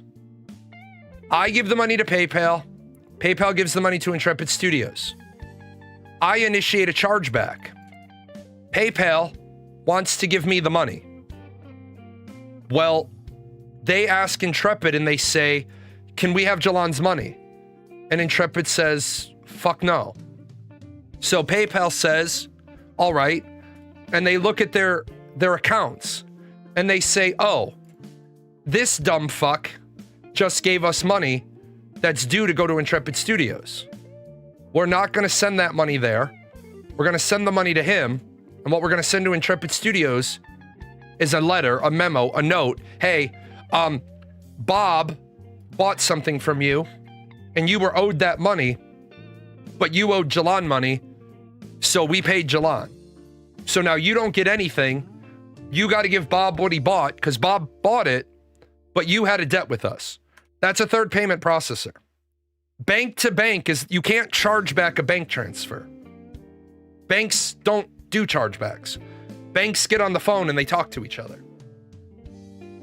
Also, some people will be like, well, one time this person stole my debit card. Yeah, what they're doing to you is which is why you shouldn't be using your debit card anyway.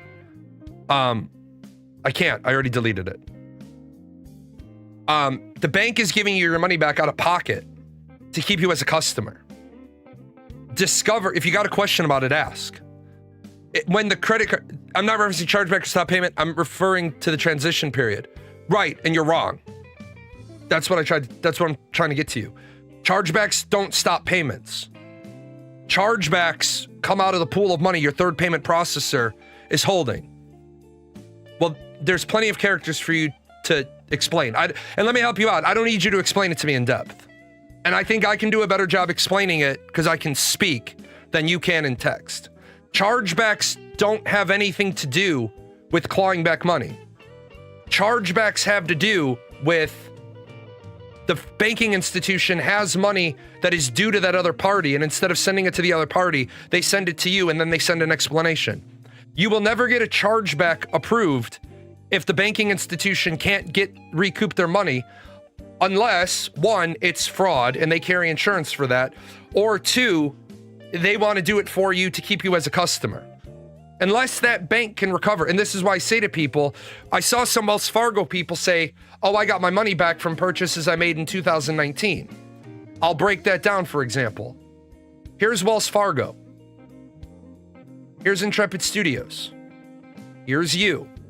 And some people said, I've gotten my money back from Wells Fargo. I said, no, you didn't. You got a pending advance. You've got an advance pending investigation. You contact Wells Fargo and you say, I want to initiate a chargeback on a 2017 purchase at Intrepid Studios. Wells Fargo says, what we're going to do is we're going to give you back your $500 for your alpha pack. And you say, yay, let me go spend it. Not so fast, Slim. Wells Fargo is going to reach out to Intrepid Studios and say, hey, we've received a chargeback for $500. Oh, you were talking about the federal system of transfer isn't a chargeback at all. Yes, correct. I give the Fed system money. The Fed system looks at it, makes sure there's nothing that needs to happen with it. No lawsuits, no seizures, no funders. They say, oh, okay, here's that money. Steam sends $8 million into the system, and then they say, whoa, give me that back. That's not a chargeback. That's a pullback. They say, we sent you that money by mistake. Intrepid's like, where's my money? And the Fed Reserve is like, they pulled it back. Go talk to them. So what happens is Wells Fargo gave you a $500 advance. They contact Intrepid Studios and they say, hey, we have this chargeback. Intrepid Studios sends back the terms of service and they say, you shouldn't have done that. Wells Fargo then comes back along and they say, hey, that $500 we advanced you, we weren't able to recover the funds, so now you have to give us our money back. If you get a chargeback on Intrepid and you're lucky enough to get one, do not spend the money. Don't buy groceries, don't pay rent, leave it sit there. Check with your banking institution for what their terms of investigation are. I'm not going to give a number because some banks are 10, some banks are 45, some banks are 30. Some banks can be a year later, they come back and they say, we were never able to resolve this. Don't spend it. Leave it sit there. Pretend if you get 500 back, pretend 500 is your new zero.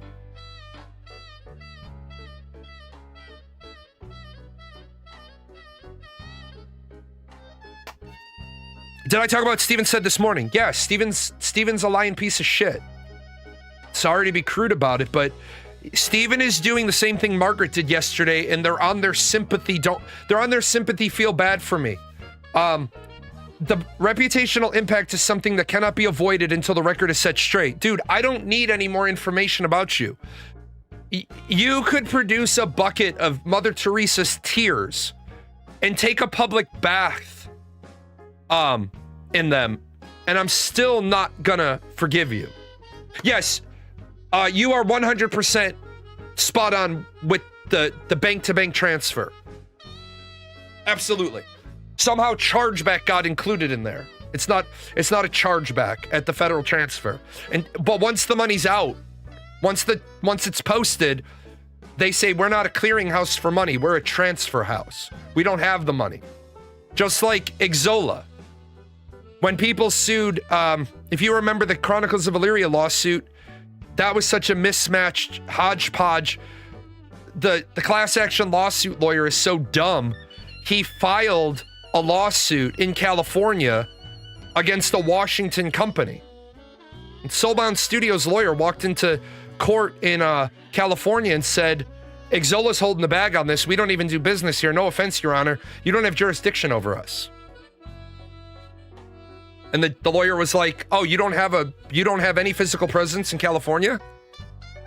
No? Oh, well then you have to be dismissed as a defendant. And now Exola turns around and says, well, they have your money.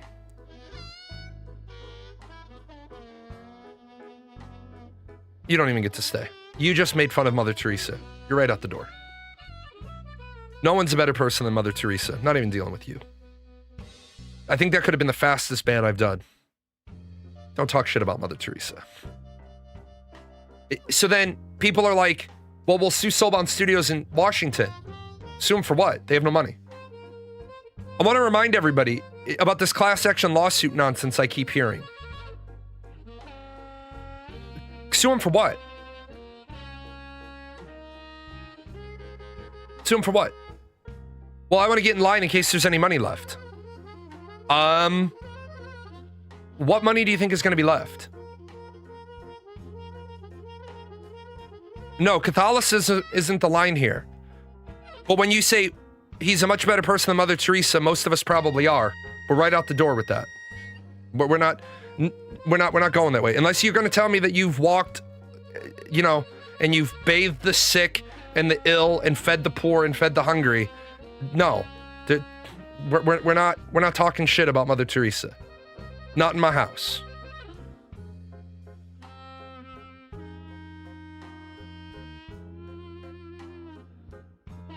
I predict this will be the last crowdfunded MMO. No, dude, the last crowdfunded MMO. What's the name of this new crowdfunded MMO?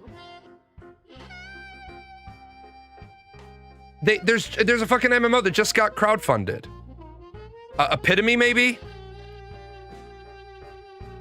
Yeah, you would think that these people are so desperate. These people are so fucking desperate for a game that we just got another... Yeah, we heard this with Chronicles of Illyria. If not privy to details of shares other than 9.7, why assume shareholder majority control rather than temp control due to shareholder exercising incapacity clause due to repeat health issues? Because they can't do that. Because that's not how it works. So I'm going to put this up here.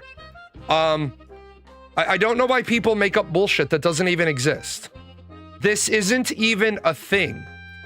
Okay? This isn't even If not privy to details of shares other than Yaya's 9.7, why assume shareholder majority control rather than temporary control due to shareholders exercising incapacity clause due to repeat health issues? Because that's not how it works. Because Stephen, if he's too sick to go into a shareholder meeting, simply designates somebody to vote proxy for him.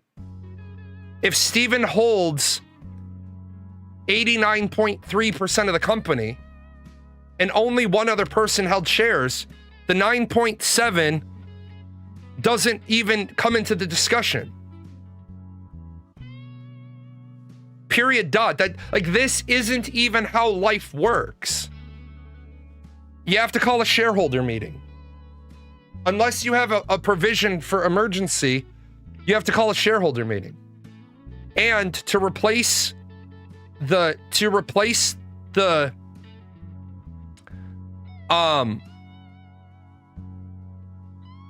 To replace the chief executive, you need to have a quorum. 9.7% shares in a company do not represent a quorum. You cannot vote it. The only way you could do it is if you called a shareholder meeting and your rules allow you to vote with the shareholders who appear, and only one person showed up. Now, I saw you say private servers are illegal. No, they are not. Private servers are not illegal. Please do not speak about things you do not know what you're talking about. Private servers are not illegal. Some private servers are illegal. Emulators are not. Yes, they are. If your game is a direct copy of somebody else's intellectual property, even if you're not using their original code, it is illegal. That is why Wowhead is now in the crosshairs. Because they are WoW without using WoW's code. That's still illegal. You may have reprogrammed it to be a complete carbon copy of WoW or a copy of WoW with improvements. It doesn't matter. It's not yours. You don't own the intellectual property. A video game is made up of intellectual property rights and the code itself that makes it function. No, clown, let me help you out. I'm not wrong. I'm not wrong. How do you know I'm not wrong? Because my company deals with intellectual property. I literally run an intellectual property company. By the way, before you say wrong, did you know that MMORPGs in America that are no longer being published by the original publisher are allowed to be operated on a not-for-profit? Let me help you out with something, man. I know you probably think you're the smartest person in the room that you're in, but you're in my room right now, and when I'm in the room, I'm almost certainly the smartest person if I'm talking about a subject. Because Ashes Creation Emulator is a piece of software that talks to the client. Right. It's an Ashes... No. Did you just say an Ashes of Creation emulator? Yes? Then guess what? It's an Ashes of Creation emulator, and Ashes of Creation is a registered trademark. Ashes of Creation is a registered trademark in America. And under the Madrid Accords, all countries that subscribe to the Madrid Accords must honor intellectual property rights. Because you literally said an Ashes of Creation emulator, it is an emulator of an intellectual property. Period. Dot. If you say it has nothing to do with the client or the Ashes IP, private servers are okay. Private servers are okay, according to the USPTO, if the game has been abandoned. If the game is no longer being published by the Star Wars The Old Republic, or Star Wars Galaxies, is allowed to be published on private servers as long as they are operated. You were talking about Ashes. I am talking about Ashes because you literally said... because you literally said an Ashes of Creation emulator. You said stop picking words. The law is semantics. The law is all about what you say. If what you said is wrong, you are wrong. Period. Dot. That's it. The reason why Star Wars Galaxies is allowed to be published, if the game has been abandoned. Right. Ashes of Creation has not been abandoned. Ashes of Creation has not been abandoned. Just because they've had a plant closure,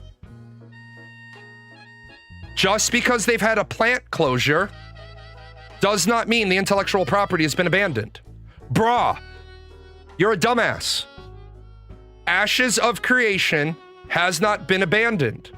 It is still the intellectual property. Has Intrepid Studios Incorporated of California been dissolved? Yes or no? The answer is no. The company is still active. As long as the company is active, we have to wait till final disposition. I'm going to help you out with this. I don't make money being wrong. I have to be right to make money. This is Intrepid Studios Incorporated. And you're going to notice some really key words right here.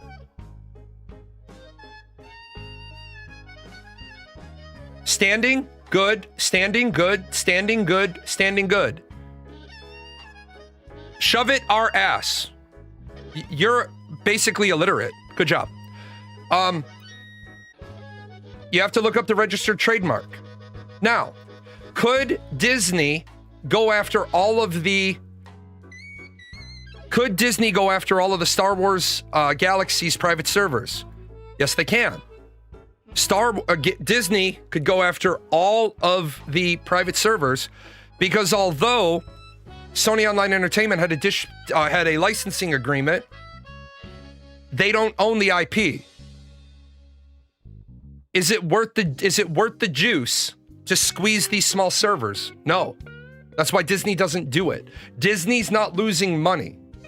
Disney didn't make any money on Star Wars Galaxies because that was all licensed through Lucasfilms before Disney acquired the IP. Oh, there's that IP word again. I mean, I run private servers, and if the company decided to issue, they can. That's what NCSoft do with City of Hero private servers. You're right. The company can turn around and they can say a lot of things. They can give you licensing to do it. They can say, we want a percentage. But if you say I'm running it as a not-for-profit, there is no percentage to give them. If they say we'll sell you a license for $50,000 a year, we'll give you 1 year to operate. In 1 year from now, you owe us $50,000 and $50,000 every year after that. They can do it that way. It's still their IP. But where the USPTO becomes relevant is because they say, you've abandoned the game. Yes. Players made a purchase. Yes. And that's the key point. Players made a purchase of a box price. Yes. You no longer support that. Yes. If you aren't making money and they aren't making money from it, they won't stop you. That's not true. That is not true. They can go to court and say, we're not using the intellectual property, but we're planning on using the intellectual property. Or they can go to court as a formality to say, we're not using the intellectual property, but we can't give permission for them to do it because our licensing agreement is over. You can play City of Heroes now. You absolutely can. It's an abandoned piece of property. The original IP holder isn't doing anything with it. The people that are running it are running it as a not-for-profit. And all that means is, sorry, people ask me to use white. It costs you $50,000 a year for server space, etc. You can collect $50,000 plus a small stipend for management costs. If I'm assuming $50,000 in this example is your server cost. Right.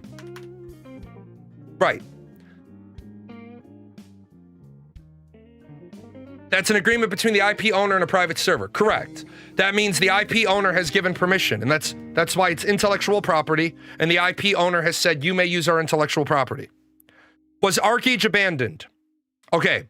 ArcAge is an interesting discussion because we have to understand that ArcAge, number one, didn't have a box price. Number two, ArcAge was never produced by an American company. ArcAge was produced by XL Games in South Korea. It was distributed in the West by by two different Western companies. The third company that distributed it also happens to be the majority shareholder of XL Games. That changes the dynamic. Let me look up one fact. I don't know off the top of my head.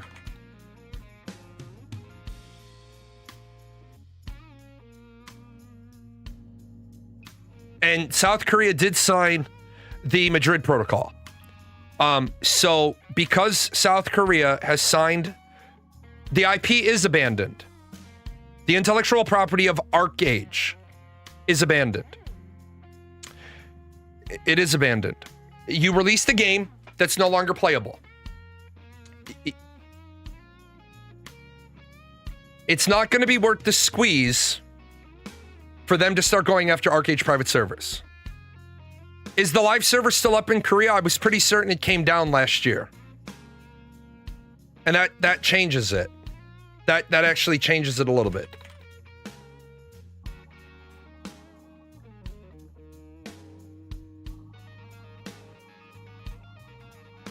The Korean server closed in March of 2025. And so this is where we run into the rub. But there is new ArcH coming to the IP. ArcH is not abandoned. It is abandoned. That's what you're caught up on is they did abandon it. The game is intellectual property. There are ArcH novels written in Korean that have never been published out. The IP is abandoned. The game being the IP. Where we run into the rub now is I'm finding out that there are Russian official servers up, but those Russian official servers, I believe, are managed by My.Games. It becomes a tangled web, and I don't think Russia honors the Madrid Accord.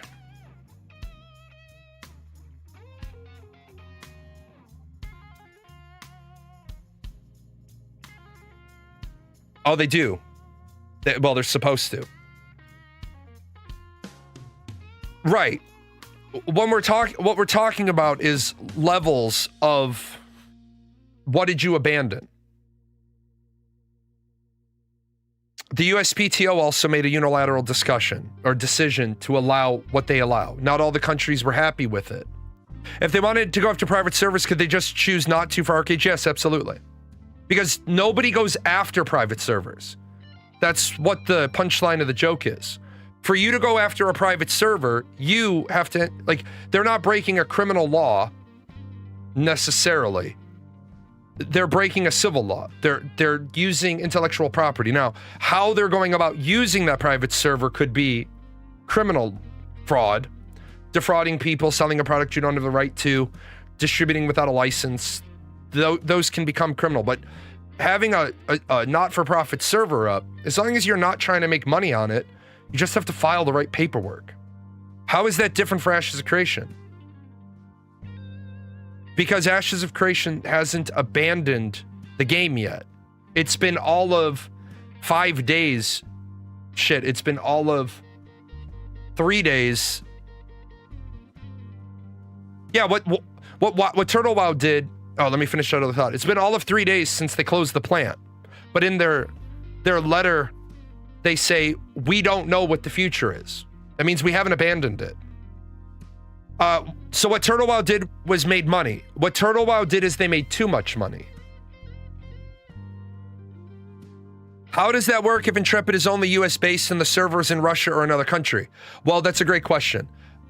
If they are a signer of the Madrid protocols, which Russia is, they are supposed to honor takedown requests. DMCA is supposed to be across every country that has signed the Madrid protocols. Does Russia routinely just not bother? Yes. It's kind of like all the people that are saying, we're going to sue them.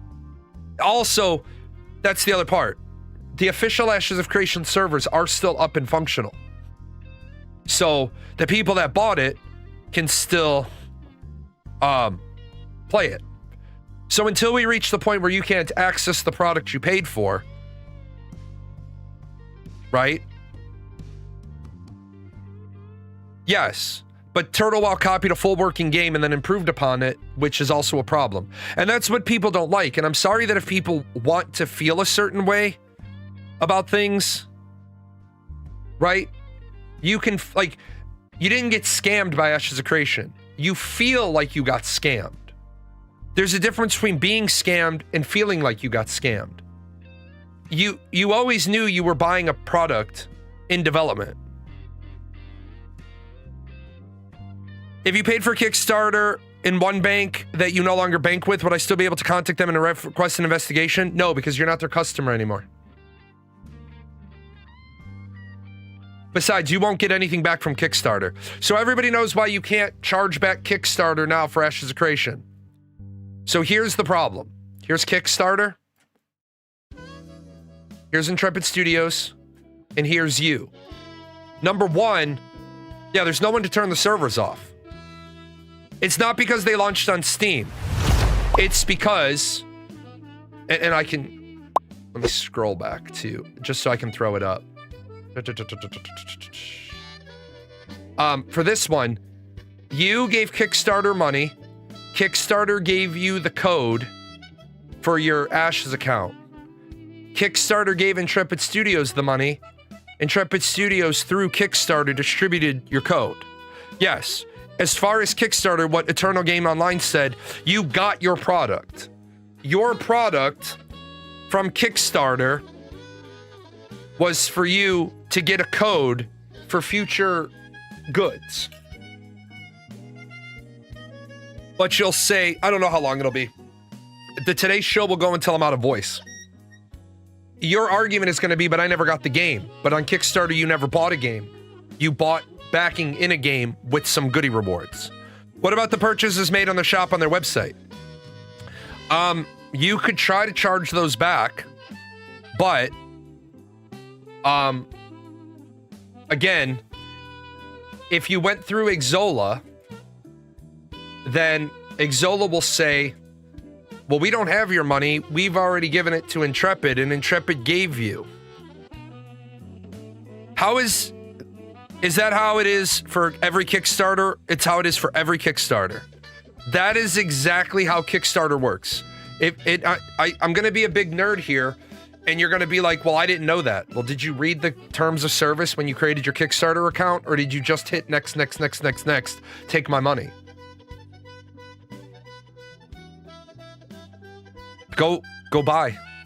And the refund written, yeah. And for the people that said, well, what about their promise? Kickstarter promise is, if we don't launch, we promise to refund all backers in full. The launch date was 2020. The estimated delivery date was 2018. And the statute of limitations on time of commencing civil actions, the time of commencing actions other than recovery of real property, has a statute of limitations of 4 years. So, yes, Kickstarter is not an investment.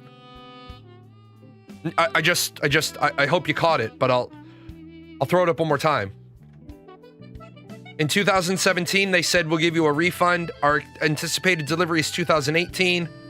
It's pretty clear you could make the argument that Steven said before 2020, the statute of limitations on getting a refund based on a written promise is 4 years. No, it's not 4 years after default. It's 4 years after product failed to deliver. And you could have pressed for your refund years ago, and you didn't. And you'll say, but I asked them for one. And they said no. Yeah, and then you should have filed your lawsuit then. I'm not on Intrepid's side on this because I think it's a shitty law. But what most people don't realize is most of our laws are shitty. And then I know that, like the other guy, the Australians, your laws don't matter. Europeans, your laws don't matter. They only matter for your engagement with companies that exist. It's like when Europe tells a company in America that you owe us money. I remember one time Europe told the Chicago Sun-Times or the Chicago Tribune, you owe us money. And their managing editor was like, or their managing publisher said, that's great that you said that, but we don't owe you shit. We ain't paying you shit. And they were like, but you owe it to us. They're like, yeah, and when we have money in a European bank, have fun with that. What are you gonna do? Send your army over to America? Try to collect? That's why Intrepid never opened their Amsterdam studio that they promised. Because the moment they had a physical presence in Europe, all of the Europeans would have been able to get their money back. EU law overwrites the company name. I bought a game from Steam, and Steam refunds me according to EU laws they did with the US company. Hey, you're wrong, dumbass, because you didn't listen to what I said. You were so interested in typing up what you were writing, and it took you so long. I literally said you have to have a physical presence there. Does Steam have a physical presence in Europe? Oh, they do? Oh, shit. Damn, son. Because Steam operates in Europe. Damn. Dude, I don't get paid for being wrong. The problem with acting the way I do is the first time I'm wrong, I lose all my credibility. Europe doesn't, and by the way, when people keep saying the way it works in Europe, I fucking understand the way it works in fucking Europe. I happen to be a fucking citizen of Ireland.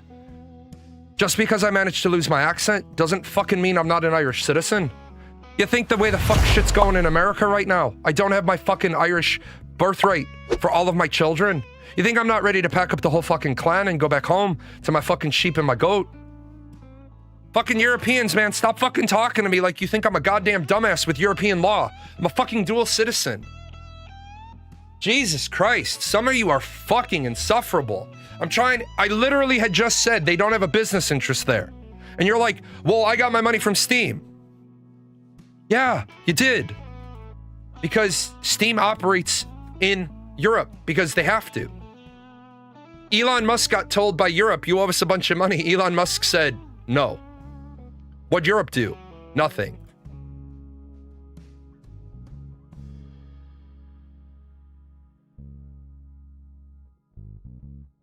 Because Steam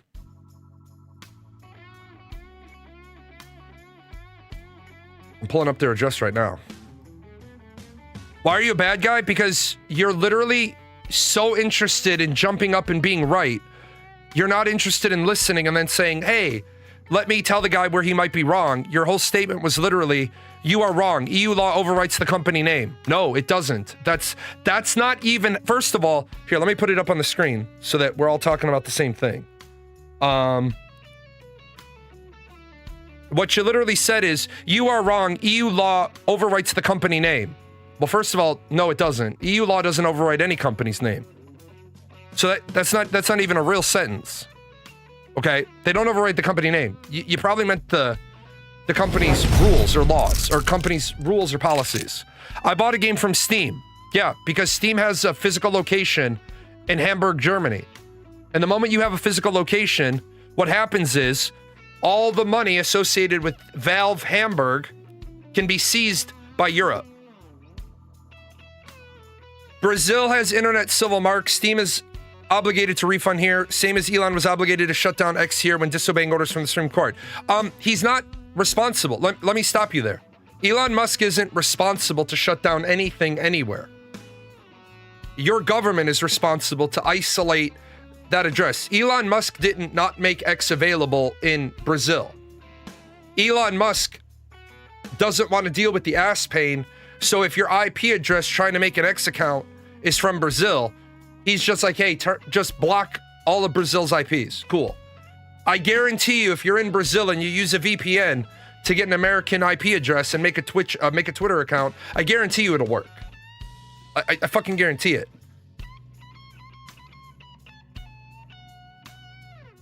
As far as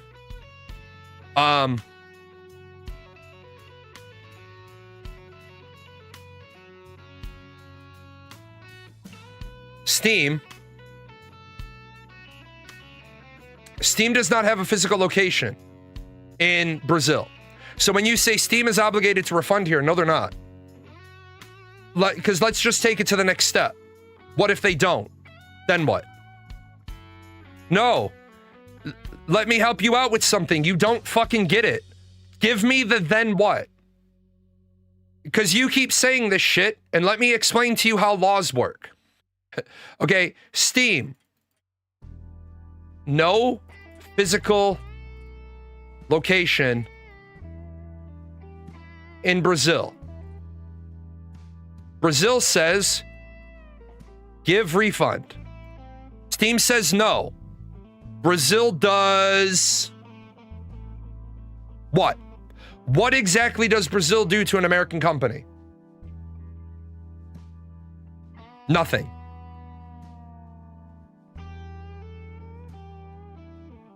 He settled because Brazil blocked X for a while through ISP and VPN was the only way, and it cost X more. It didn't cost X anything. Steam may not have an office here, but MasterCard, PayPal, and other payment methods have. Right. And? You didn't do business there with them. Let me help you out. I know you really want to be right. You're not.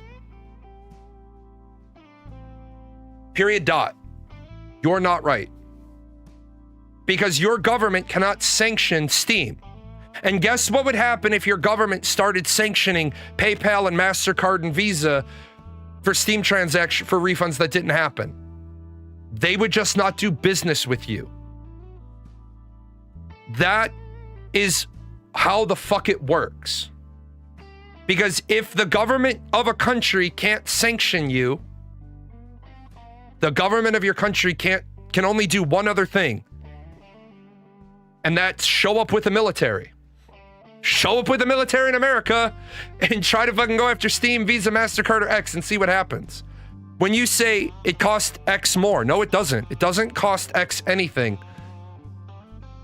Period. Dot. Yeah, I don't know why we say period. Dot. It's a great question. At least in Europe, when I learned it, it was period, full stop. Because it's full stop. People, yeah. Then they would go after credit card companies, and those companies would leave the country and cancel all the people's cards. Exactly. This is what people have got to get through their skulls. I know you got a lot of patriotism. But your country can't do anything against other countries, just like America can't. Well, we steal your fucking presidents and blow up your shit, but you got to stop thinking, oh, well, my laws, no, your laws don't matter. It's like the guy on Monday. My Australian laws require me to get a refund. No.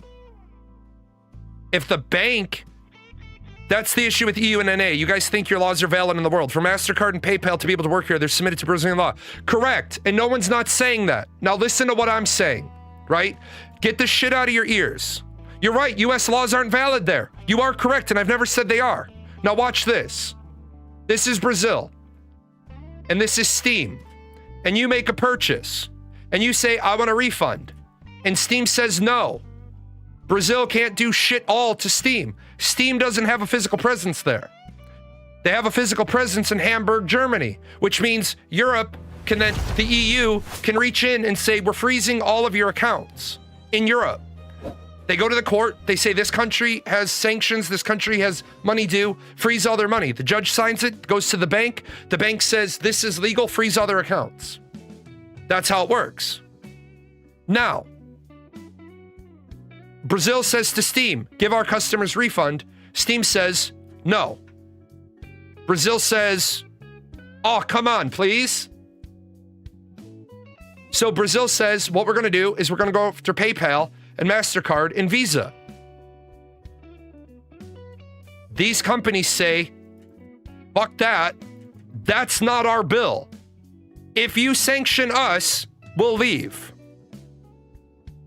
Right, that's what I'm... Look, dude, now you're getting it. Now you're on the same page as me. If that happens too much to those payment methods just leave your country and they say, bye. You sanctioned us $4 million for not our problem. Cool. Hey, all you Brazilians that have Banco Jalan MasterCards, they're turned off. We're leaving. We're yanking our money. We're taking our ball and going home. What does Brazil do then? Nothing. Yeah. Apple had to pay billions in tax to Ireland. Yeah, now you go. See, here's the thing, man. I had to walk you all the way through it for you to agree with me. That's literally, Brazil could block access to Steam. Yeah, sure, they could. Absolutely. That's what Brazil can do. Hey, Steam, give refunds. No. Well, then we're blocking. Great. You gonna block all the VPNs too? Visa, MasterCard pullout would kill the tourism. Yes, exactly. Lose billions here? It's not billions, man. If they're getting fined and sanctioned for shit they didn't do, yes, they will absolutely leave. The moment you tell a bank, we have a bill that's not ours, we have to eat that. If we fuck up, we'll pay for our fuck up, sure. But like somebody just said, if you fuck with the bank, they'll just go home. And then all those customers are impacted. Will another bank step in? Yeah, probably. But you're not gonna, PayPal's not gonna fucking get hold. PayPal's not gonna be there holding the bag. They're simply not. They don't make money that way. How much do we have to pay? Cool, we'll pay it. By the way, our service is no longer available to people in your country. Look at what happened in Russia when the banks pulled out. Right. Exactly. America says to our banks, by the way, a GDP the size of the next 7 in the world, hey, You can't do business in Russia. Cool, we won't. With all that aside, though, so it doesn't turn into a politics show, right? Steam could lose the whole Brazilian market and not really give a shit if they're going to get sanctioned and fined. So Brazil says, we want you to operate this way. Cool, we'll operate this way. No problem. Steam looks at it and says, we're okay with operating that way.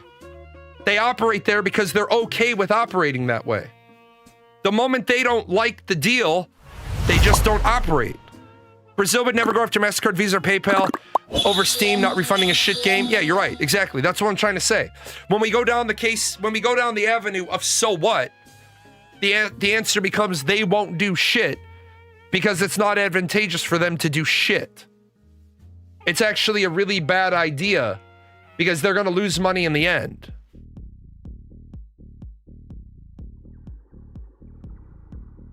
There's also seems to be a similar case where in Australia where they lost the legal battle there, even with no, they lost the legal battle.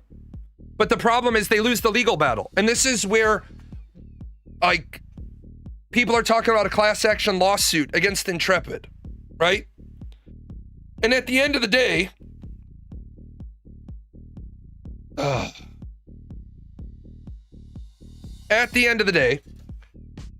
you have Intrepid Studios. Oh, let me use white. You have Intrepid Studios, and they are going to get called into Warren Court. They are going to get called into court under the Warren Act violations that they have. Because they do.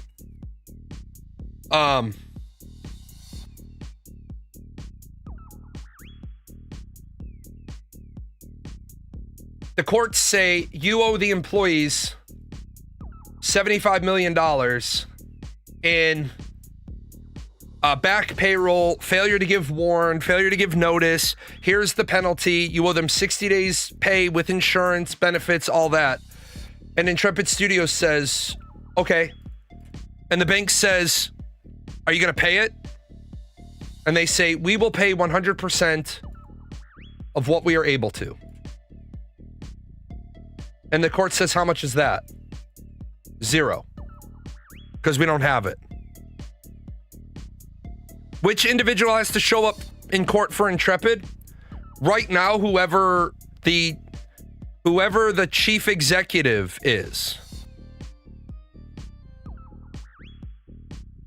Yeah, it's great. You get a court ruling that says they owe you money. The company says I don't have the money. The courts say, well, go get it. They say we don't have anything. The problem where Steven, I started this and then we went down this rabbit hole where this was a scam, if it was a scam at all, was because they weren't operating in good faith for a company that size. When you are a company, I haven't seen a new filing yet. When you're a company of a certain size, you are required by law, by the Warren Act, oddly enough, and many other laws, you are required to keep 60 days of payroll on hand. When you are a company the size that Intrepid Studios was, you are legally obligated to have 60 days of payroll either on hand or guaranteed income. Because you must have this good faith. If you are not operating in good faith, then you are breaking the spirit and intent of these laws. So for example, you look at Intrepid's cash sheet and they only have 8 million on hand and they don't, and they have an 800,000 burn rate. So 800,000 burn rate. Hold on. 8.5 weeks. So they have an 800,000 burn rate. They need to have on hand at any given time 6.8 million, right? Now, you have to have 6.8 million on hand, or you have to have 6.8 million in guaranteed good faith future investments. Steven rings me up and says, hey, bro, my game company's going defunct. I'm like, okay. He's like, I need money. How much you need? I'm going to need 6.8 million on the first of every fiscal quarter. Okay. Say I'm a billionaire and that's play money for me. Yeah, sure. Okay. He's like, I'm going to send you over something in writing. Can you get it notarized and signed back? Sure. So I'm going to give you, right? I'm going to give you 40 some odd $1 million. Well, now you can in good faith say you have 12 months operating capital because every quarter I'm going to give you enough money to run for the quarter. That's a good faith thing. You have this signed thing. Now, am I legally obligated to give you that money? Yeah, because I just signed and said that I would. Well, no take-backsies because it's notarized.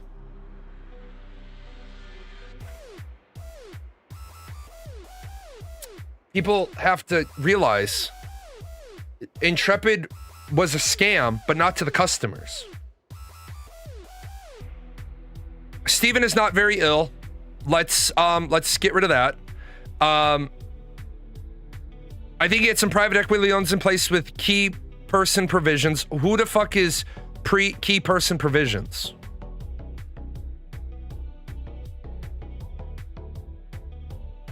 Those lenders caught wind of his illness, became uncertain of his ability to see the product through launch and enacted the mechanisms in the key person provision to establish a board. No, you're so far off the basis because you have no idea if there's any of those provisions. Also, your entire theory falls apart. If Steven was still the majority shareholder, it doesn't matter dick all what anybody else holds. If I hold, and people got to stop. You probably seem like a good-hearted person.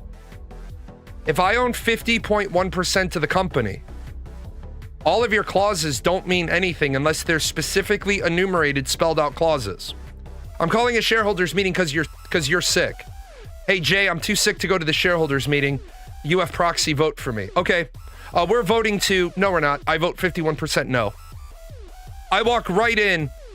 I walk right into the meeting and I say, I vote 51% no to shut down this meeting and end it right now. Well, we want to, you'd want to do dick all. I'm shutting the meeting down with a 50.1% vote. I'm shutting down the shareholders meeting. That's it. It's the end of the discussion.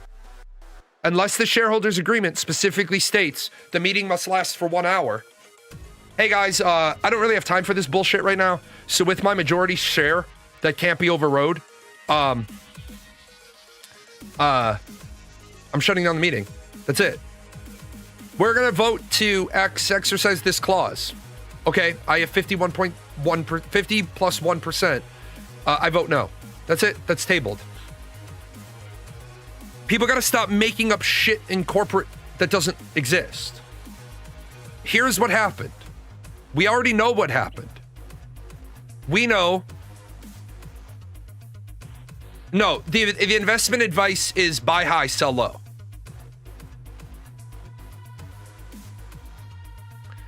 What happened is this. Key person provisions are pretty common in private equity. Right. But they don't matter. They do not matter if Steven continues to hold 50% plus one vote of the shares. That is it. Were there any debtors to the company? You mean creditors to the company? The company is the debtor. Were there debtors to the company? Yeah, payroll. The server farm that didn't get paid. The insurance company. Well, technically they're creditors. Yeah, that it gets dicey that way. If Steven has this control, no vote does anything to him. Period. That's it. Tim Sweeney cannot be voted out of being CEO of Epic Games. Let me foot stomp. Unless he has sold stock again for a short period of time to pop himself up into billionaire status, he owns controlling vote. Now, I know 9.7 belongs to Yaya. I know this for a fact. Well, I know that at one point Yaya owned 9.7. They may have sold or diversified or whatever. Because I've seen this shareholder agreement on this loan, it begs to reason that Robert Dawson, Yaya's other loan, and Karen all have similar loans. What happened is, and I don't know if they have other backers, But you have Steven, Karen, Michael, and Robert. And what happened is, between these people, they now have 50.1% or more of the shares.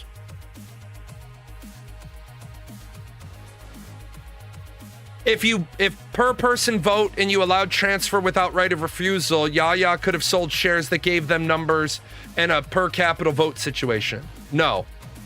Not on preferred stock, they couldn't.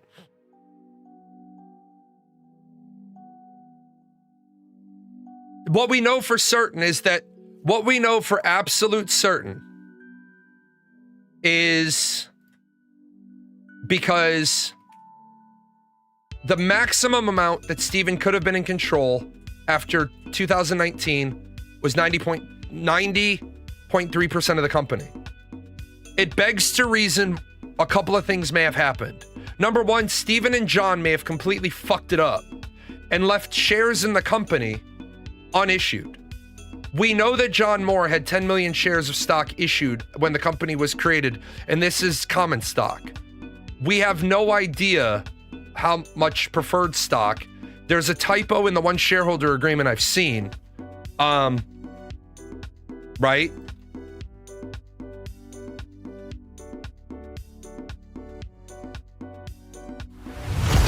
And what happens is, if they left shares of stock in the company, then they could have issued those stock out wherever.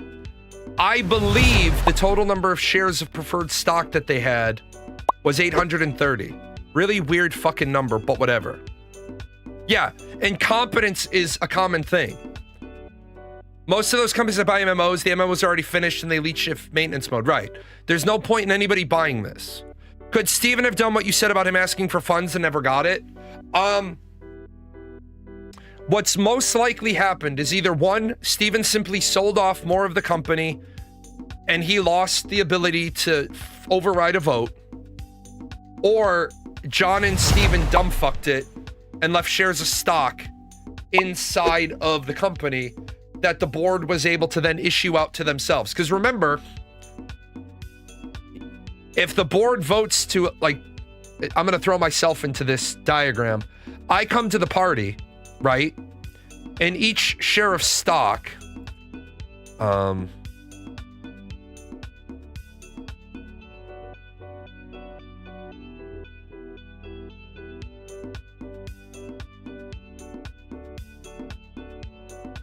the preferred stock agreement, I believe each share of stock was worth $22,000.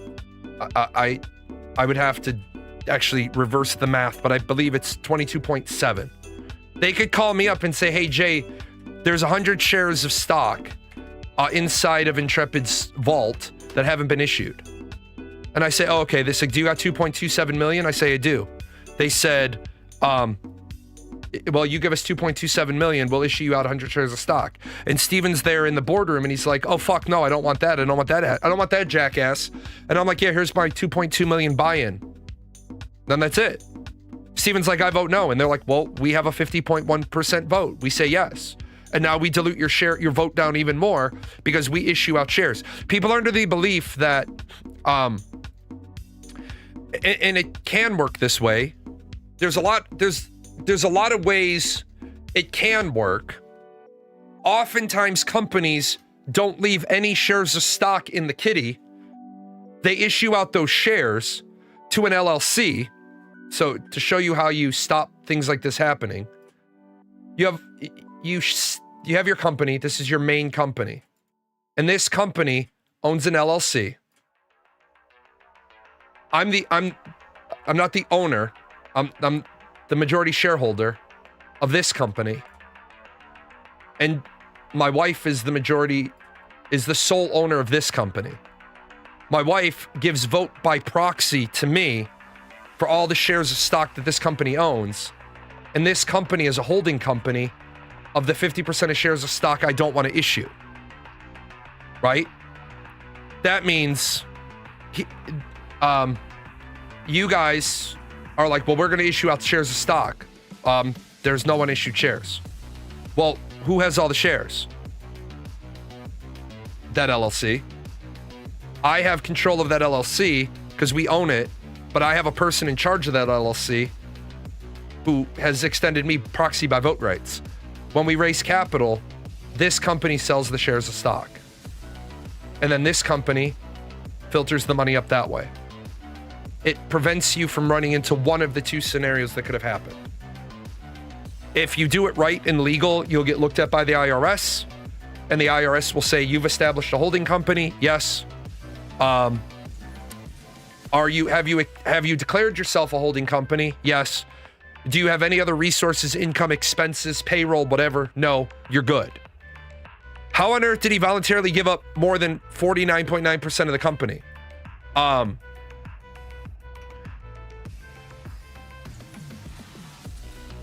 Because he didn't have any money. Definitely wouldn't rule out Steven and John dumb fucking away control. Yeah.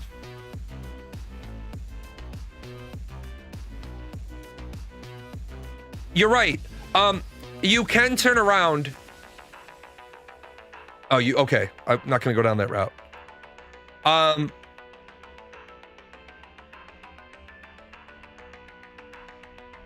The problem with per capita vote is this. If you guys aren't familiar with per capita vote, then what you have is they have 9.7% of the shares, but they get one vote. They have 40% of the shares and they get one vote. This works, but if Steven was still holding on to 50.1% of the vote, then there's still a mechanism in place for Steven to get rid of per capita vote. Remember, if you own 50.1%, you might have to jump through a bunch of hoops. But as long as you have controlling shares of a company, you cannot be permanently blocked from recovering control of the company. You can put an awful lot of roadblocks in the way. Your shareholder agreement can say it's a 1-year cooling down period before you destroy per capita vote. And you can absolutely do that. But there is no world that exists. Right, but they don't need 50.1% shares in their CEOs. Because those are publicly traded companies. Like, Bob Iger only has 0.5% of Disney. He's not the CEO as of, well, I think he's finishing the month of February. Bob Iger controlled a $77 billion company, controlling 0.5% of the vote. 2 years ago or last year, there was a big push by some capital groups that fuck Disney stock, but they don't care. They tried to buy up a bunch of stock and then reach out to the shareholders to vote for them.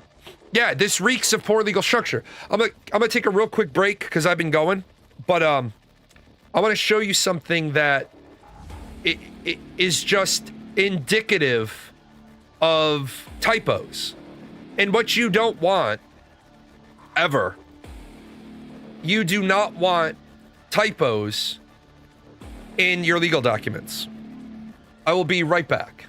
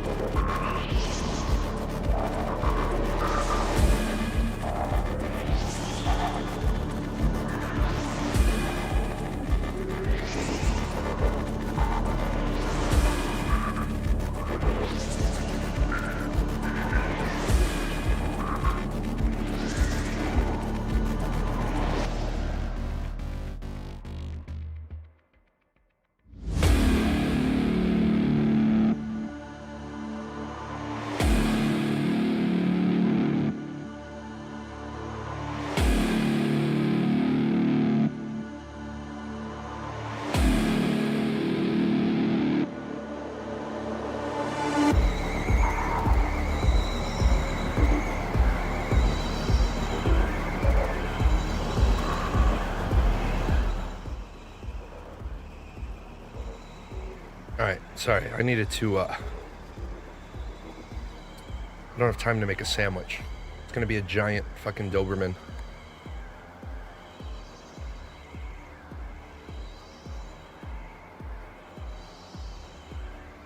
Stephen could have lost control of the decisions bringing voting rights while still retaining 51% if he did not restrict those within the shareholder agreement.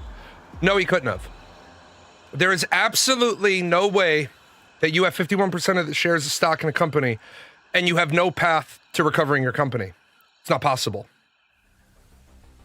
And unless you somehow dumbfucked completely out your ass, they can delay the majority shareholder from recovering their company. But even on per capita voting, if I'm the primary shareholder of a majority, I have a route to get my company back. If you absolutely didn't have a provision for recovery, then you shouldn't have been the creative director and the CEO of the company anyway. Because remember, when it comes to how did he dilute his majority share then? Because he kept selling it. Because remember, Stephen sold off chunks of the company at a time to raise the money he needed. What happens is, tell me that route. I need to look at California law. I don't know California law. But if you have a per capita vote, unless you have specifically blocked every access for every type of vote, because what you're saying is you could have done it with all these restrictions, but you would have to absolutely have restricted everything. You would have to enumerate every single way to do it. Because remember, you would have to not only have per capita voting, you need to restrict it with verbiage in the actual shareholder agreement on per capita agreement. No, what you're saying is mostly right, but what you're saying is you would not only have to set up a per capita voting agreement, but you would also have to say that on the yearly election, or that by the 2-year election or the rotation cycle, what you're saying is right once the board is seated. But unless you specifically gave lifetime seats to the shareholders, there has to be an election interval, and that is annually when the statement of corporate information is made available. You have to then have a vote for those directors to remain on the board. That's where it falls apart. For the 1 year or the 2 year that the board is seated, for whatever the term of duration of the board of directors is seated, you would specifically have to then say, and these are lifetime seats. But even if you did that, unless you specifically blocked a shuffle by majority vote, Stephen could say, like, yeah, I'm tired of these fuckwits in this per capita agreement. It's come time for the election. I elect this slate of representatives. And they say, we don't agree. He says, my 50.1% says this is my new board of directors. We're not talking about Stephen as the CEO. We're talking about Stephen as the individual who has the shares. If they specifically blocked those individuals from ever being removed from the board, then that's dumb as fuck. Right? Yeah, right. And I haven't watched that particular show, but the thing is, you have to block both stages of it. Yeah, you have a per capita seated agreement. Got it. Those seats have to be restored. Now in California, you have to file your corporate statement yearly. What's your shareholder agreement says the duration of a term on the board of directors. What probably happened is Stephen probably didn't have detailed out information of his board of directors, and they made this shit up on the fly. Yeah, I'm saying dumb as fuck. I'm saying dumb as fuck. Let me see if I can find, like, this is where you know Stephen had problems.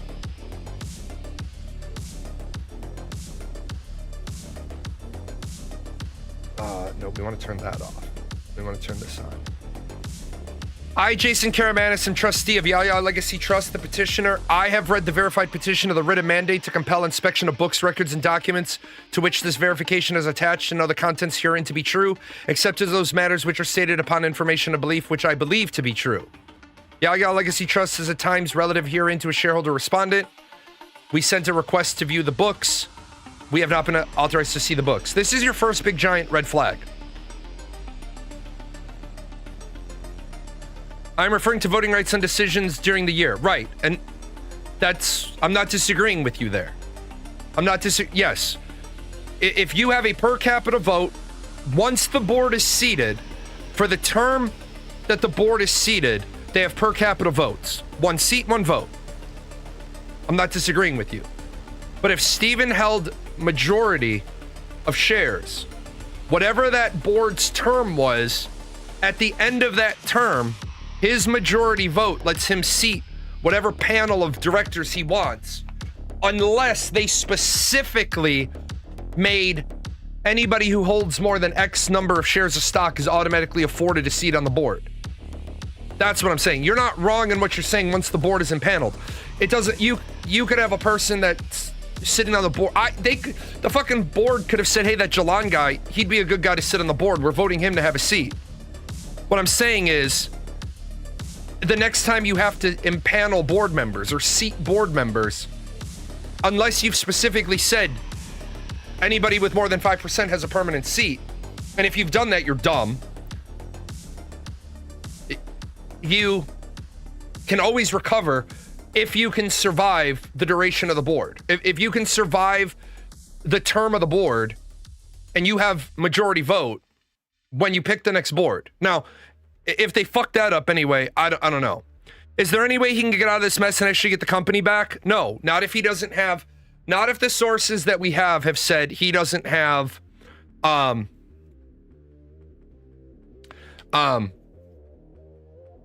he doesn't have, majority share.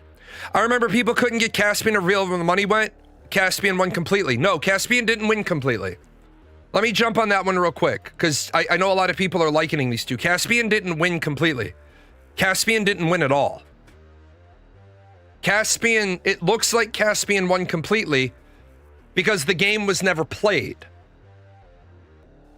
Because the way the class action lawsuit lawyer filed, he filed against Soulbound Studios in California.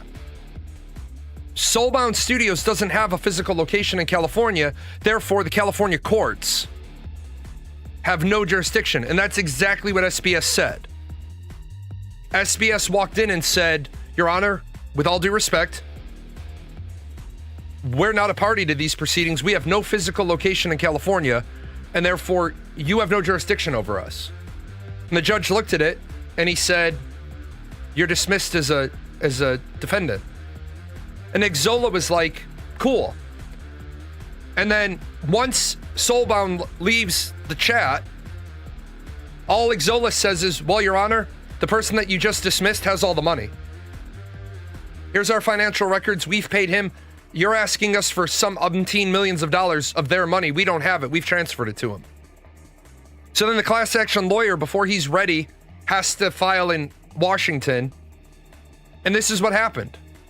They went to court, and Caspian said, I can't give refunds, I'm broke. Here's my books, I'm broke. The only thing that came out of that is we found that Caspian had been paying himself a salary of, what was it?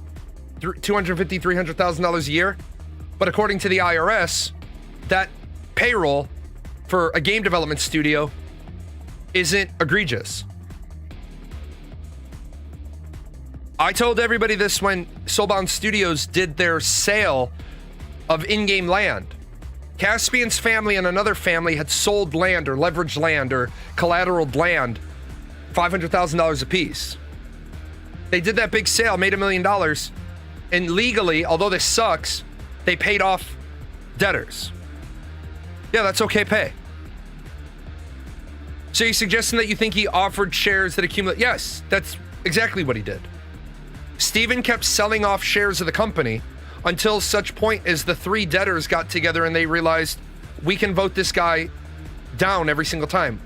Yaya Legacy Trust, Karen, and Robert Dawson. My belief is that those 3 actors, plus whoever else might have money, simply have the vote now. I don't think Steven dumbfucked it and lost a... I don't have that agreement. There's 2 types of shareholder agreement. There's the sale of stock agreement, and there's the shareholder agreement. You do not ever have to make your shareholder agreement public, unless you're a publicly traded company. The only people who have the right to see the shareholder agreement are the ones buying stock, or the ones, like if I bought 100 shares from, if I bought 100 shares from Jason Karamanis, then I can show up at Intrepid's headquarters if they're still there and say, hey, I need to make arrangements to see the books. But have, proof of the shifting control. I've not seen any other contract other than Yaya's, but here's the problem. It would be very, very atypical to have one creditor extend you a line of credit, and I'll show you in a second. It would be very atypical for one creditor to extend you a line of credit with automatic convertible shares of stock when payments are missed and the other one's not, especially considering who the other people are. All these people are well known. All these people are these types of capitalists. So, and I apologize. Normally I like to show you guys exactly, but I don't have this document redacted, and my partner contract specifically mentions doxing. Now, here's the big one. There's a typo here. There's 2 typos here. And I go about this in the other video. Well, yeah, but the problem here is this. Second half of this first. And the promise, which constitutes 5.3% of the corporation in exchange for the dollars of $2,200,000, and the promissory note dated, which represents the total principal and interest amount converted from the convertible promissory note attached herein, which a notice to convert from purchaser. I don't know why this whole thing right here, I am very confused as to why this is here in this document, because the convertible promissory note is already discharged in another document. Second of all, this is a typo. It's not like a smoking gun that's going to help Steven get his company back, but that is a typo. Because in a legal document, you spell out a number and you put that number immediately following in parentheses, so there is no confusion. You spell it out and you put it. And what gets even more confusing is because this is 5.3 and this is 53. Also, what should have been listed in this document that I didn't see is it should have said corporation agrees to sell and purchaser agrees to purchase from corporation 45 of its authorized shares of preferred stock. It should have said of its authorized quantity, should have been right there, of preferred stock. Because then it tells you how many shares of stock were in existence at this point. I'm aware, but you're jumping all over the place. The promissory note right here shouldn't have been discussed because the promissory note was already discharged in a different place. You're looking at all of the lawsuit stuff as one packet of paper, and it's not. The promissory note is different. So this, what I'm showing you right now, comes from this. You can see, clear as day.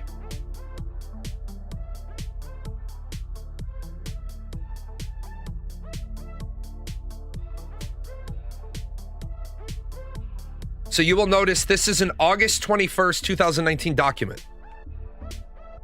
This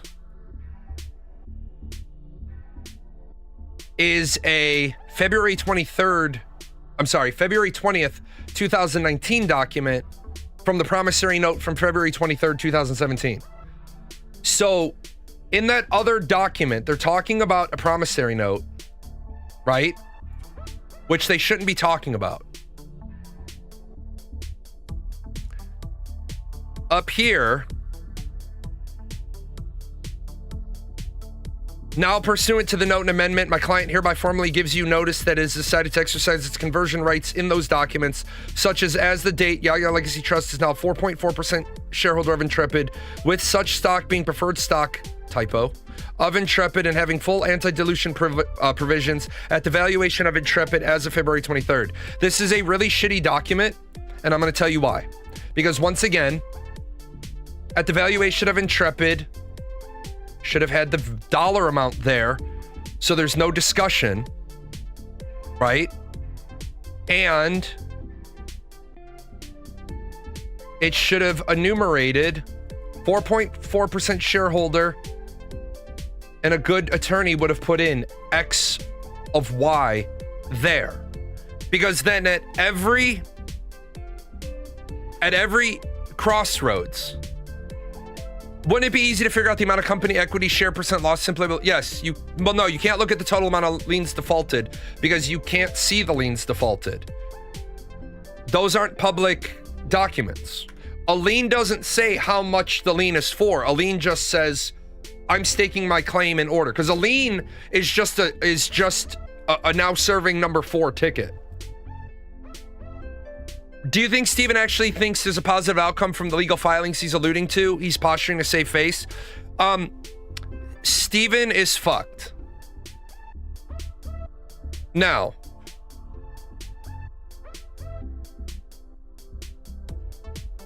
this is a completely different document now.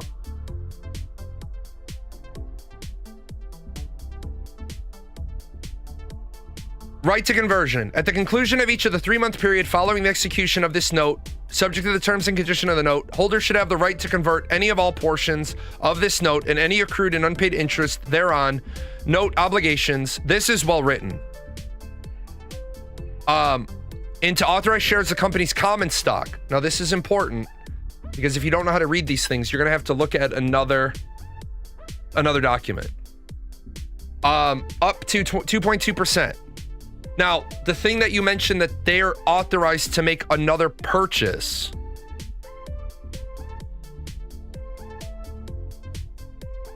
The holder shall have the option to invest in an additional $1 million within 12 months of execution of this note, subject to the same terms and valuations. This is Stephen and John fucked up. And this is where Stephen lied. Because the contract that he knew he signed, right? He said, I don't have investors. You did have investors. This is an open-ended. You'll notice that this doesn't say the holder has the option to loan an additional $1 million to Intrepid Studios. Steven's not in the Dominican right now laughing at us. I got robbed between 2 accounts for $2,000, and in the time I did Ashes of Creation, Ashes 101, I made $35,000. Steven called me the jackass, but he lost 50 million or more, and he's on the hook for another 75 million or more. Steven's potentially looking at a lawsuit, a federal investigation of $75 million or more. So, plus, yeah, every single time Steven said, so he's basically, he left this open-ended to keep losing shares, right? Because this right here, and so anybody wants to know, my background, I was a pre-law student. I admit I'm not a lawyer, but I have worked for a lot of companies. I have done a lot of work for a lot of companies. Yes, the subsequent refund is not exercised. This could be why you see the mention that they converted the original amount into shares subsequent. Nope. Hold on. Slow down. You're jumping ahead. You know a little bit too much. You know enough to be dangerous. I need to and I apologize, guys. My eyes, I wish they could save my eyes, but they can't. If I ever stop streaming, Wolfus Moon will stream on my channel. If I go blind, Um,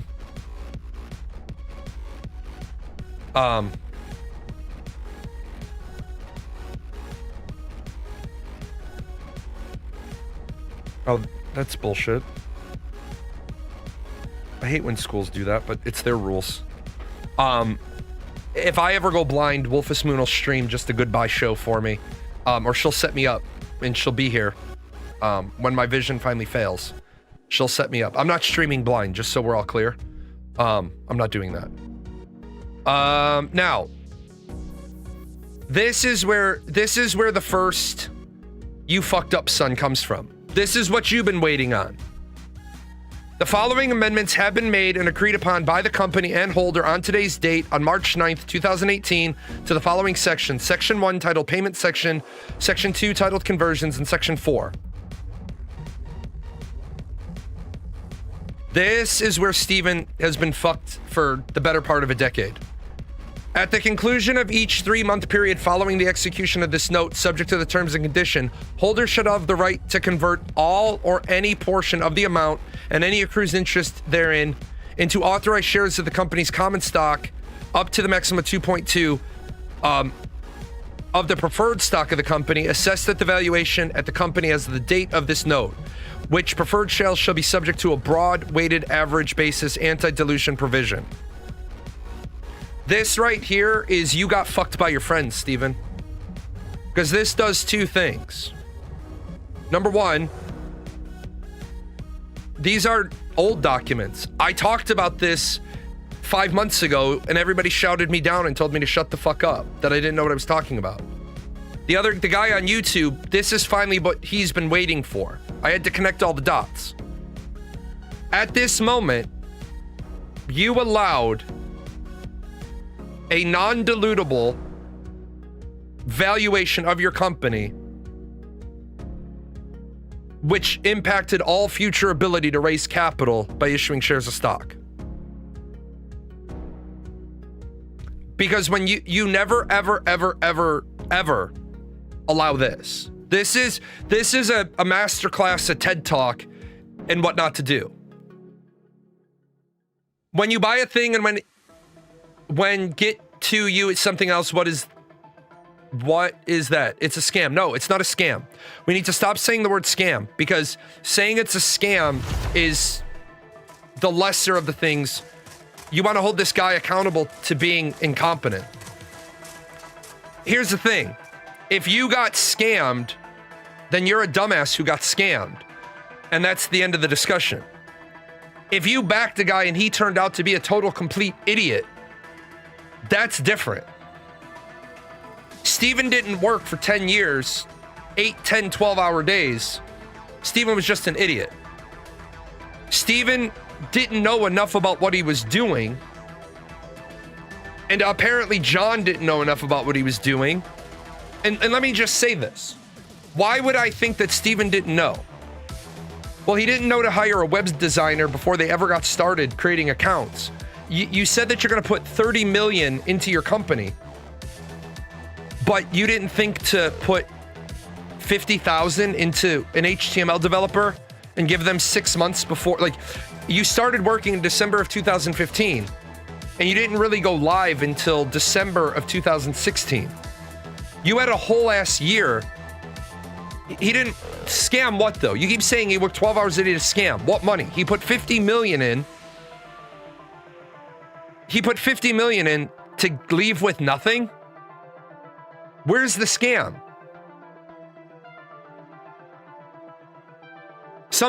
I'm waiting for somebody to show me the dots for where the scam is. They went to PAX 4 times. They went to Gamescom. I mean, that's hundreds of thousands, if not $1 million+ for those 4 events. Because you feel scammed doesn't mean you were scammed. You feel betrayed. That doesn't mean you were scammed. You trusted a guy who was an idiot. What's really the bitter shank for some people to gnaw on is I've been warning you nonstop for 3 years that this is a problem. He was giving away his company by accident. No, he was giving away his company. He wasn't giving away. He was selling it off a little bit out of a time. Do you have a copy of the transferability Yaya requested? Yeah, I have it. I just showed it. It's right there. This is the amendment.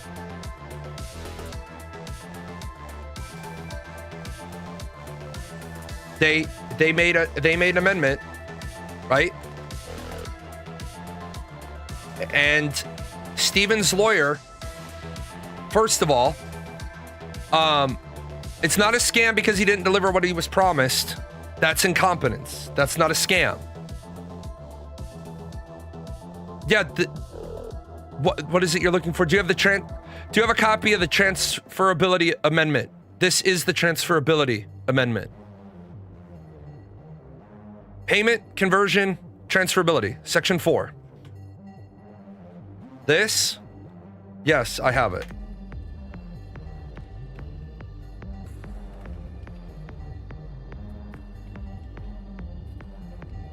And then there's one more section.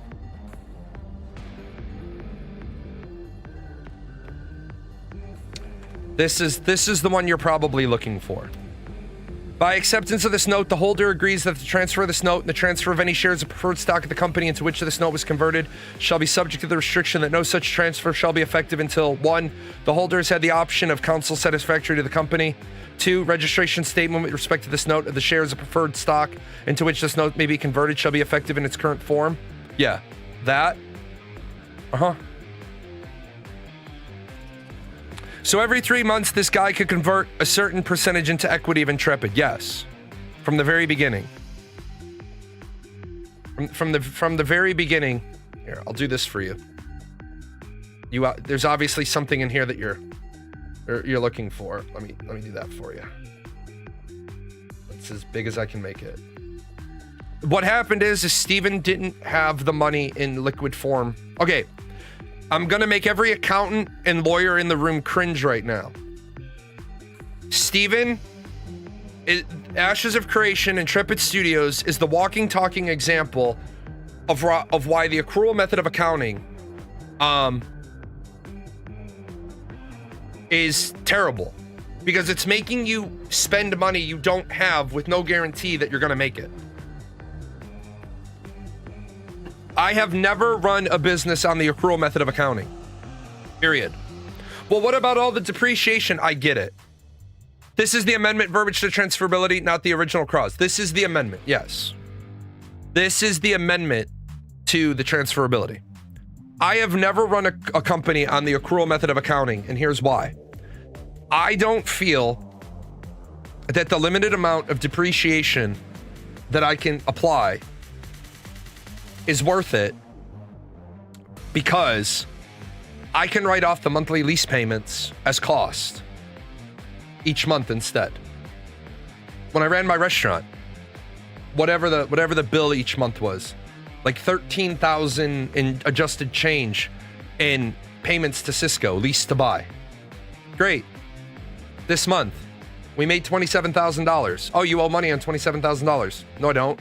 Because I had $13,000 in leasable equipment. Those are the checks that went out this month for just the equipment. Then payroll, then this, then that.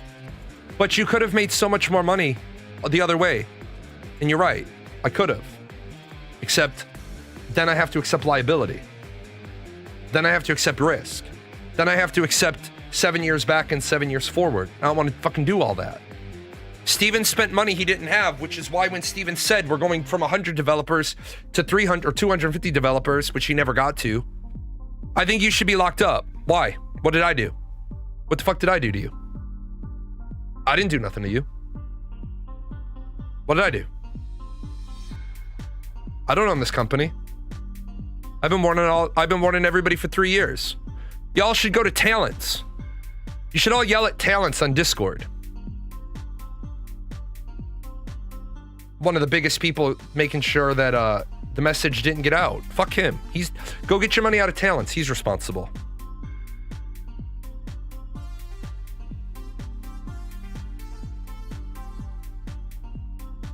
AOC defenders. I was an AOC defender, and then as I said, I showed in today's show, these are where the problem started.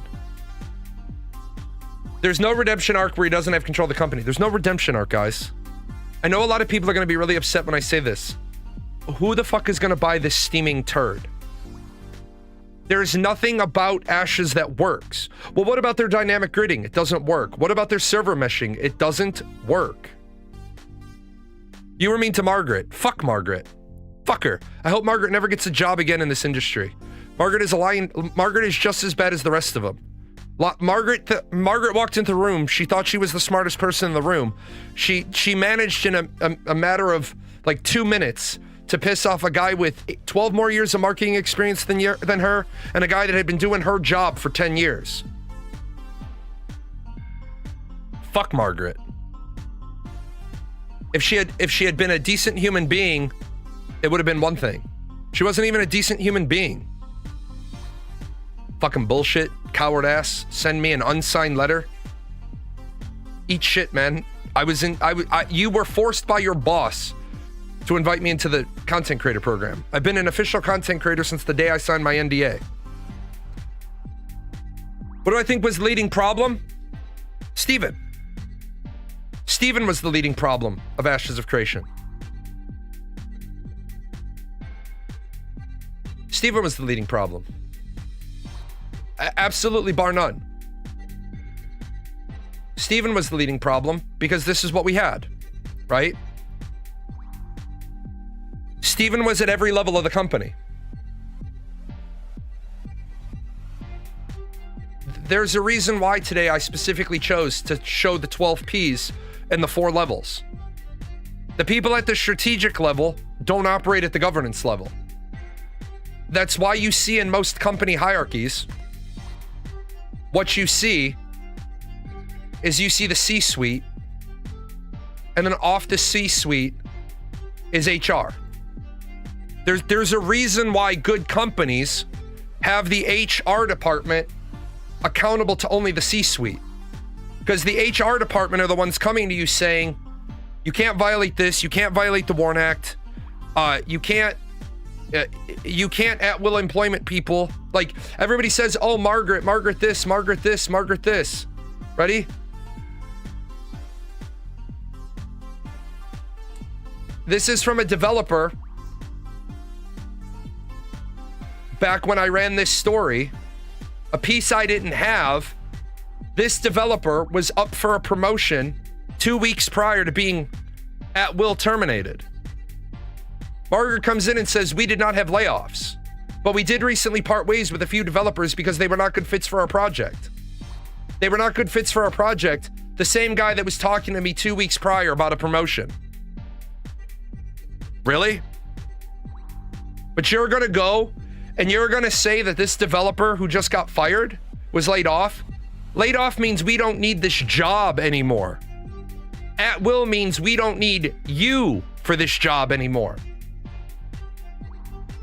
Now, the moment you start bullshitting, Margaret doesn't have the pedigree or the expertise to be in public relations. I have a whole section of today's show dedicated to Margaret and all her bullshit. So don't come in here and tell me I was mean to Margaret. Margaret didn't give a shit about anybody. Margaret gave a shit about herself.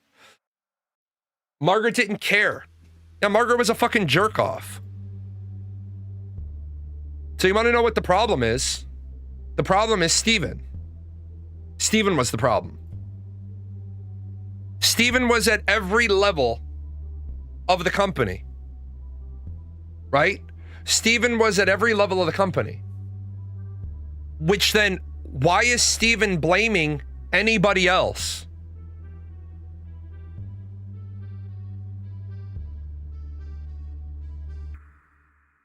Steven's company would looked a lot different if when we go to this measure level, are we doing well? Milestone roadmaps, and I put in here, these are only for leadership. You don't release these to the public. And how do we know? How do you know your company was failing? How do you know? You had 330,000 backers, and you never broke 32,000 concurrent. Can I please explain the MLM stuff about him and his family? What do you mean he hasn't since? No, he has always been. Stop making excuses. Steven is listed as the CEO. Steven is listed as the CEO on the December filing. Period. Dot. We're not defending Steven in saying shit that's not true. I'm not saying a single thing that isn't true. Here is their December filing. Steven is listed in December as the CEO. If you say you're fully funded for release, no, Kira's video isn't explained properly. Kira literally says in his own video, there's a bunch of paperwork that he doesn't understand. Dude, don't come in here with your bullshit. I'm going to tell you right now, do not walk in here with your fucking bullshit. Timeline of events. Intrepid Studios employees are told about the board. Source, Kira. I sourced Kira. Don't come in here with your bullshit. There ain't nothing I'm saying that doesn't align 100% with what Kira said. And Kira in his own video said he doesn't understand some of the legal paperwork. I do. I am the CEO of my corporation. Don't walk in here with your bullshit. Nothing I'm saying doesn't correspond with what Kira is saying. The only contradiction I have between me and Kira is Kira's source says Steam notified Intrepid they are withholding the payment. That's Kira's source. My source told me they received the money on Friday morning and blatantly refused to move that money to payroll. Does this guy actually say anything, or does he keep repeating the same things? Here, ready? I'm gonna help you out. There you go. Don't need you. The only other person you can push blame to is the CFO. Right, exactly. Did Steven Sharief run an MLM? Yes, he did. Let me say this, because people have this problem. Uh-oh.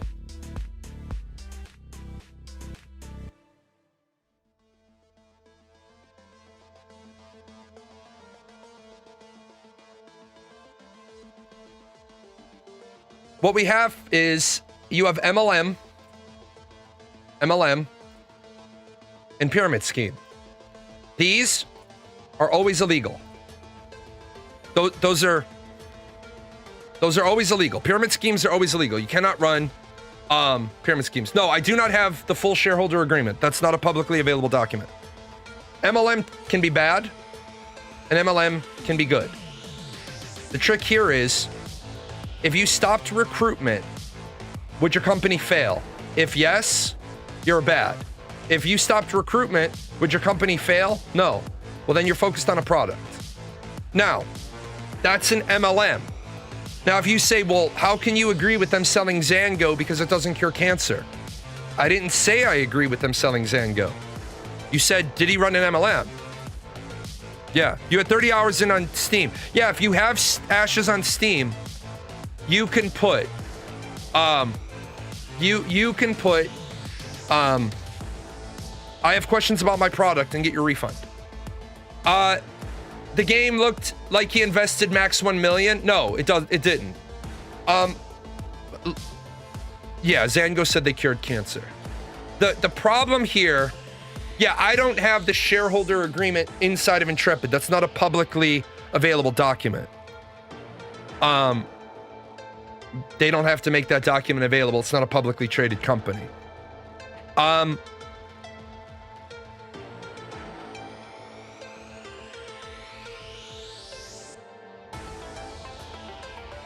Are you going to have a segment discussing the shortcomings of technical leadership? I mean, 6 years plus 35 people equals Expedition 33. The trick with that is don't compare oranges to orangutans. They're both orange, and I suppose you can eat both, but one is probably a federal crime. An MMORPG has a team on it that Expedition 33 doesn't have, and that is the networking team. It is it is a radical difference to say you made, like, the Fun Pimps made 7 Days to Die with 12 people working in a garage. Well, yeah, because you're a radically different program. Where Steven's failures are, Karen's MLM was Venmo, yes. Where the problem is Steven had no idea what he was doing. And instead of spending 1 to 2 years, and let's just do the math here. Let's say you assembled a proper team of 15 people.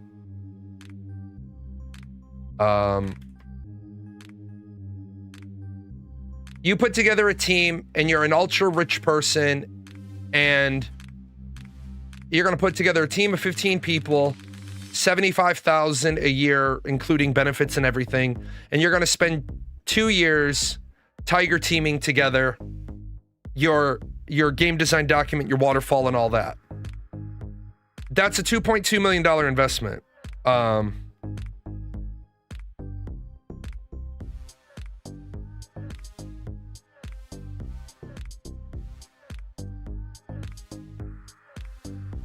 Hold on one second.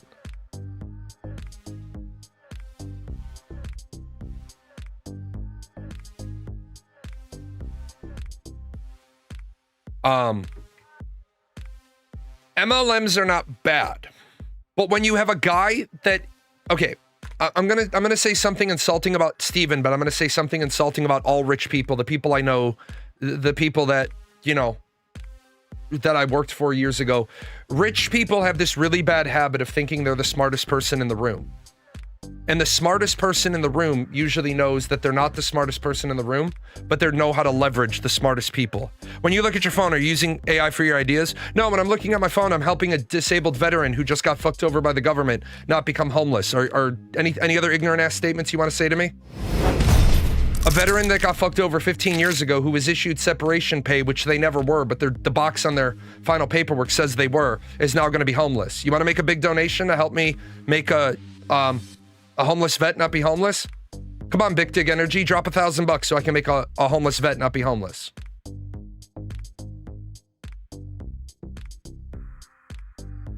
Anything else you got? You want to be an ignorant fuck on my show? Because I don't know why you'd ask me if I need to look at my phone. I have 4 monitors. And just so that you don't turn around and ask me no bullshit, right? Because I hate people like you. Because you're the shit stains of humanity. When they separated me 15 years ago, they gave me set pay. 15 years later, they're taking back my disability tip pay. Found out this afternoon there's a potential for us to be homeless. So yeah, man, you're a walking diaper stain on the underwear of humanity. I look at my phone because I normally do my show till 2 o'clock. And people that know that they can reach out to me for help. Hey, I appreciate that. Somebody just made a $50 donation over on YouTube. Appreciate that.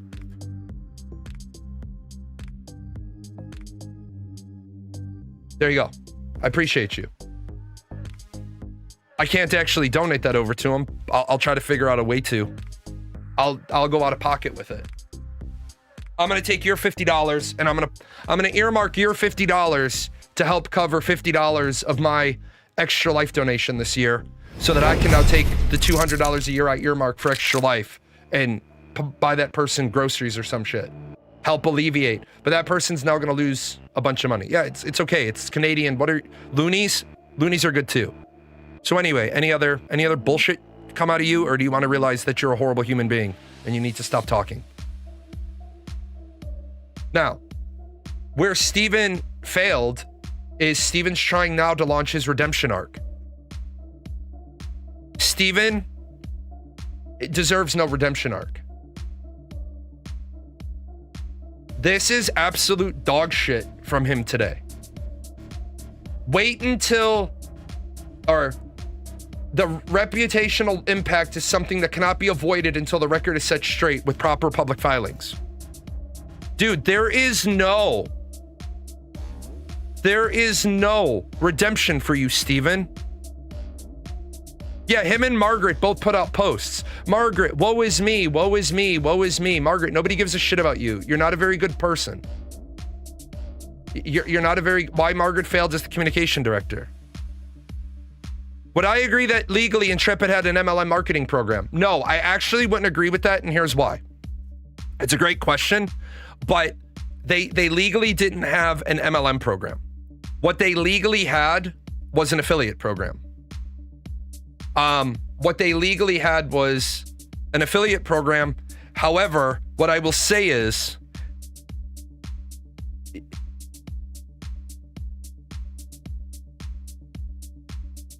one moment.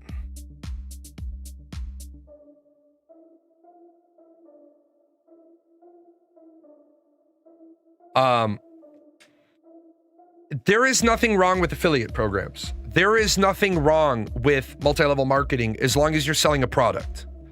The launch on Steam was tactical as hell. It was, but a lot of people, and I'm not blaming my fellow creators. Some of my fellow creators are good-hearted people.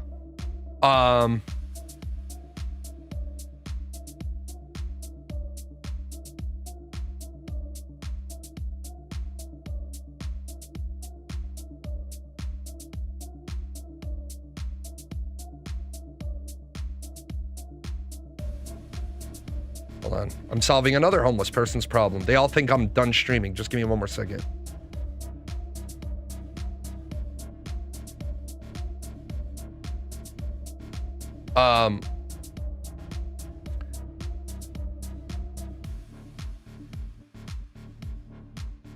Sorry, I lost my train of thought. But I got give me some love in chat. I got a homeless vet. I got a homeless vet into an apartment.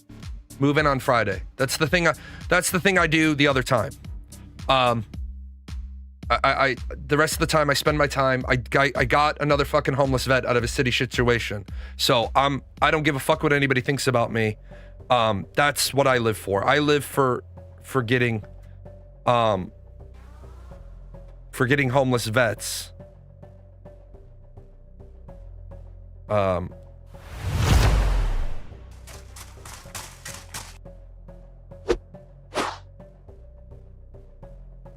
Off the streets. Appreciate the Prime sub. Prime subs all go to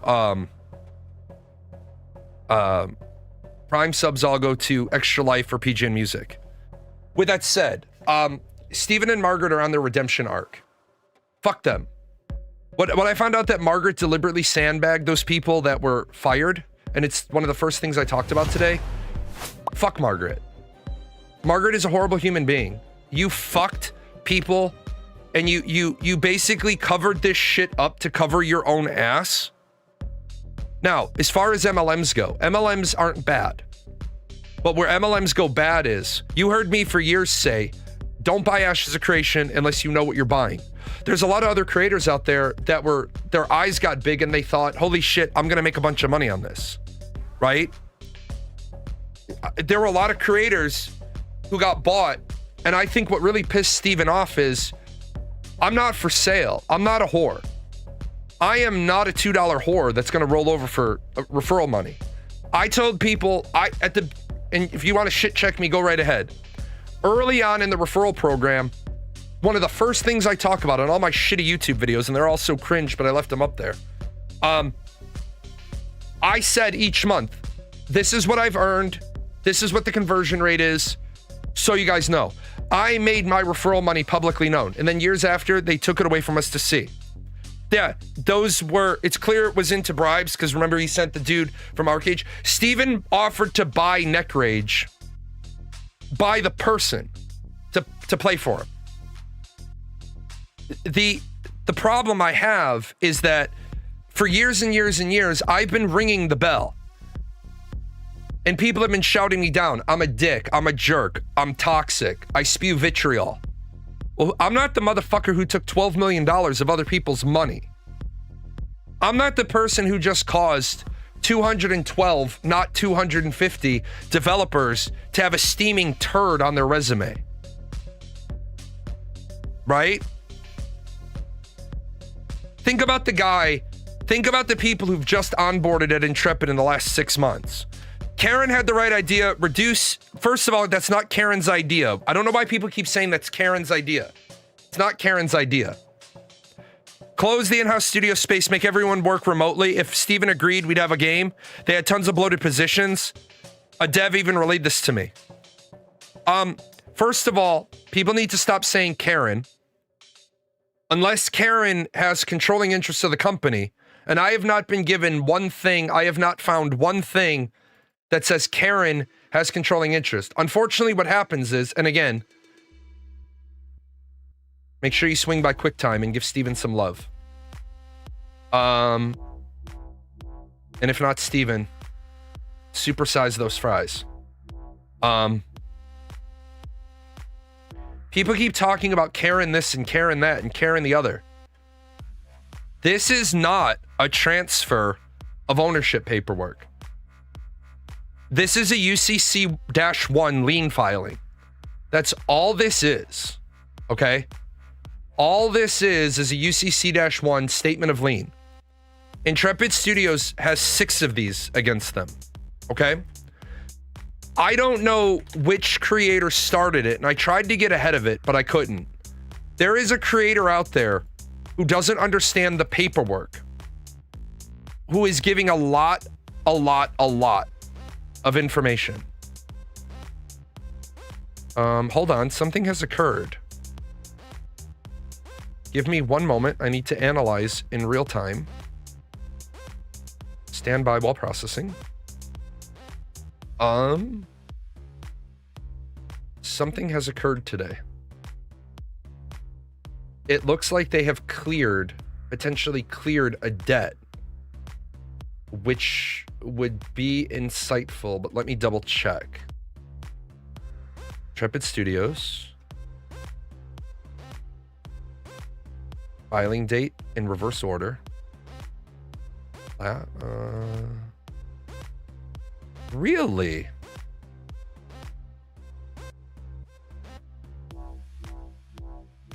Notice of state tax lien.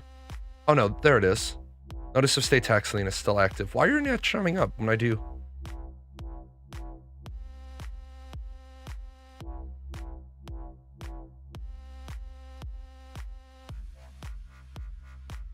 Somebody must have gone into that file. It's very weird. It shouldn't have done that. Give me 1 second. I want to make sure that normally this information presents differently.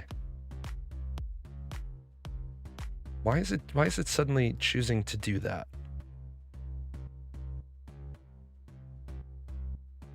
Oh, okay, that was weird. It's there now properly. Okay, so that statement, that sheet that I showed, it doesn't mean anything. It was just the data didn't pull. Got a link I can donate to help the vet without YouTube taking a cut.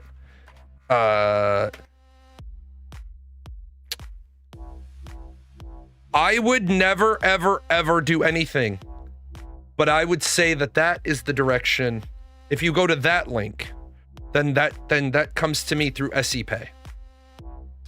Also take a little extra work to sell a company with a state lien in place. Not impossible, just more steps. No, you can't sell a company with a state lien in place. It's not possible. It's absolutely not possible. You can't sell the company. You can sell off the company. You can sell off the assets.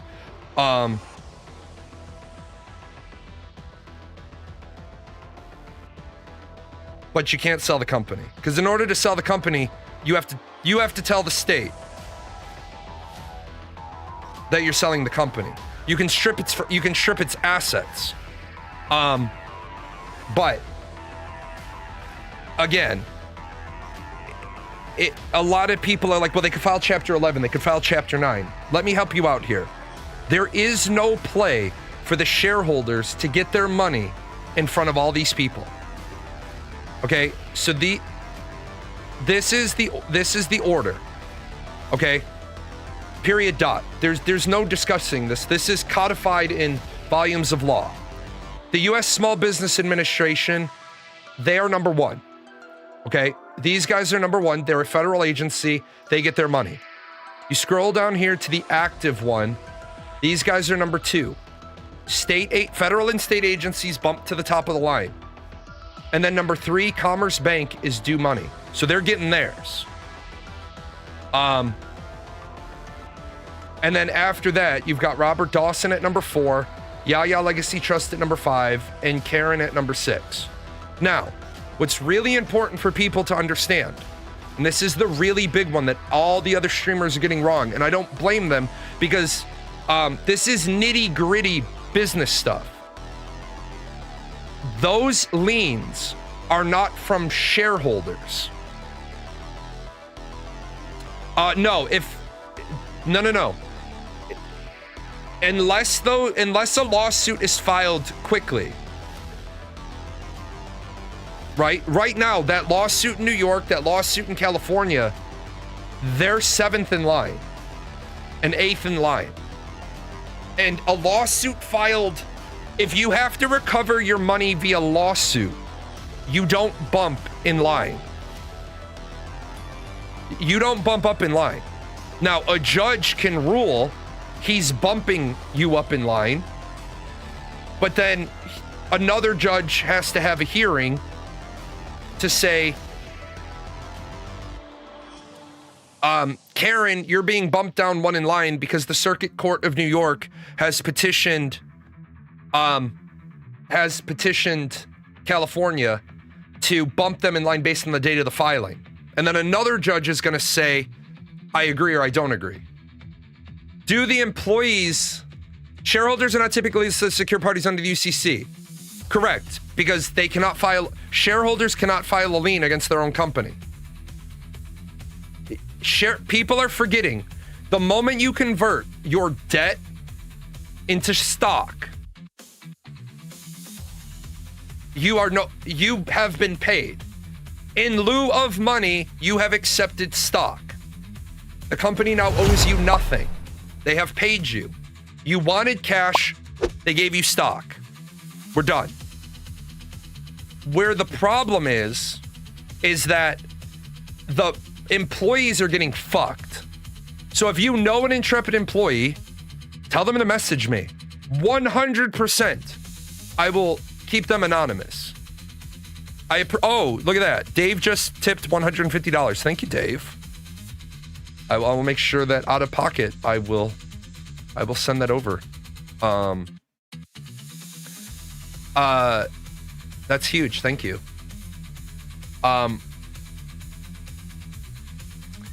The employees are owed that money. So let me do this in two ways, and I'm going to type it because my hands are kind of sore and I haven't taken my next round of meds otherwise. So you have Intrepid.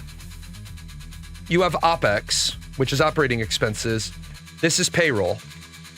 You have Fed lien, state lien, bank lien, Robert Dawson, Yaya, Karen. California lawsuit was next in line.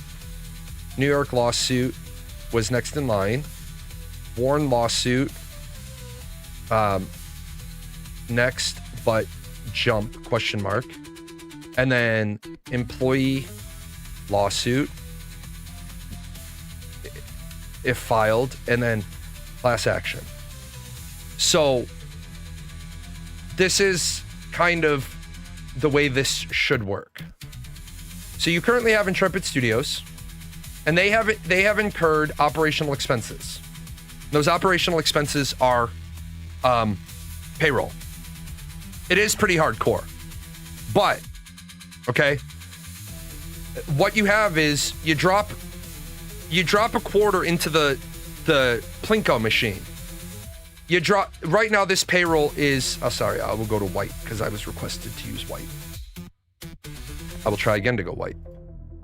This payroll is $4 million. This is what I've been told is what payroll is. I'm having a hard time wrapping my head around the person's number. I don't know if that includes their 401k payouts with matching funds, if the matching funds haven't been hitting.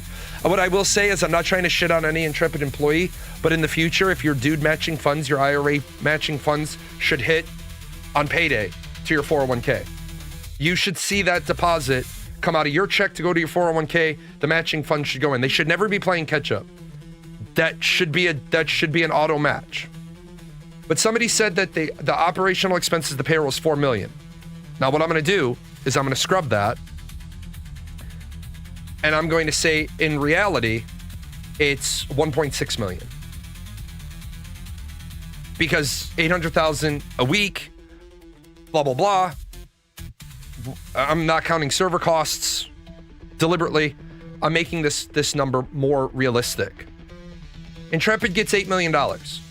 If Intrepid is honorable, the board of directors, Karen, Yaya Legacy Trust, Robert Dawson, any other investors, if they're honorable people and they want to avoid jail, they'll take 1.6 million, put it into the payroll account, and they'll get everybody paid for the 2 weeks work they did.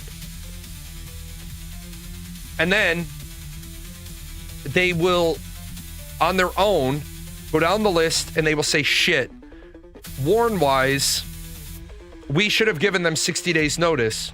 So we're going to take the 8 million that were owed by Steam, and we're also going to give these people 60 days because we're going to do the right thing, because we don't fuck over our employees. That's what we're going to do.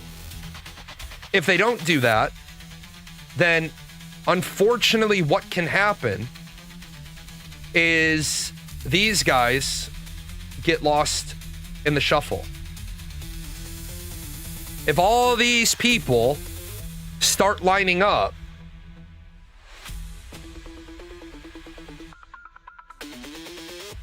these three are getting paid. Robert Dawson, Michael Karamanis, and Karen, they may think they can jump that bank's lien. No.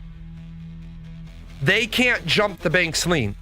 If the shareholders attempt to pay off these three things, then they have violated their role and duty as board of directors, and that is state and federally illegal.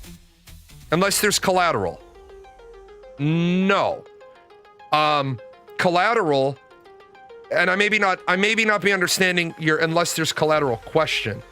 All of this stuff that Karen lists, right? And then all of this stuff that Robert Dawson, which this is another scumbag, already has a company set up called TFE Gaming. I need to put a pause on that. Yes, there is usually collateral against a loan. But the Commerce Bank, I don't know the nature of that loan. That bank would probably not have been interested in stock in a company as collateral. Let me pull theirs down again. I've reviewed all these numerous times. Yeah, they filed a continuation.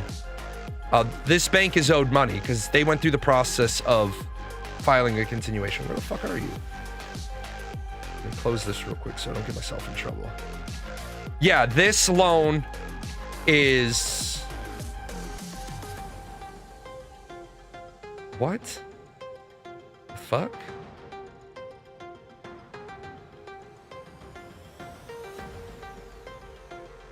What the fuck is it? Hold on. What the fuck are you?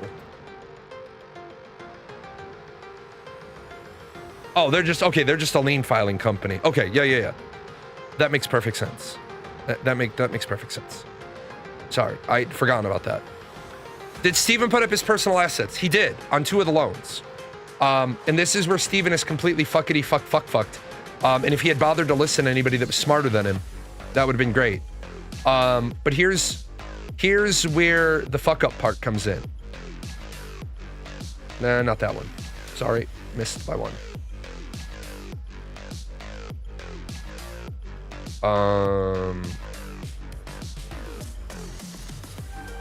So you'll notice here on this UCC, Steven is listed, and this is his personal home address, but obviously I don't show it.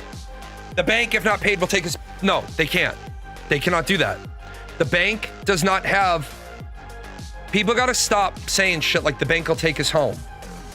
The bank doesn't have a loan with Steven Sharief. The bank has a loan with Intrepid Studios. The whole reason...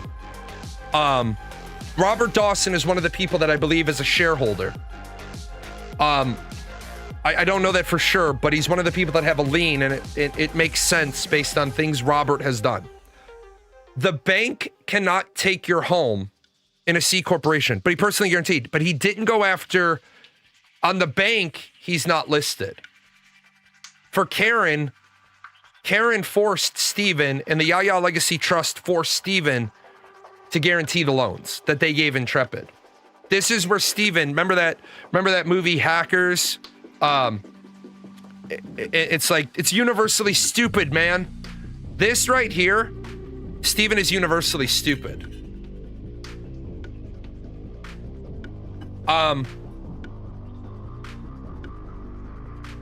You don't mix your money, because now every dollar Karen and the Yaya Legacy Trust gave Intrepid, Steven's liable for. Only on those loans. He's personally liable for those debts no matter what. Yes, Steven is personally liable for whatever loan Yaya Legacy Trust and Karen made to Intrepid Studios. Steven will find a way to resurrect ashes. Anybody that follows Steven Sharief to another game, another studio, another project, another anything, you are a fucking idiot. If he is personally liable, wouldn't be forced to sell his assets. Never your home. First of all, Steven doesn't even have a home right now. I guess he lives in John's home. Steven doesn't have a home. He sold the family home to John. They had sold it to an LLC, and then and that's how you know there's shady shit going on. Hey, you said it's been foretold? Let me help you out with something. I want to remind everybody, I know what the sacred scrolls say. Don't quote the deep magic to me, which I was there when it was written, right? Because for a long time, I was the prophet Shalon Snow. Do not quote the old magic to me. Bankruptcy allows you to keep one home. Allows you to keep the primary family home.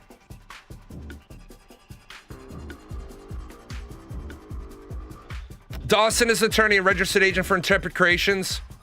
Yeah, Intrepid Creations was formed in 2019.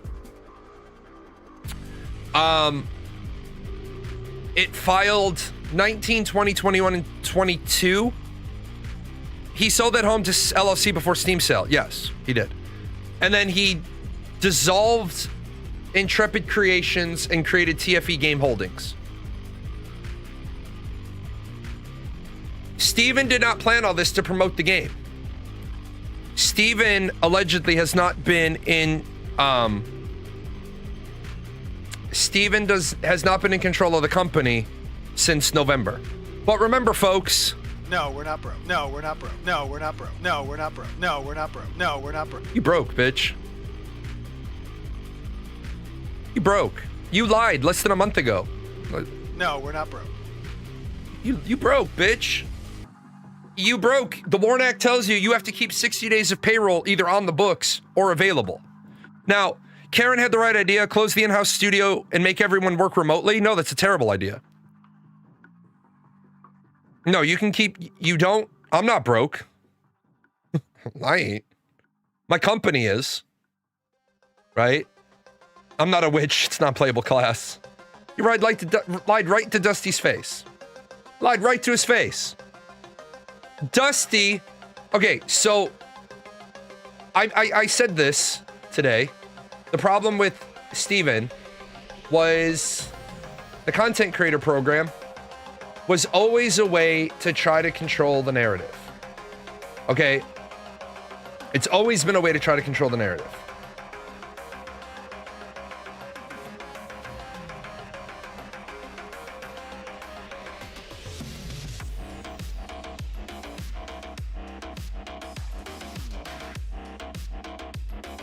When 2018, 2019, the content creator space was really fragmented. You had Lex doing the wiki, you had me doing Ashes 101, you had Ashes Post, you had a handful of people. When Margaret wanted to get rid of the content creator program because Margaret was afraid that the content creators had direct access to Steven. Margaret was always a pain in the ass, right? Steven put his weight behind me until I became a harbinger of doom. And then he put his weight behind Narc to bump me. Then when Narc became the harbinger, he moved to pirate. And then when Pirate wasn't exactly, you know, great, he went to Dusty Y. I'm a jackass because Steven can't control me. That's fine. I'll be a jackass. Steven's charge to all the content creators was, I do not care if this communication is constructive criticism or negative.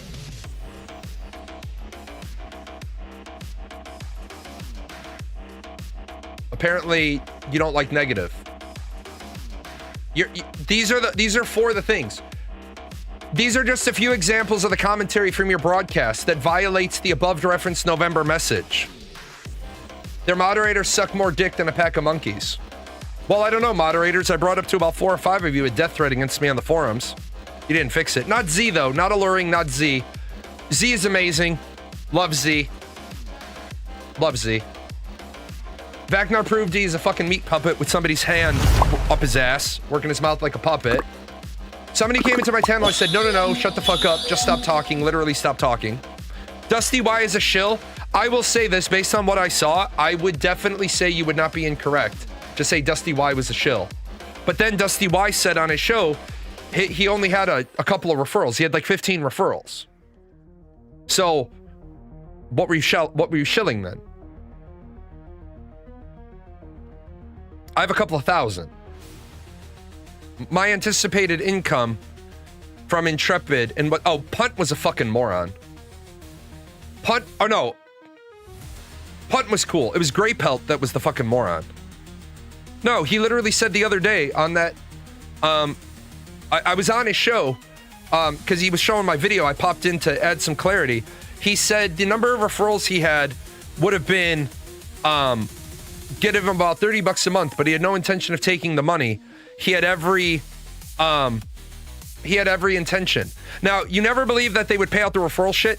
I'm going to say this. I can't share it because my NDA is still active. I did download my NDA last night. There's some things I cannot talk about.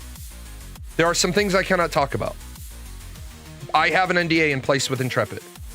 Not really thrilled about the fact that I have an NDA in place with Intrepid, but I made a phone call yesterday to my attorney, and my attorney told me that even if the company goes defunct, the particular NDA that I signed doesn't go away. My NDA stays, and I'm kind of pissed by that. I am kind of pissed about that because there is some other stuff that I would like to share, but I can't. Okay, I'm not on that screen.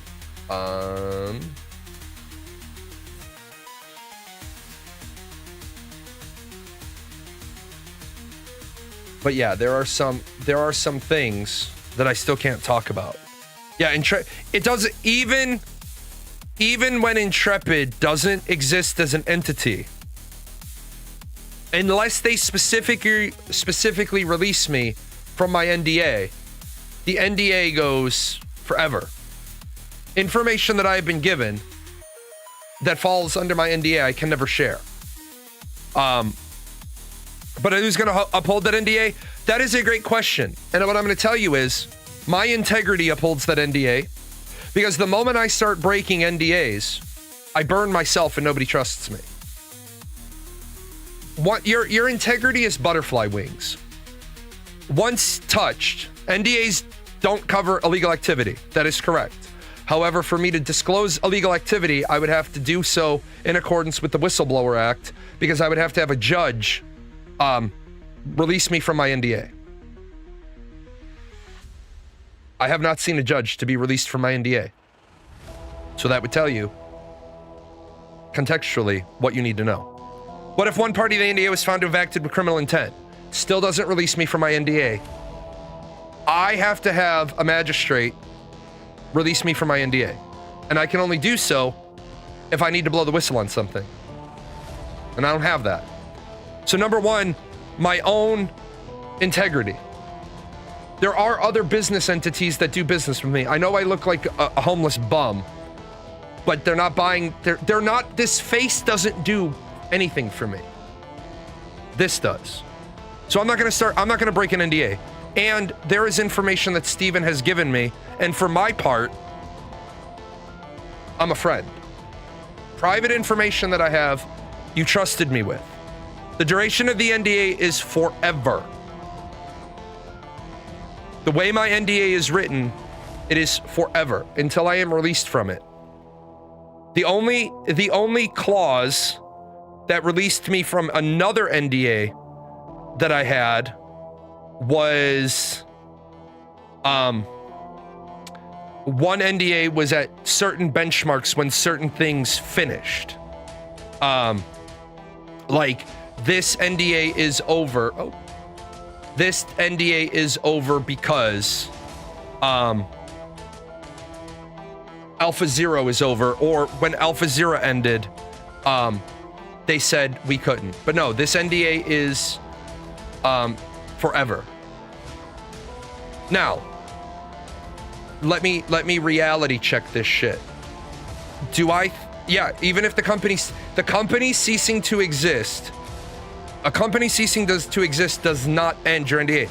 I'll tell you this, I have an NDA with a game development studio that expires in 85 more years. I'll be fucking dead and gone. But they put a term of 99 years on it. My NDA with the military expires.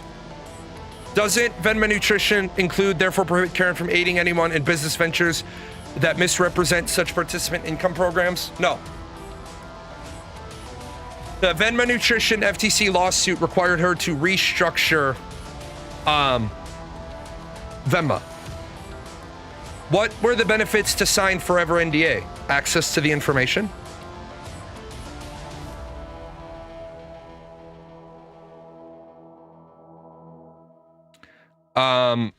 I was hoping when I did what I did that Steven would recognize my value and I could break into his circle of his echo chamber circle of sycophants, because I saw a lot of this. And I was trying to break through that. Yeah. The Sharief family and the Borayoko family were both involved in past scams together. I won't call them scams. I'm repeating what you said. I wonder if the official content creators are on forever NDAs. I don't know, but I do know the one thing that makes me smile like no other smile is the amount of fucking shit Margaret had to eat when Steven directed her to put me into the official content creator program. That felt good. And that message isn't covered by the NDA, because that message was sent before I signed that NDA. You have no idea. I've always told people my first name could be Tom because I'm that fucking petty. I know where I was when I got this message. I know exactly where, hold on, let me find it.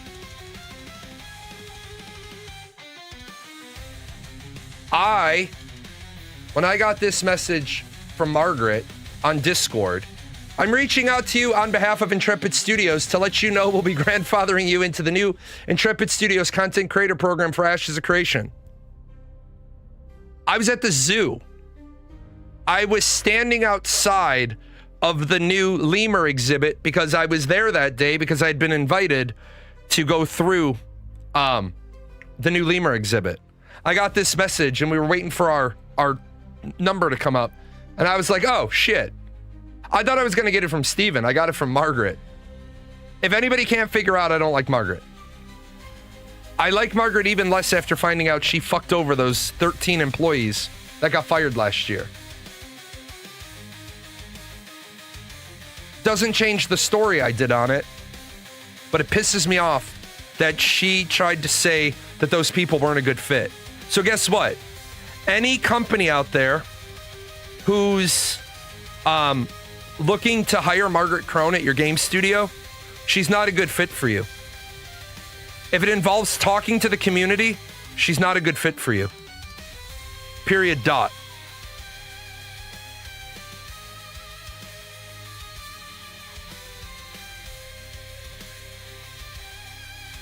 That is fucking petty. What do I think of her posts at Reddit? Good question.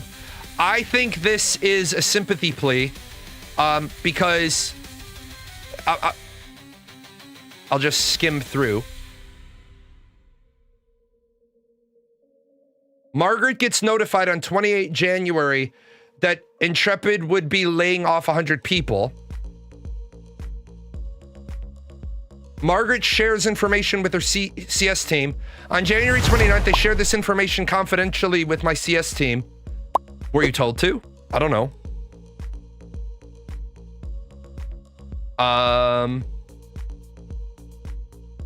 Margaret notifies the CS team members who are affected. Margaret gets the same confusing email. So you weren't senior leadership. When are they giving refunds for Steam purchases? Go into Steam, click on I have a problem with I have a question about a product, and then do that. My question is, as I said, this is the 310 Nutrition. Ashes of 310 Nutrition. Tim Sharief is Steven's brother. Come on, man. Fucking scumbag. That's where all our fucking merch ended up.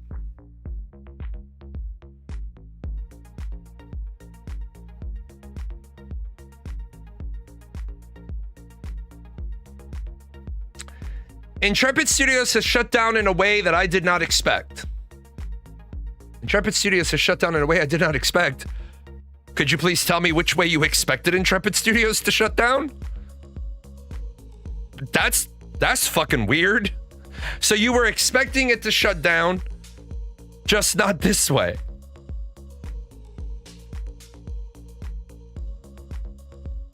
I don't get it. Wait, are you serious that Instagram post of Tim and their mom, it's not a cheat day because we all cheat every day? Get me that post. I will show that right the fuck now. I will show that right now. I don't care about my $45. I just want somebody to buy the game. Why? The game is a pile of shit. Why? What do you want to buy? Why do you want anybody to buy Ashes of Creation? Why do you want anybody to... Oh, it's in my Ashes of Creation Discord channel? Okay.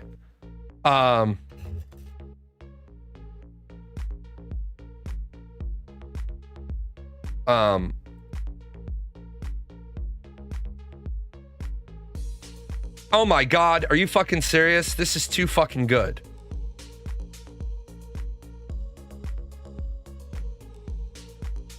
This is too fucking good, man. And that is his mom. That is Mama Sharief in that picture. Without a doubt. Mama's house is nice too. It's 1.3 mil in Nevada. Oh, by the way, Mama Sharief also had 2 businesses forcibly terminated in Nevada. What a fucking family, man. What a fucking family.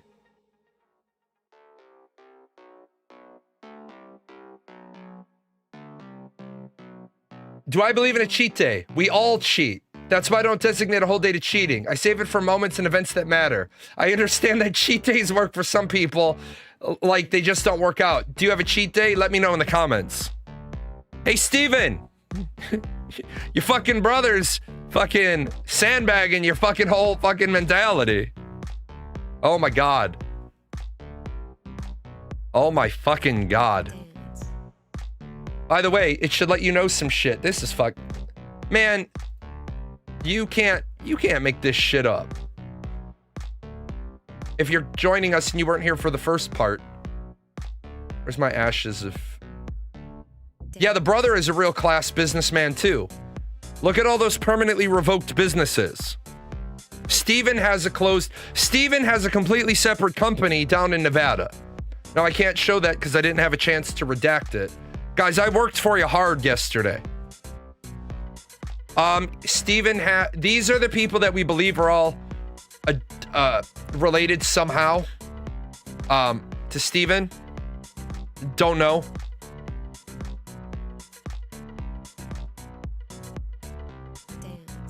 Steven has Steven had a company down in Nevada. Oh, I know. The point is the humor of it is, I don't have a cheat day.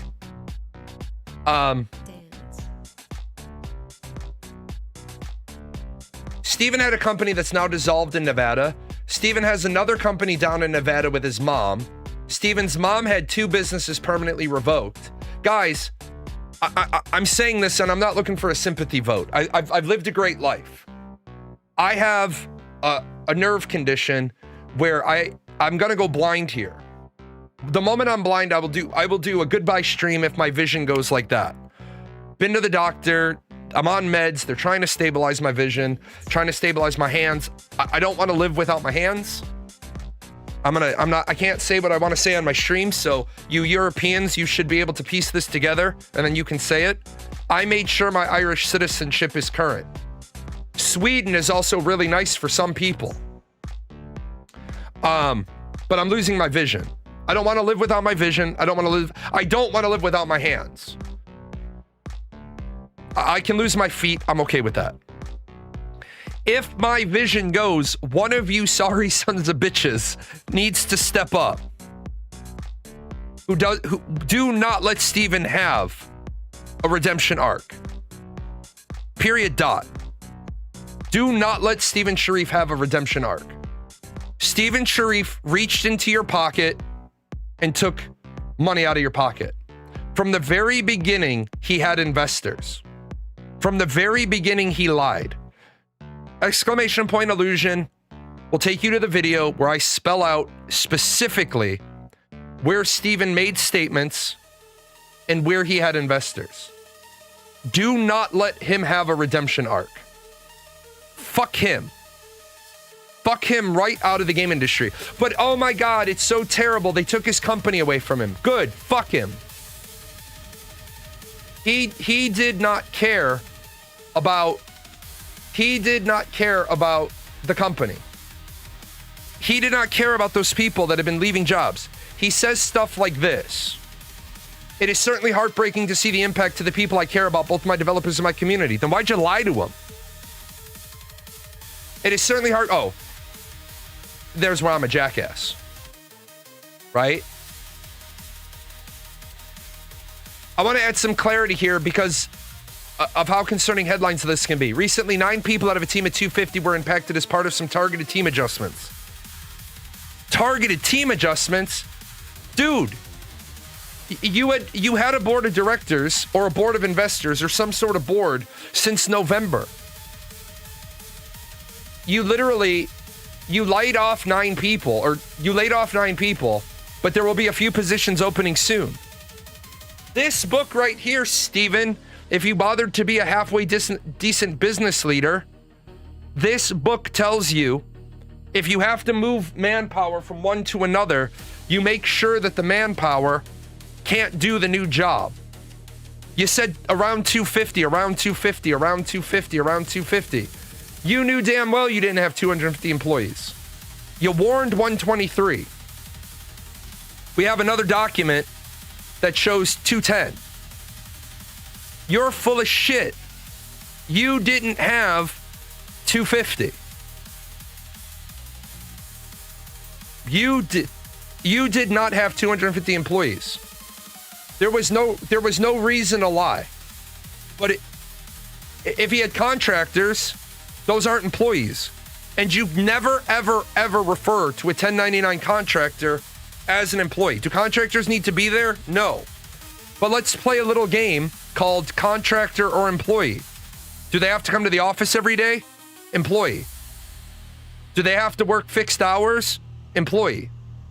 Do they get told how to do something? Employee.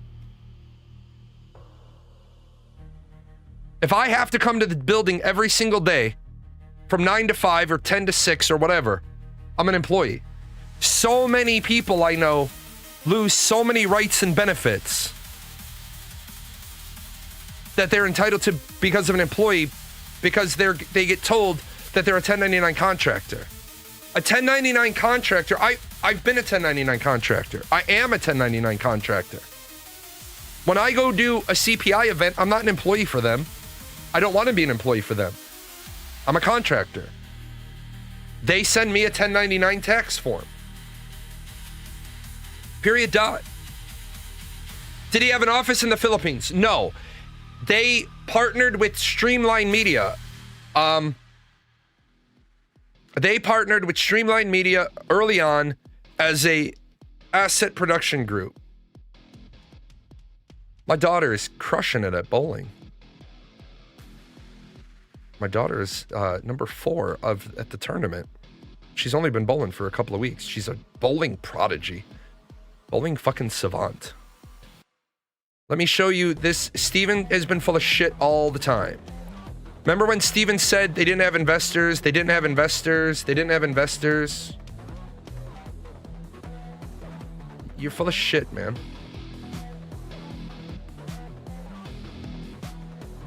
I showed this stuff before and I was told to shut up, it's not important. Well, guess what?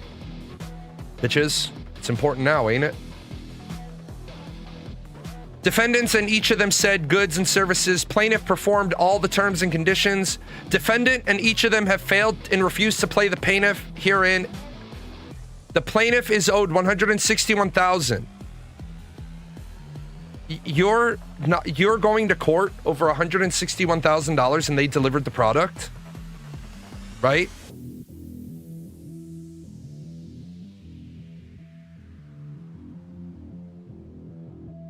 In October 2018, Streamline Media continued to demand Intrepid Studios make payments on milestones 1 and 2 and invoices and finalize the master service agreement.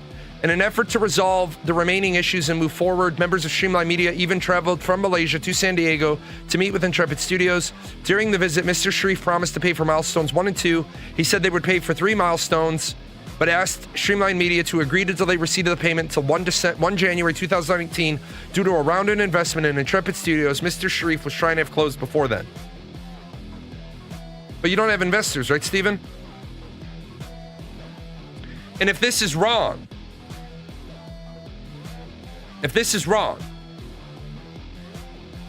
then where is your court record demanding, refuting, impugning, holding liabous your statement? If you agreed to that and you didn't challenge it and none of your paperwork says, whoa, we never said that, well then, I'm sorry. You had investors. But tell me more that you don't. So do not let Steven Sharief have a redemption arc. If you have information, don't play I have a secret, share it. If you're an Intrepid developer or anybody happens to know an Intrepid developer, be like, look, man, you might think Jay's an asshole, but Jay's on your side. Jay is beating the war drum, trying to make sure all of the shit your boss did gets out there. Some of those employees are fucked, man. They didn't get paid. They're not gonna get paid.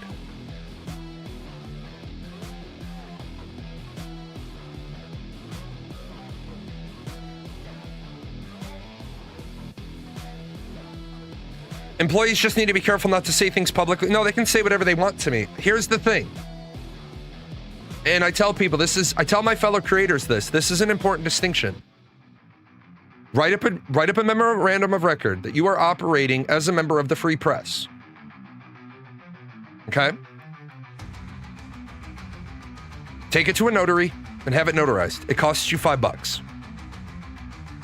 Once you're operating as a documented member of the free press, and the only reason why you have to do the notary thing is so that you can prove that you had every intention and good faith of operating as a member of the free press. They can tell you anything they want. You are never obligated to reveal your source, except in one instance, and that is in a lawsuit for national security. Judges are past this idea that, like, I don't want source code. I mean, I'm not going to turn it down. Yeah, dated before your statements. That's why I tell people, just if you're a content creator and you're doing this, create a media division on paper and name yourself as a journalist. I documented credentials for Carthos in my media division for Intrepid Studios research. That way, if somebody goes, well, Carthos, you gave this information to Jalan and you weren't supposed to have it, he can be like, Jay, send me that memo. Boom. Fuck off. I'm operating as a member of the free press because I am a corporation in good standing. You know why Intrepid, Steven was always like, Jay's an asshole, Jay's saying things, he's masquerading the truth. If I was masquerading the truth, why didn't you sue me? Why didn't you sue me? Oh, because then I get discovery. You're not going to sue me because I don't talk out of turn. In order to say I made a false statement, you got to give me discovery. Trust me, I would love to have some discovery up in Intrepid headquarters. Kira's doing a great job. I 100% recommend you go watch Kira TV's last 3 Ashes of Creation videos. And Kira and I are not friends. So that everybody knows, I'm not friends with Kira. Kira doesn't like me. I don't like Kira. That's great. I'm telling you, his videos are so good. Go watch them. Discovery goes both ways. You're right. Here you go. You want discovery at my company? There you go.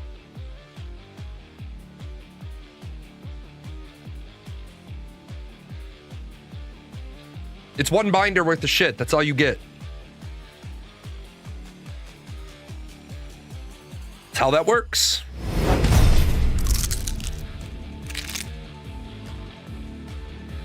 Now you're going to ask me how. Because I'm a 1099 contractor to my own company. My records are my records. You can only get discovery against my company because this channel is owned by my company. You think I don't know how to limit my liability? I'm double insulated.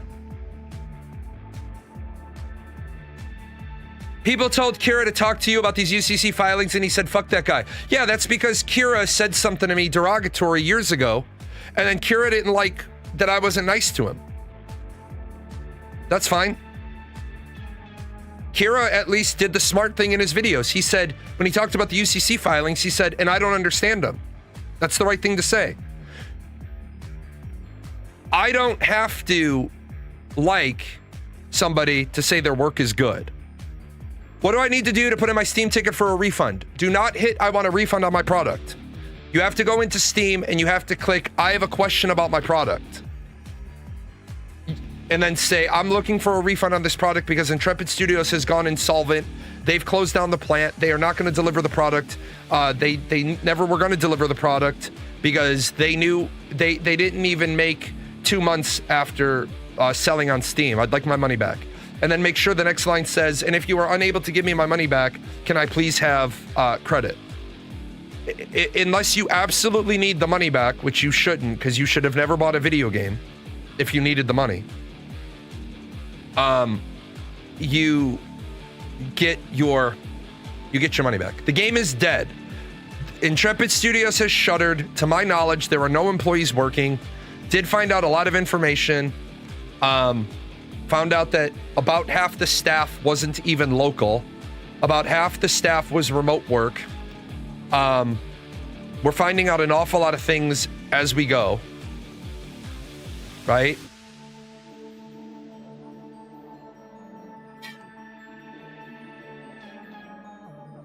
I need to find out.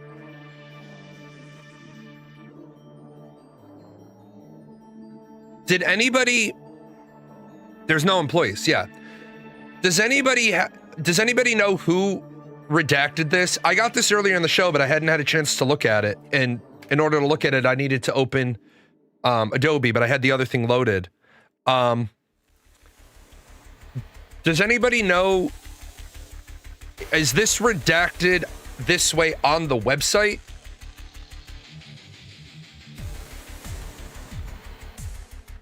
Could Steven do the announcement? No, Steven doesn't work for the company anymore. Steven, like a little bitch, and I'll call him a little bitch because when you quit, the captain is the last man off the ship. You would think that a guy who, you would think that a guy who idolizes Star Trek. Yeah, I've had that. I've had this for a while. You would think that a guy who idolizes Star Trek knows that the captain is the last person off the ship.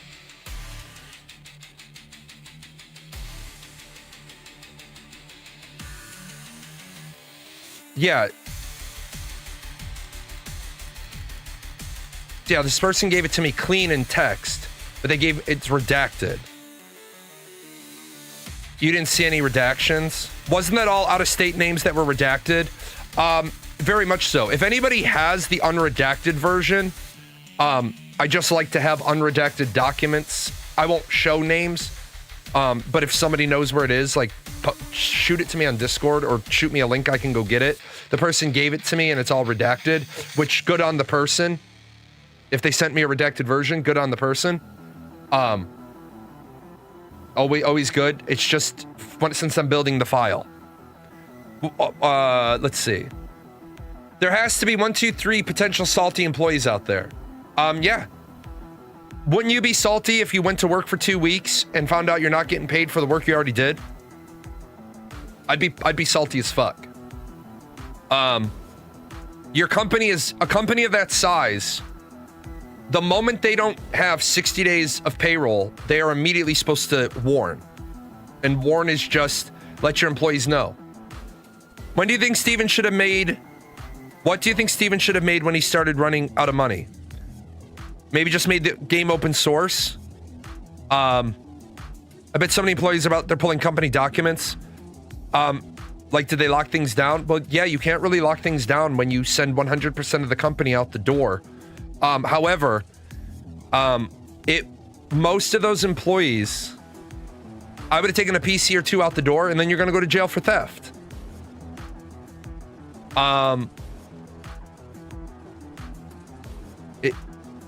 I think the problem is when you start with a lie. When you start with a lie, you own that lie forever. Like, once upon a time in a land far away, I was telling a story about tech school. And what happened was I was telling a story about tech school, and a random guy says, yeah, dude, you were that fucking guy. You were that big of an asshole. And he's like, and I was like, oh, did I know you? He's like, yeah, I knew you. I'm not going to say, he was cool about it. He's like, I knew you in tech school. I'm not going to say your name. And but he said to my chat, he's like, everything this guy is saying, he's not making up stories. That was him. If you lie, all it takes is one person to say that's not true. Delaron is a member of my community. I have known Delaron since before Delaron was 18. He could come in here and be like, Jay is completely full of shit, blah, blah, blah. I talk about being a storyteller at LARP. He could come in here and fuck me over because I'm not telling the truth. I'd be salty if my employee crashed out and torched the whole studio instead of laying out half the workforce. Right. That's what Steven did. Maybe Intrepid could have done what Pantheon did, admit they have a money issue. What Steven could have done is he could have done what I said years ago and said, guys, we're going to go dark. We're going to circle the wagons. We're going to figure out where we are. Me, Karthos, BCG, lots of people. Yeah, he's over fucking 40. Steven could have come to me at any time in the early years when I was a big fan. I offered him my services as CPI. He could have been like, Jay, do you have a weekend to come and fly out to San Diego and teach me all the leadership shit that I don't know? Sure. Hey, you want to send me your company binder so I can read it and get caught up? Here's my NDA. Would I fight Steven in an influencer boxing card? No, because I'd probably kill him. Karthos is a member of my community that is a business owner, smart, college educated, has some insights. But the thing about Karthos that impresses me all the time is Karthos asks me questions when he doesn't know something. And he gives me reading material insight. He's also a jackass. But he gives me insight into things that I might be a little bit off on. Like, I'll give you a great example. I don't know shit about an Airbnb. I don't know shit about Airbnbs. I asked Karthos, I said, hey man, can I just ask you some stuff? And he's like, yeah, what? I started asking him stuff about Airbnbs because he has the knowledge I don't. And after a bit, I was like, no, I'm completely out. Nope. Because I owned property. And I was thinking about maybe flipping some of my properties to Airbnbs because I was hearing that you make so much more money on an Airbnb. I was like, no, fuck that. Once he started explaining it to me. And what he was honest about was he said, yeah, you're probably right. My situation, fill in all the details, is what makes this work. But he's not playing the I have a secret card. I offered to go out there and help Steven for a hotel room and food. Get me a hotel room within walking distance of the studio and feed me. And you're going to get a 12 to 14, 16 hour a day guy just because I'm bored in retirement. Just give me somewhere to sleep. Shit, man. If you fucking have a fucking spare bedroom, fucking crash in there. I'm fucking bored.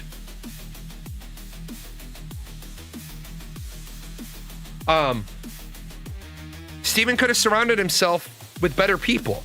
Death's proxy sent Steven a message the other day, and he basically shit on his desk, and he said you should have surrounded yourself with better people.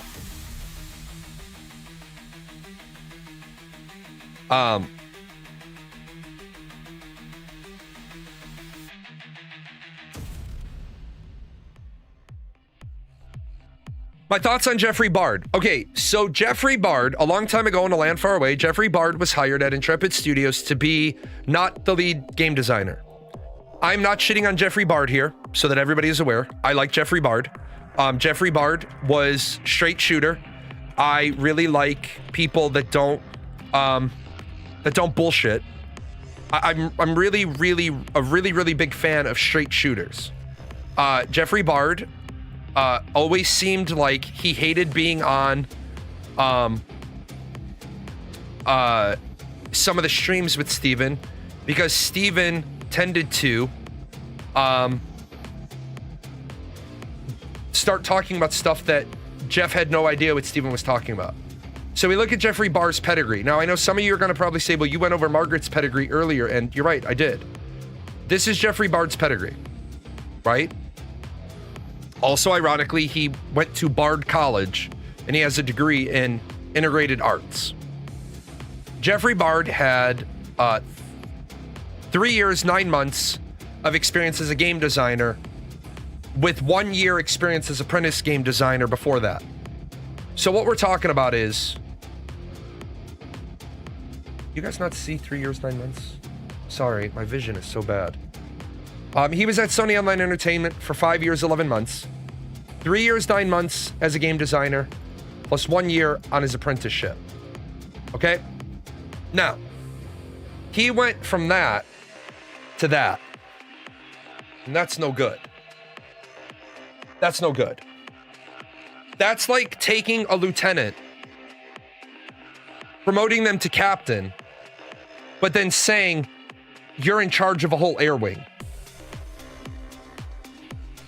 The logical step between game designer and lead game designer is senior game designer, right? Because senior implies some level of supervision and management. Now, leadership is its own skill set. Yeah, remember when Steven lied about Intrepid devs not turning up?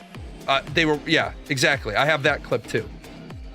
The problem here is Jeffrey Bard's career has now gone the right direction. He spent 9 months as a principal game designer so that Skydance Interactive could see his chops, and then they made him a game director, and he's been there for 3 years, 8 months. That is the logical progression. I don't have one negative thing to say about Jeffrey Bard. The reason why I used to defend Jeffrey Bard's hiring was because Steven didn't have anybody at the company to train him. Jeffrey Bard was a good person to train him, but then you needed to bring in a heavy bat.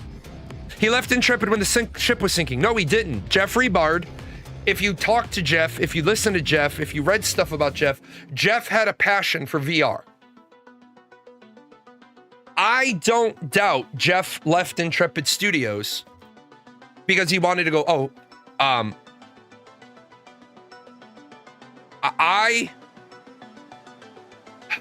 don't think Jeffrey Bard left Intrepid Studios because he thought the ship was sinking.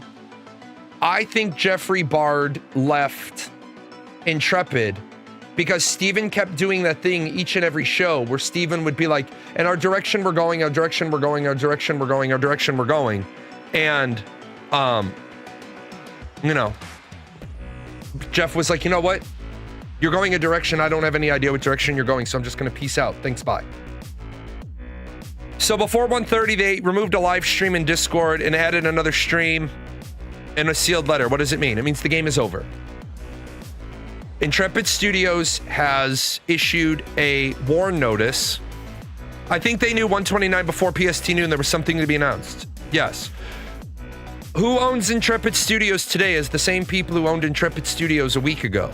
Steven is still an owner there. I don't know what percentage. And the sad part is as shitty as Steven has been to me. As shitty as Steven has been to me, talk shit behind my back. I at least say the shit out right here. I don't talk shit behind your back. I talk shit about you. But I think Steven doesn't realize what he did to me was talk shit about me. What I did was tell the truth about a shitty person. And I think a lot of people don't know how to differentiate. There's a difference between talking shit about a person and talking the truth about a shitty person. You lied from the very beginning. There is no amount of holy water, spring cleaning that's going to get that stink off of you. So many clueless people passing around false information. I don't agree with 100% of what you said, but I agree with 97%. And right, you're not, thank you. I don't want you to agree with 100% of what I said. I think you and I would love to have a cup of coffee with you because I think you have a lot of insights. And and if you're on my Discord or you PM me, I'm Jalan on Discord. I will shoot you that, I will shoot you all that lawsuit stuff that I have. I think, number one, I would never try to be more than 97, 98% right anyway. I think 97, 98% right leaves room for growth. But I think I have an insight into some things because I've read other things that you might not have seen. You're on the screen. I got you. I got you. That's why you're up there. I think we're both there. I think we're just some particulars. And if you know California law better than me, great. Awesome. I've had lawyers in here from California. I've had business people from California. I don't know California law. My business is in Illinois. I know the federal law because everyone needs to know the federal law. And I know Illinois law. Like, for example, I can't show it, but one thing with, just so you guys know, in my state that's different than California, we must list all directors on the front page of our annual report. We don't have an addendum sheet. If we, as we bump, if we add a fourth person, it creates an automatic second page and it'll just keep bumping it down. So as far as, hey, I remember you like back in 2022 talking about Ashes. Would you mind talking about what went wrong from a development perspective? Yeah. What went wrong is Steven went down a road. And Steven is that Spin Doctor song, Little Miss Can't Be Wrong. And no matter how many people said, Steven, you're on a bad road. He thought we were doomers. He thought we were naysayers. He thought we were jackasses. Steven, I've been down this road before with many companies. I've seen this many times. You're going down the wrong road. You have a community manager who doesn't know what marketing is. You have a community marketing lead saying we don't, or you have a position at your company called community marketing lead, but you have people saying we don't do marketing. You have a guy with a degree in marketing, but you don't do marketing. Well, if you don't do marketing, why'd you hire a guy with a degree in marketing? You said a lot of shit. You did a lot of gish gallop. You don't understand that between me and Steven, if Steven and I are in the same room together, and I don't care if he's offended by this or not, if Steven and I are in the same room together, Steven thinks he's the smarter of the two people in the room, and I think I'm smarter on some topics than Steven. Steven isn't a leader. Steven's not a good leader. Steven is a terrible leader. Steven is the type of leader who usually got sent to me when I was at one of several bases. Steven is the type of leader who got sent to me for re-education and retraining. Because I trained lieutenants who had gone wayward. I trained first lieutenants who were about to put on captain and then had to write a 77 on top of their OPR, whether or not they had the potential of skill set or if they should be do not promote to captain. It's not an insult. Steven knows more about game design and development than I do. Why does Steven know more than game design and development than I do? Because he's been doing it for the last 10 years. But just because you bought yourself a game studio doesn't mean you're better as a project manager than me. Some of the people at his company don't like me. And that's okay. They don't have to like me. But my OPR says I managed 166 geographical locations and my operating budget was in excess of $5 billion. Okay. Steven, please stop thinking you've managed more money than I have. It's not a brag, it's not a flex. I was the deputy director of technical assistance. I had a $5 billion operating budget. I had a near infinite construction budget. It's the Department of Defense, ladies and gentlemen. I literally, if I have to, I fly to DC. I walk around a big odd-shaped building. I go to a couple of offices and I ask like Oliver Twist, please, sir, may I have some more? I never could take leave in the middle of August through September 30th because when Fallout money was falling from the sky, they knew I had umpteen numbers of projects. Steven, I'm a better project manager than anybody you have on your on your screen. What's on the screen is what went wrong with Intrepid. Yes. When you have the same guy at all 4 levels, what you have is a circle jerk. You have the Council of Sheldons. Okay? All Steven needed to do was acknowledge that he had a measurement level that he didn't even have to pay for. He had a whole team, a whole fucking team of people. What did I say for years? You send out a monthly email every month. Why don't you send out a question every month? So that's what went wrong. The graphics are not objectively bad. Let me stop you there. The graphics are not objectively bad. The graphics are subjectively bad through art style. An artist who works on Unreal Engine has said the graphics are objectively good, subjectively not everybody's flavor.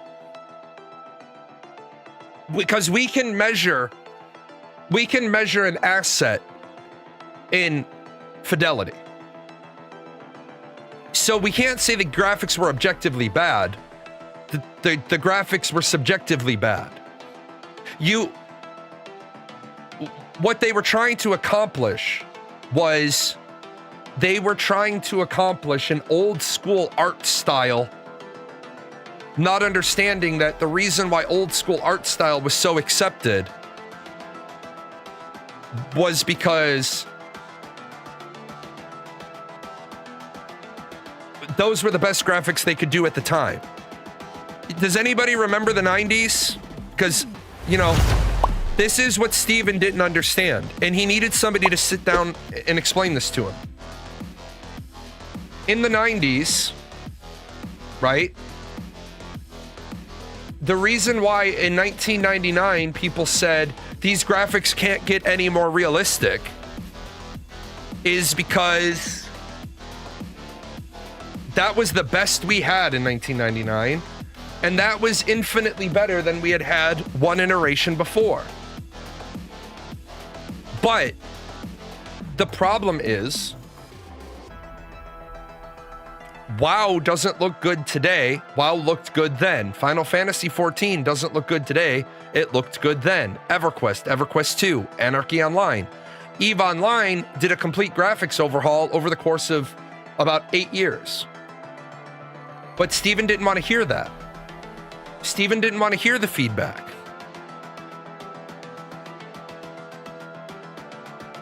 California law, all those devs will get paid somehow. No, they won't. I don't. California being an a right to work state, let me just play this out for you, okay? People got to stop saying those devs are going to get paid. The devs should get paid right here. It should not be a question whether or not they're going to get paid.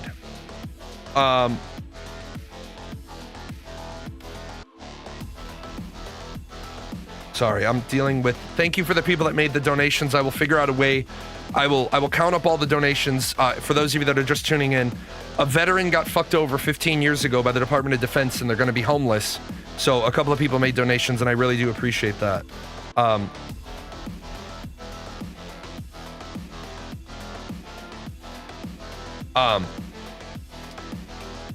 When you say California law, the problem is if the company has $0, okay? If the company has $0, those people aren't getting paid.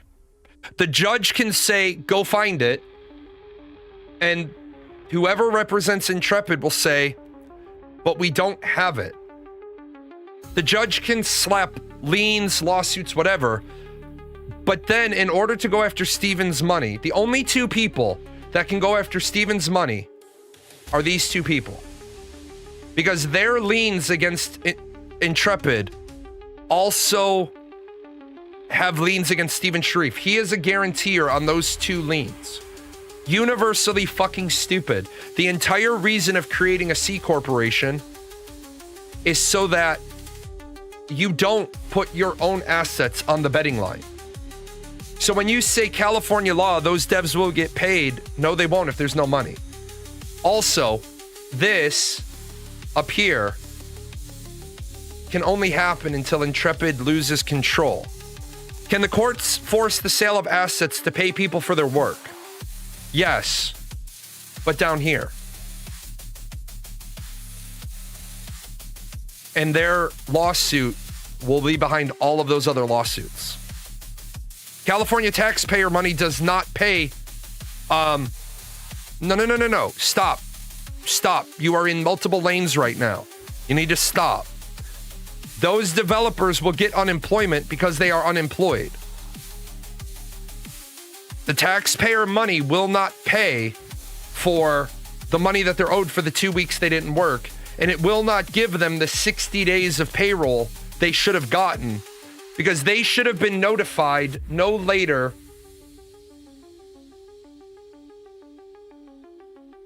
than December 1st. What he's talking about is the sale of assets. The judge can order the art assets liquidated. He can absolutely do that in a lawsuit. Absolutely his right to do. The problem is, who buys them? I think the problem is Steven made a deal with the devil. Steven made a devil's bargain, and he expected the people he made the devil's bargain with to stop being the devil. Like, have you seen the type of lien and the contract in terms for Yaya and Karen? No. Thanks. All this music belongs to me. It's all PGN Music, pgnmusic.com, PGN Music on all streaming platforms. It's all DMCA free. My fellow content creators can use this. I've got about 700 songs, orchestra, jazz, blues, Christmas, cyberpunk, all sorts of stuff.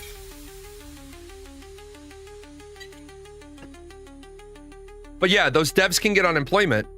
But I feel bad for the devs that left jobs and Steven was full of shit. And guys, this may sound egotistical. I pride myself on being a CPI expert to go in and fix the most broken shit.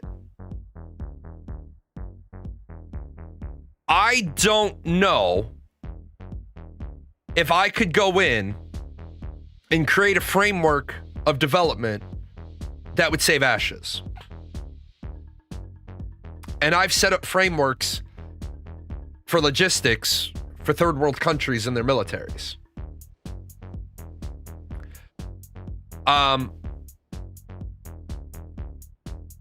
Scorpion the Frog type loans. I mean, he knew he was doing business with. Yeah.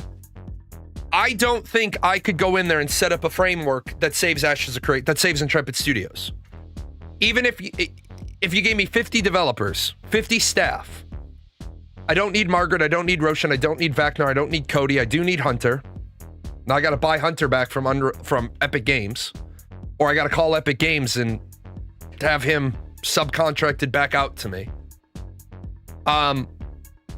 You know, I don't like, what killed me was you had community managers that didn't manage any community. What the fuck did Roshan and Vacnar do there other than sit around and eat the eggs? Remember Willow, the original movie? Hey, what did you do? You sat around, you ate our eggs. That's what Bert and Ernie did. Fucking Bert and Ernie fucking, you know, they showed up to work and they're both fucking meat puppets. And I don't give a shit. Roshan knew about the death threat against me on the Discord that's still there. He never did anything. Dude, fuck you. Roshan and I had multiple fucking video calls about the problems I had. And, you know,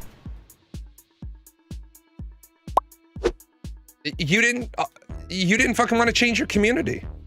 A number of my people, my paradoxicals, they left that community because it was just an undisciplined, cannibalized zoo. I'm curious who forever owns the game at this point has any intent to try to recover from this. No. Yeah, Hunter was the dynamic gridding guy, the principal key holder of IntrepidNet, and then he moved across the country, and then he got a job at Epic Games.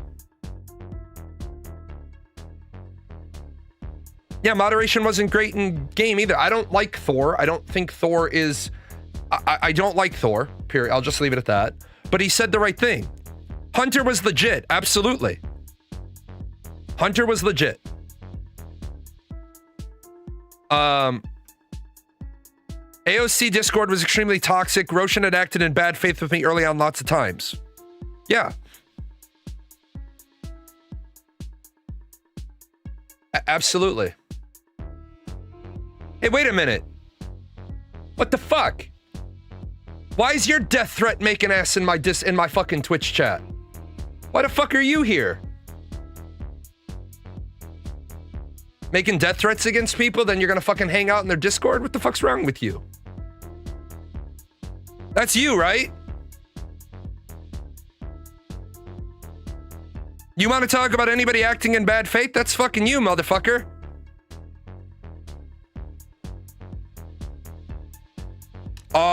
That's not you? Because you got the same damn name.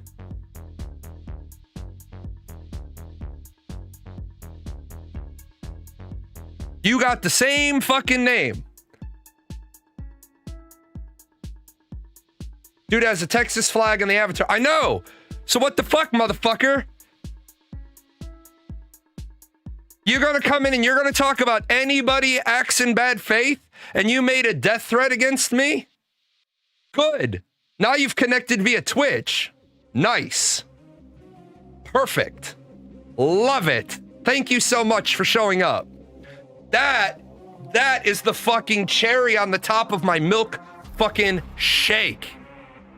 I will be typing that shit up later. That is amazing.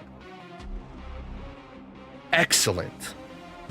That, you can join the other motherfucker in jail. That makes me fucking smile. Don't bother deleting it now. It's already been logged. We already have the fucking Discord message ID. Thank you for showing up. That is fucking amazing. That makes this whole 7-hour and 51-minute fucking stream worth it. That is fucking so amazing that person has now talked in my Twitch, and Twitch has a lot more reliable way to get somebody's IP address than Discord does. That's like that, like, man, I'm like Winnie the Pooh right now, and my face is all disgusting because I'm face fucking the shit out of that jar of honey. You have no idea how happy that makes me, motherfucker. No idea. The last motherfucker he had parole denied in December. That is awesome. because that is using a telecommunication device to relay a threat. You literally did. You're on the fucking screen. I'm gonna let you keep talking. I'm gonna let you keep talking because that is definite. That is 100% definitely all of you.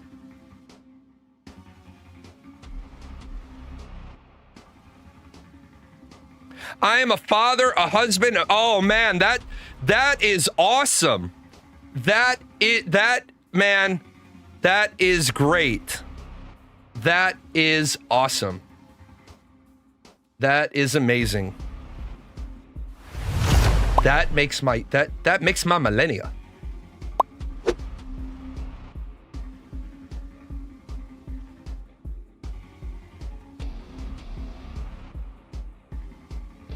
That is fucking all shades.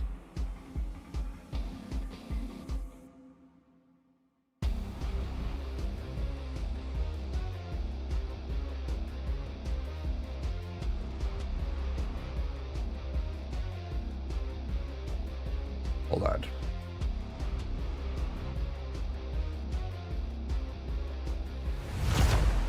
Oh yeah, that is even so much better when you link your fucking social medias to your fucking account after you've made a death threat. Oh, that is awesome. What a weird. But you know what? It is what it is. Yeah. Community manager. There you go. Makes my fucking day. Sometimes. Sometimes, man. No, he didn't leak his Discord, unfortunately. But it is what it is.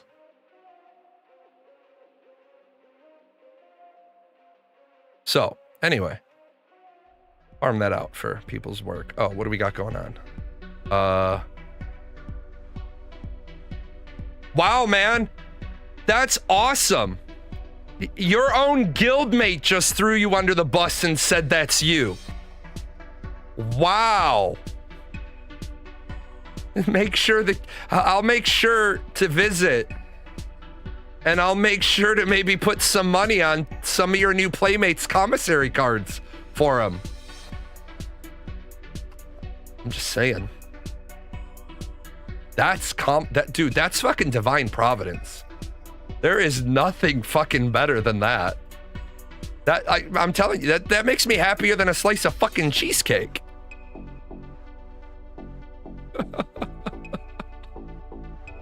A person who made a death threat against me years ago that we ran into some stone walls with Discord, decided to roll in here and say some shit under the same username. And now, because it's a lot easier to subpoena Twitch than it is to subpoena Discord, I don't give a shit if that kid. Bro, relax. I didn't know who you were. You were talking out of context. No, dude, let me help you out with context. When you make a death threat against somebody, when I've already had a death threat against me and my daughter in the same time frame, I don't give a shit about you. You could have manned up if you're really a man. I don't give a fuck. That's a death threat. It's not me you have to explain it to. So now it is you. So it's not me you're gonna have to explain it to. Okay? It's not me you have to explain it to. It's after I get done filing all the paperwork this evening, you use the telecommunication device to express a death threat across state lines. It's not me you have to explain shit to. Now, if you want to do the right, it's right there, dumbass. And your own guildmates who have respect for me have been saying it is you. That's you on the screen, right about there. And your own guildmates have already said you're full of shit. They've sent me messages that said, no, that's definitely him. So you got two choices. You can man the fuck up and say it was you, and we can roll with it. And then you go onto the Discord to delete the fucking message. Or you can keep trying to fucking answer. And the more you try to quibble, the more I'll just file the appropriate paperwork. And then you can explain it to the cops and the prosecutor and the judge. Because the other motherfucker tried to say it was only a joke, and they're hanging out in federal jail. So which one is it? Do you want to be a man and be a role model for your kids and man up? Or do I have to be a role model for my kids when you finally get all the pieces Do I have to file all the paperwork? Which way do you want to play it? Because I will play it equal way either way. Do you want to man up and say it was you and you were wrong and you'll delete it? Or do you want me to fill out the paperwork? Because I've already gone through this twice in my life. No, there's federal misdemeanors. There's a handful. So which way do you want to play this? Because I'm bored and retired. I'll go either way. Which way you want to play it? It's like that Steven Seagal line. How do you want it? I'm sorry if I said that. Good. Now go delete it.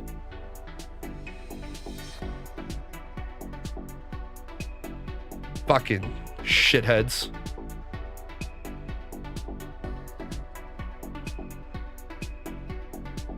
Stephen Sharief, I have a new innovative MMO on the horizon.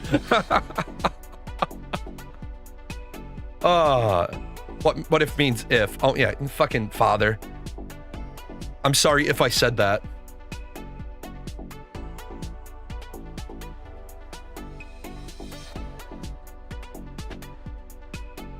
Swear to God, man. Yeah, consequences. See, now, as everybody can see, if I was the truly vindictive jackass. Yeah, fire in the fire in the hole. That's it. How long have you had that message saved? Years, because we've tried to. No, go feds. No. The problem is this. That person has now been called to carpet. If that person had made that threat anymore, then I would have pursued it like the other guy. When I woke up one morning and I had a picture of my daughter's school and a picture of my house and a comment I'm not supposed to share, that wasn't call Intrepid or call Discord or call Carthos or call my dad. That was a hello, FBI Field Office of St. Louis, Missouri. Cool, I need to come in. I have a problem. That took less than a day and a half. Apparently, I can police their Discord better than they can police their Discord. Did you know? I know I cuss a lot. I'm on a Discord where swears are not allowed. I think that's an amazing community. Because if you get in the habit of cussing, it deletes the whole message and you're like, fuck!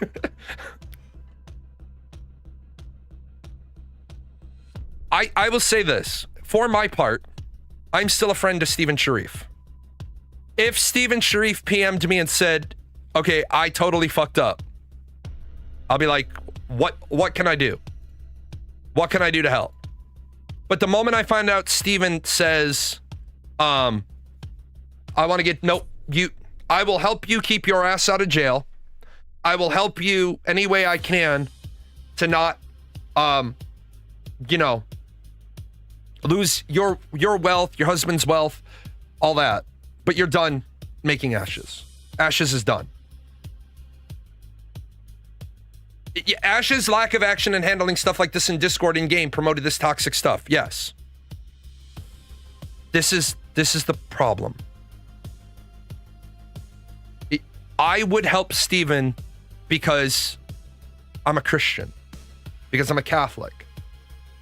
I don't forgive what he did. I help him rise and be better. Margaret is the same thing. Steven is petty. He is. But you know what? He is. He's a petty shithead. But maybe Steven has always been surrounded by petty shitheads, so he grew up to be a petty shithead. You put a cat in a capybara exhibit, it starts to think it's a capybara. You put a dog in a tiger cage, and the other tigers don't attack it.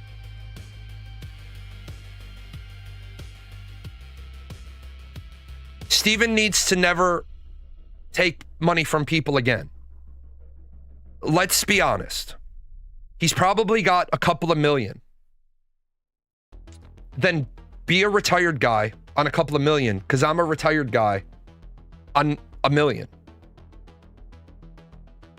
I invited Steven to come hang out with my family because I thought he could use a burner weekend. Be like, hey man, I'm going to Halloween Horror Nights with my family. You've got the money. Why don't you fly down to Orlando? Let's go hit this shit. I'll get you a ticket. You pay me back when you get there, you rich motherfucker, but I'll get you your ticket. Let's go to Disney. Unplug, dude, unplug. Unplug, that's what you need.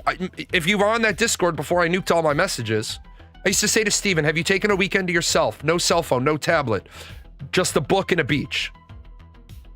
When was the last time, I used to ask Steven, when was the last time you did something fun?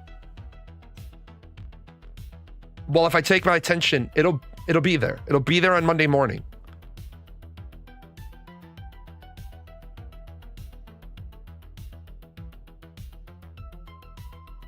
There's a lot. I get that. I totally understand. You would never be friends with Steven after this. He seems like a total narcissist. I get that. That's a fair opinion. The problem is, Steven changed the MMO industry, but not for the better. Steven has made it harder for future games. Because once this all blows up, I don't think you're going to see an MMORPG ever raise $3.2 million again on Kickstarter. In Arcade, when you first encountered Steven, you camped him so hard, he got traumatized, and that he's the reason corruption system is so bad. Yeah, it made it harder for people to trust smaller projects. The corruption system was terrible. Now, I'm going to say this, and I hate the I told you so. I hate I told you so's, but I spent volumes of time talking about on my show. I spent hundreds of hours discussing stuff like this about how, and this is just one of 4 slides, so contextually this isn't 100%. But I spent hundreds of hours talking about how this system was bad, right? Yeah,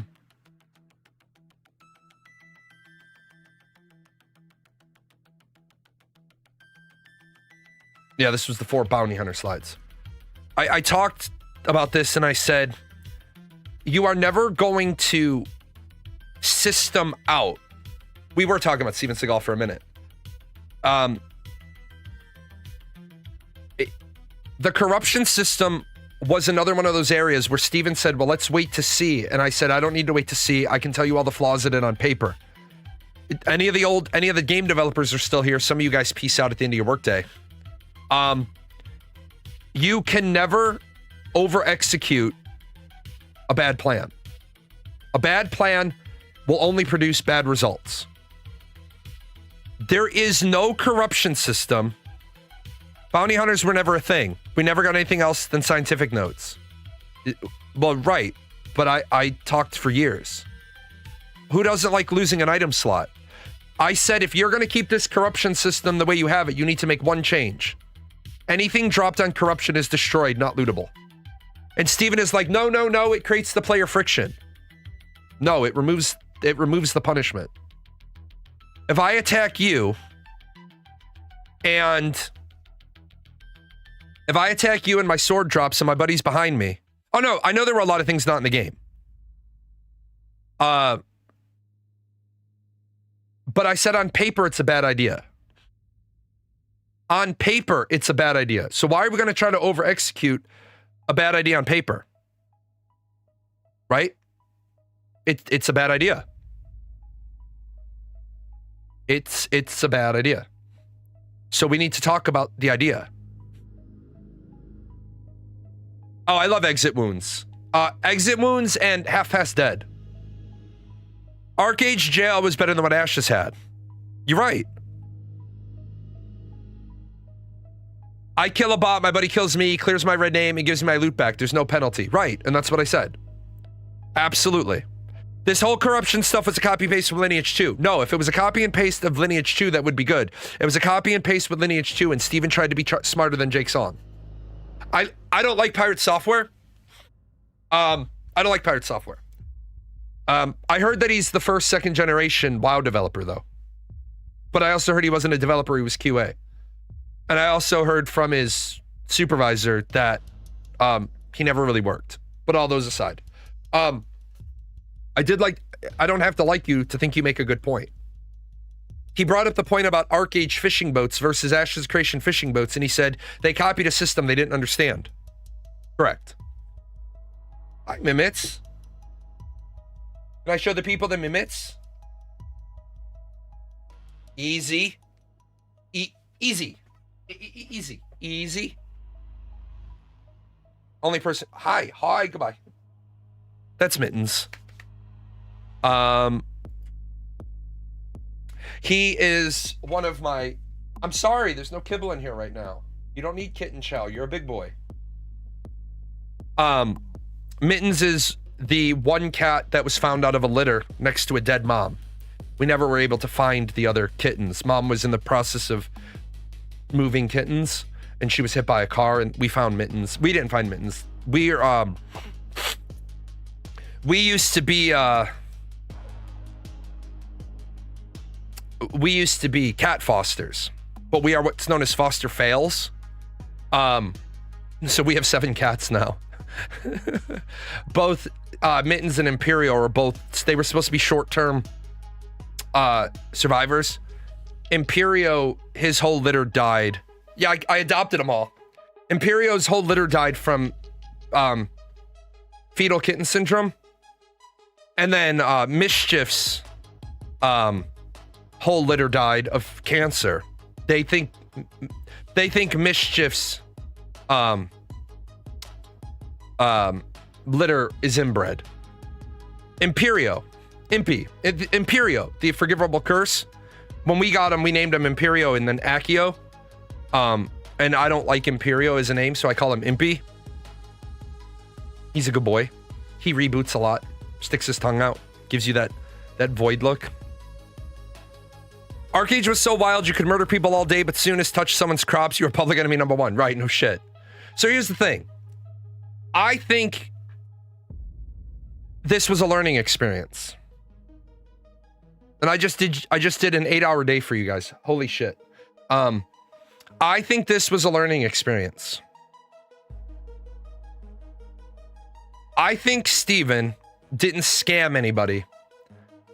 I think Steven fell into the standard trap of many business owners where they don't have a hard line and they just keep putting good money after bad. And I don't ever run businesses that way. What do we think this business is going to cost? 30,000, but I have another 20,000. Stop. Is the business going to cost? And I say this to people when I help them set up businesses. They say, I think the business is going to cost 30,000, but I have another 20,000 I'm willing to put into the business. Okay. What's it going to cost to run the business? Is it going to cost 30,000 or 50,000?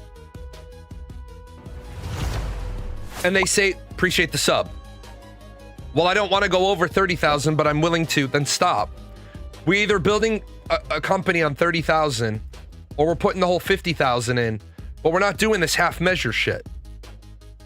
But the moment you say, I only want to put in 30,000, I've put in 50,000, I need to just put in a little more. Well, now your plan is failing and you're propping it with external money. 20% of all businesses fail in the first year. 40% fail within 3 years. 80% fail by the 10-year mark. Am I shocked Ashes of Creation failed? Not in the slightest. Not in the slightest.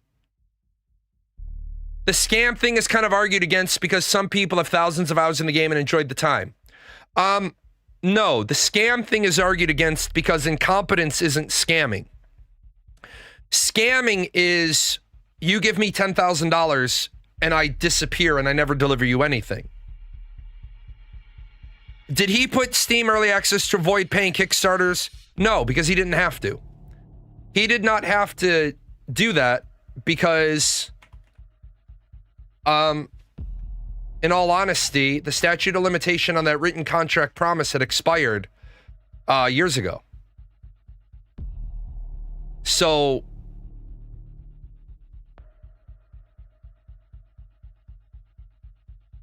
this is what we had. And finally, in case Ashes of Creations does not launch, we promise to refund all backers in full. Okay. Yeah, don't trust MLM people unless it passes the MLM test of they're in it for the product, not the recruitment. You got into Ashes because he said there'd be no investors. Exclamation point referral over on YouTube should give you the video. They've had investors since before they did the Kickstarter.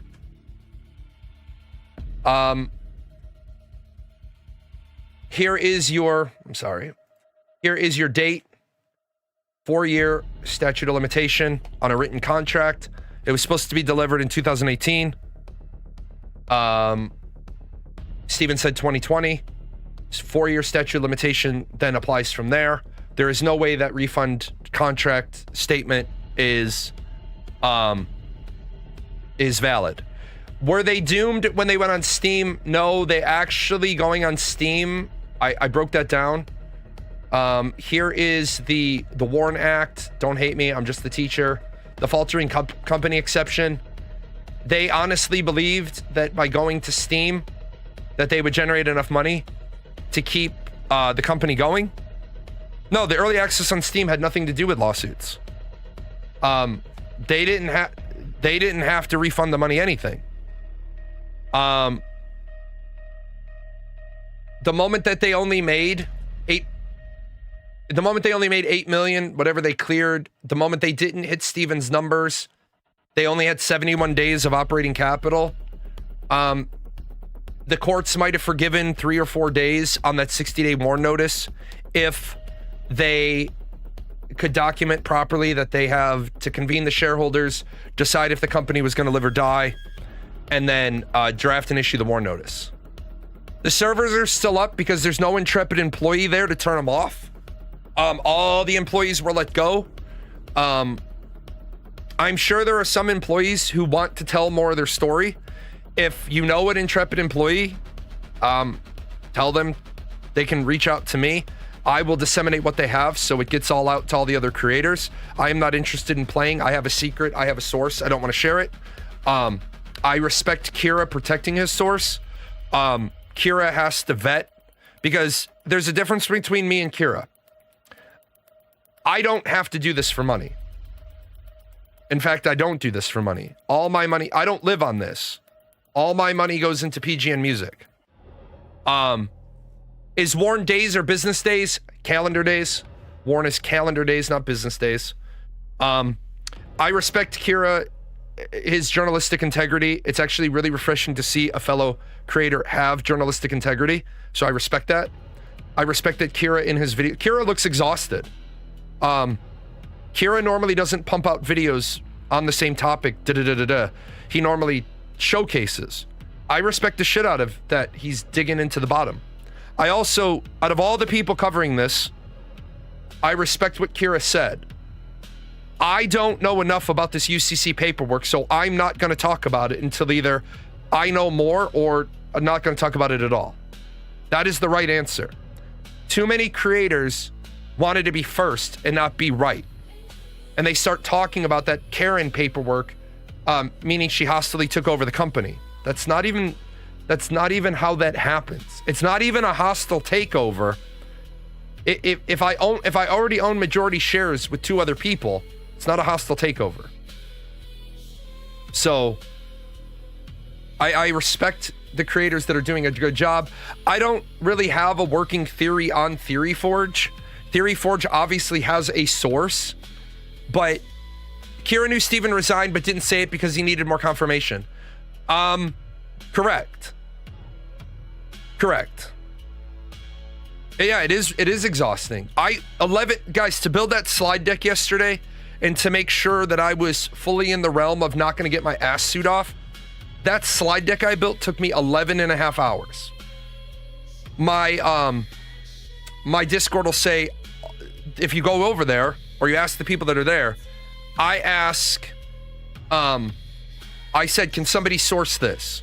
Can somebody source this? Because I need to be able to source it. 11 and a half hours to build that slide deck. People give him shit for saying he knew something devastating but needed to confirm it first. No, that is exactly the right thing to say. I am throwing out the best warning I can throw out. because it opens up the avenue that other people with information may open up. I have a source now. Kira has a source. Our sources are clearly not the same. I was thinking maybe we have the same source. Because people think in this regard, Kira is playing the I have a secret game, and he's not. And keep in mind, you can go on Kira's Discord, search my name, and see the derogatory shit Kira in his own Discord or some Discord has said about me. I don't care. I can be the bigger person and say, I don't like you because you said shit about me and you didn't even know you said shit about me. But I respect what you're doing. Even enemies can show respect. He needs to move to the forefront. I am never going to be the forefront guy. I am too abrasive. I am too caustic. I am too vulgar. I am too unstable. I am too unpredictable. Right? Right. Being first won't cover the cost of being sued. All these people on Twitch that are showing unredacted documents. My Twitch partner contract says I cannot dox. But Jay, you're not showing what isn't a publicly available document. You're right, but it's not publicly viewable unless you download it. In my view, and my lawyer's view, if it takes a minute to redact the document, redact it. Let all the other people show the unredacted version. Does it change the weight or the value of the document in any way? God, I show a lot of pictures on the show. Does it change anything about the document if I do that? Doesn't change the validity of the document, right?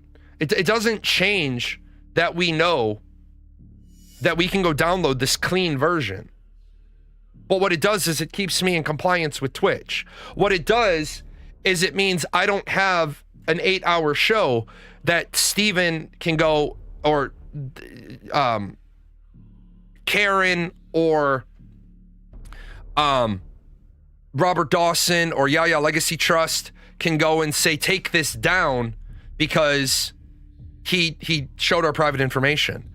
Yeah, good thing we're not in court, right? So I think Kira is the front runner here, and I don't have to be first, and I don't have to be the popular guy.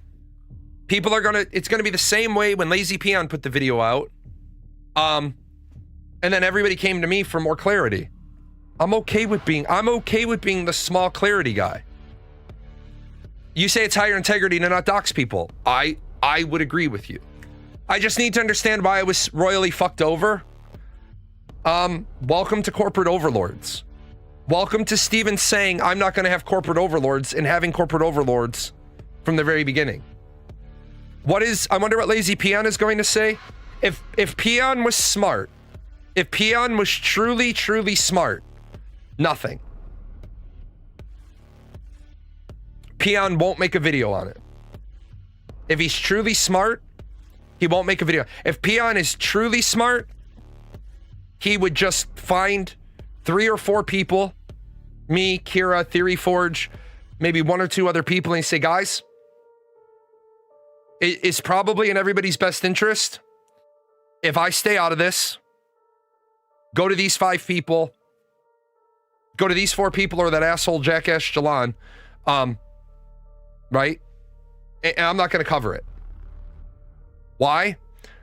Because the Lazy Peon is responsible for tens of thousands of referrals. Is it his fault the company went tits up? No. But are all of his, are some of his people going to think it's his fault? Yeah. Not having corporate overlords and investors is the biggest reason I had faith in the project. I agree with you. But you don't manage. The moment Steven said he's not going to have corporate overlords, but he's looking at his investment being $30 million, corporate structure is important. I don't think any creator should be blamed for that. Okay. The creators that said stuff like I did, and there's several that said it like I did. Hey guys, if you can't afford to buy in, don't buy in. Let me get to a point. Let me get to the testing. Let me buy in. Let me buy in. Let me show it. And then you can make your decision at that point. Didn't Steven say he paid for the whole thing already? No. Steven never said he paid for the whole thing. Steven said he was fully funding the core viable product. Nobody knew it was fucked, right? Yes, they all did. Any of the content creators try to say, I didn't know, call them out for fucking lying, because they did know. They did know. If they were properly researching the product, they did know. There's no way they didn't know, because I knew and I started saying it 5 years ago, 4 years ago. There's no way they didn't know. If they didn't know, they didn't want to know. If they didn't know, no, I don't think Peon deliberately misrepresented, but I think Peon also never pressed Steven for real answers. Do you think anyone is ever going to make an official statement about the game in the studio? Who can make an official statement? The only people left at the studio are the shareholders. I'm stunned Copium Clinic deleted all his videos. It's because he dumbfucked it.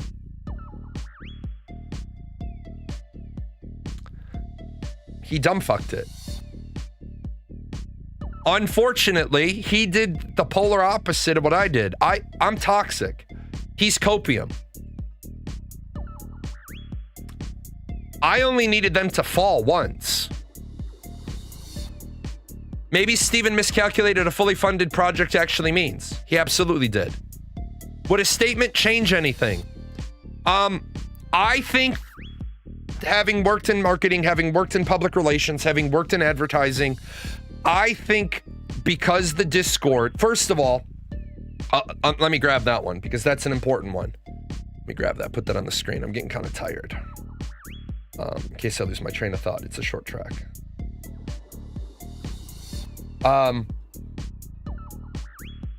Right now, number one, none of the investors, to my knowledge, none of the investors are employed by Intrepid. So they're board members, but they're not vice presidents. That's suspect as shit anyway, because as I showed in the other exemption of the Warren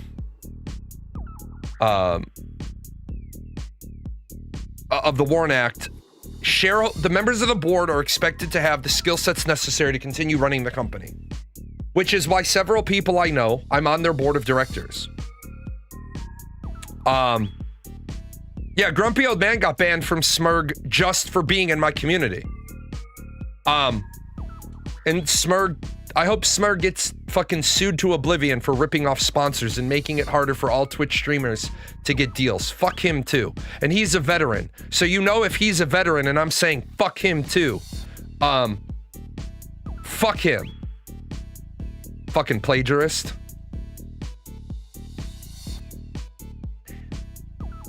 It is very odd to me that the owners of the company weren't on the Discord listed as staff. It's very odd to me that the owners of the company didn't create vice president positions for themselves. The fact that they've said nothing lets you know that they have no love, passion, anything. Right now, I didn't check today. I don't even think that they have done an updated filing of the company. So right now the company is just in limbo. And I don't know California law. I don't know what the turn time is for you to have to update. Yeah, they haven't updated it yet. John Moore and Steven Sharief are still listed as the C-suite governing officers. Steven looked passionate. Oh yeah, Steven looked passionate while he lied off his ass. No, we're not broke. No, we're not broke. No, we're not broke. No, we're not broke. No, we're not broke. No, we're not broke. That ain't ever getting old. That ain't ever getting old. That ain't never getting old. Unfortunately, and I hear my kid is back from their bowling match, and I have gone for 8 hours. I love you guys. Thank you for all the love today. I really appreciate that. Thank you for the tips, the bits, the subs, the donos, the donations. I do want to thank everybody for the donations. I need to tally that all up. There's a veteran who got fucked 15 years ago by the military. So thank you to the people who donated straight. I'll have to tally that all up and reach out to them. At least maybe we can buy them some groceries. Just so everybody knows what I'm gonna foot stomp break. Let me pause that. Let me actually turn off the music so there's no distraction. Because my name isn't Stephen Sharief, and I am completely transparent. Because I have a C corporation, I cannot take the money out of my corporation to give to somebody. So I'm going to figure out everything that was donated today. All of the YouTube donations, even if they weren't for the veteran, will go to the veteran. I will look at what the stream revenue today is. So what I'm going to do is I'm going to look at how much money we brought in, and I'm going to use the company money this year for Extra Life. So this year you won't see me separate out the donations that way. What I'm going to do is I'm going to keep all the money in so that I don't pay 30% tax pulling it out, transferring it, just so that we're all clear. And if this doesn't make sense, I can type it up on my Discord. So a lot of donations were made today for that veteran that's fucked over. I'm going to keep all that money inside of the company. That's going to be earmarked for Extra Life. In lieu of me making an Extra Life donation this year, personally, me personally, not the company, what I normally give to Extra Life, I'm going to give to the veteran. That way we're not pissing away money to the government and taxes, and we benefit both things equally. Is that clear? Is everybody good with that? Do I need to explain that more? And there will be a typed up message once I have the money. I will type that up on the Discord because I believe in transparency. I am not Stephen Sharief. I don't walk off with your money. Okay? I don't believe in that shit. I will be back Friday. Actually, I'm gonna be back tomorrow. I'm gonna play some Once Human, but while I'm bullshitting in Once Human, you guys can ask me Ash's questions. I'm not gonna do an autopsy. If more stuff comes out by Friday, great. I will be here next week, Monday and Wednesday. And then it won't be an 8-hour show on Wednesday. I'm going to Disney World on Thursday with my eyesight fading. I want to see Disney one more time. Fuck this Elsa in this cold front. So if anything happens next week, talk to my Discord, ping me, email me stuff, but I'll get to it the following week. You guys have a wonderful evening. This VOD will be up just as soon as I eat some dinner. I wonder if the organic meat sack that runs this channel knows a lot of these sponsors don't sponsor us anymore. They were longtime sponsors. The credits are fine. Do we get paid? Is any of this sponsorship money for Gail, Daisy, the Chaos Fund? You are a fig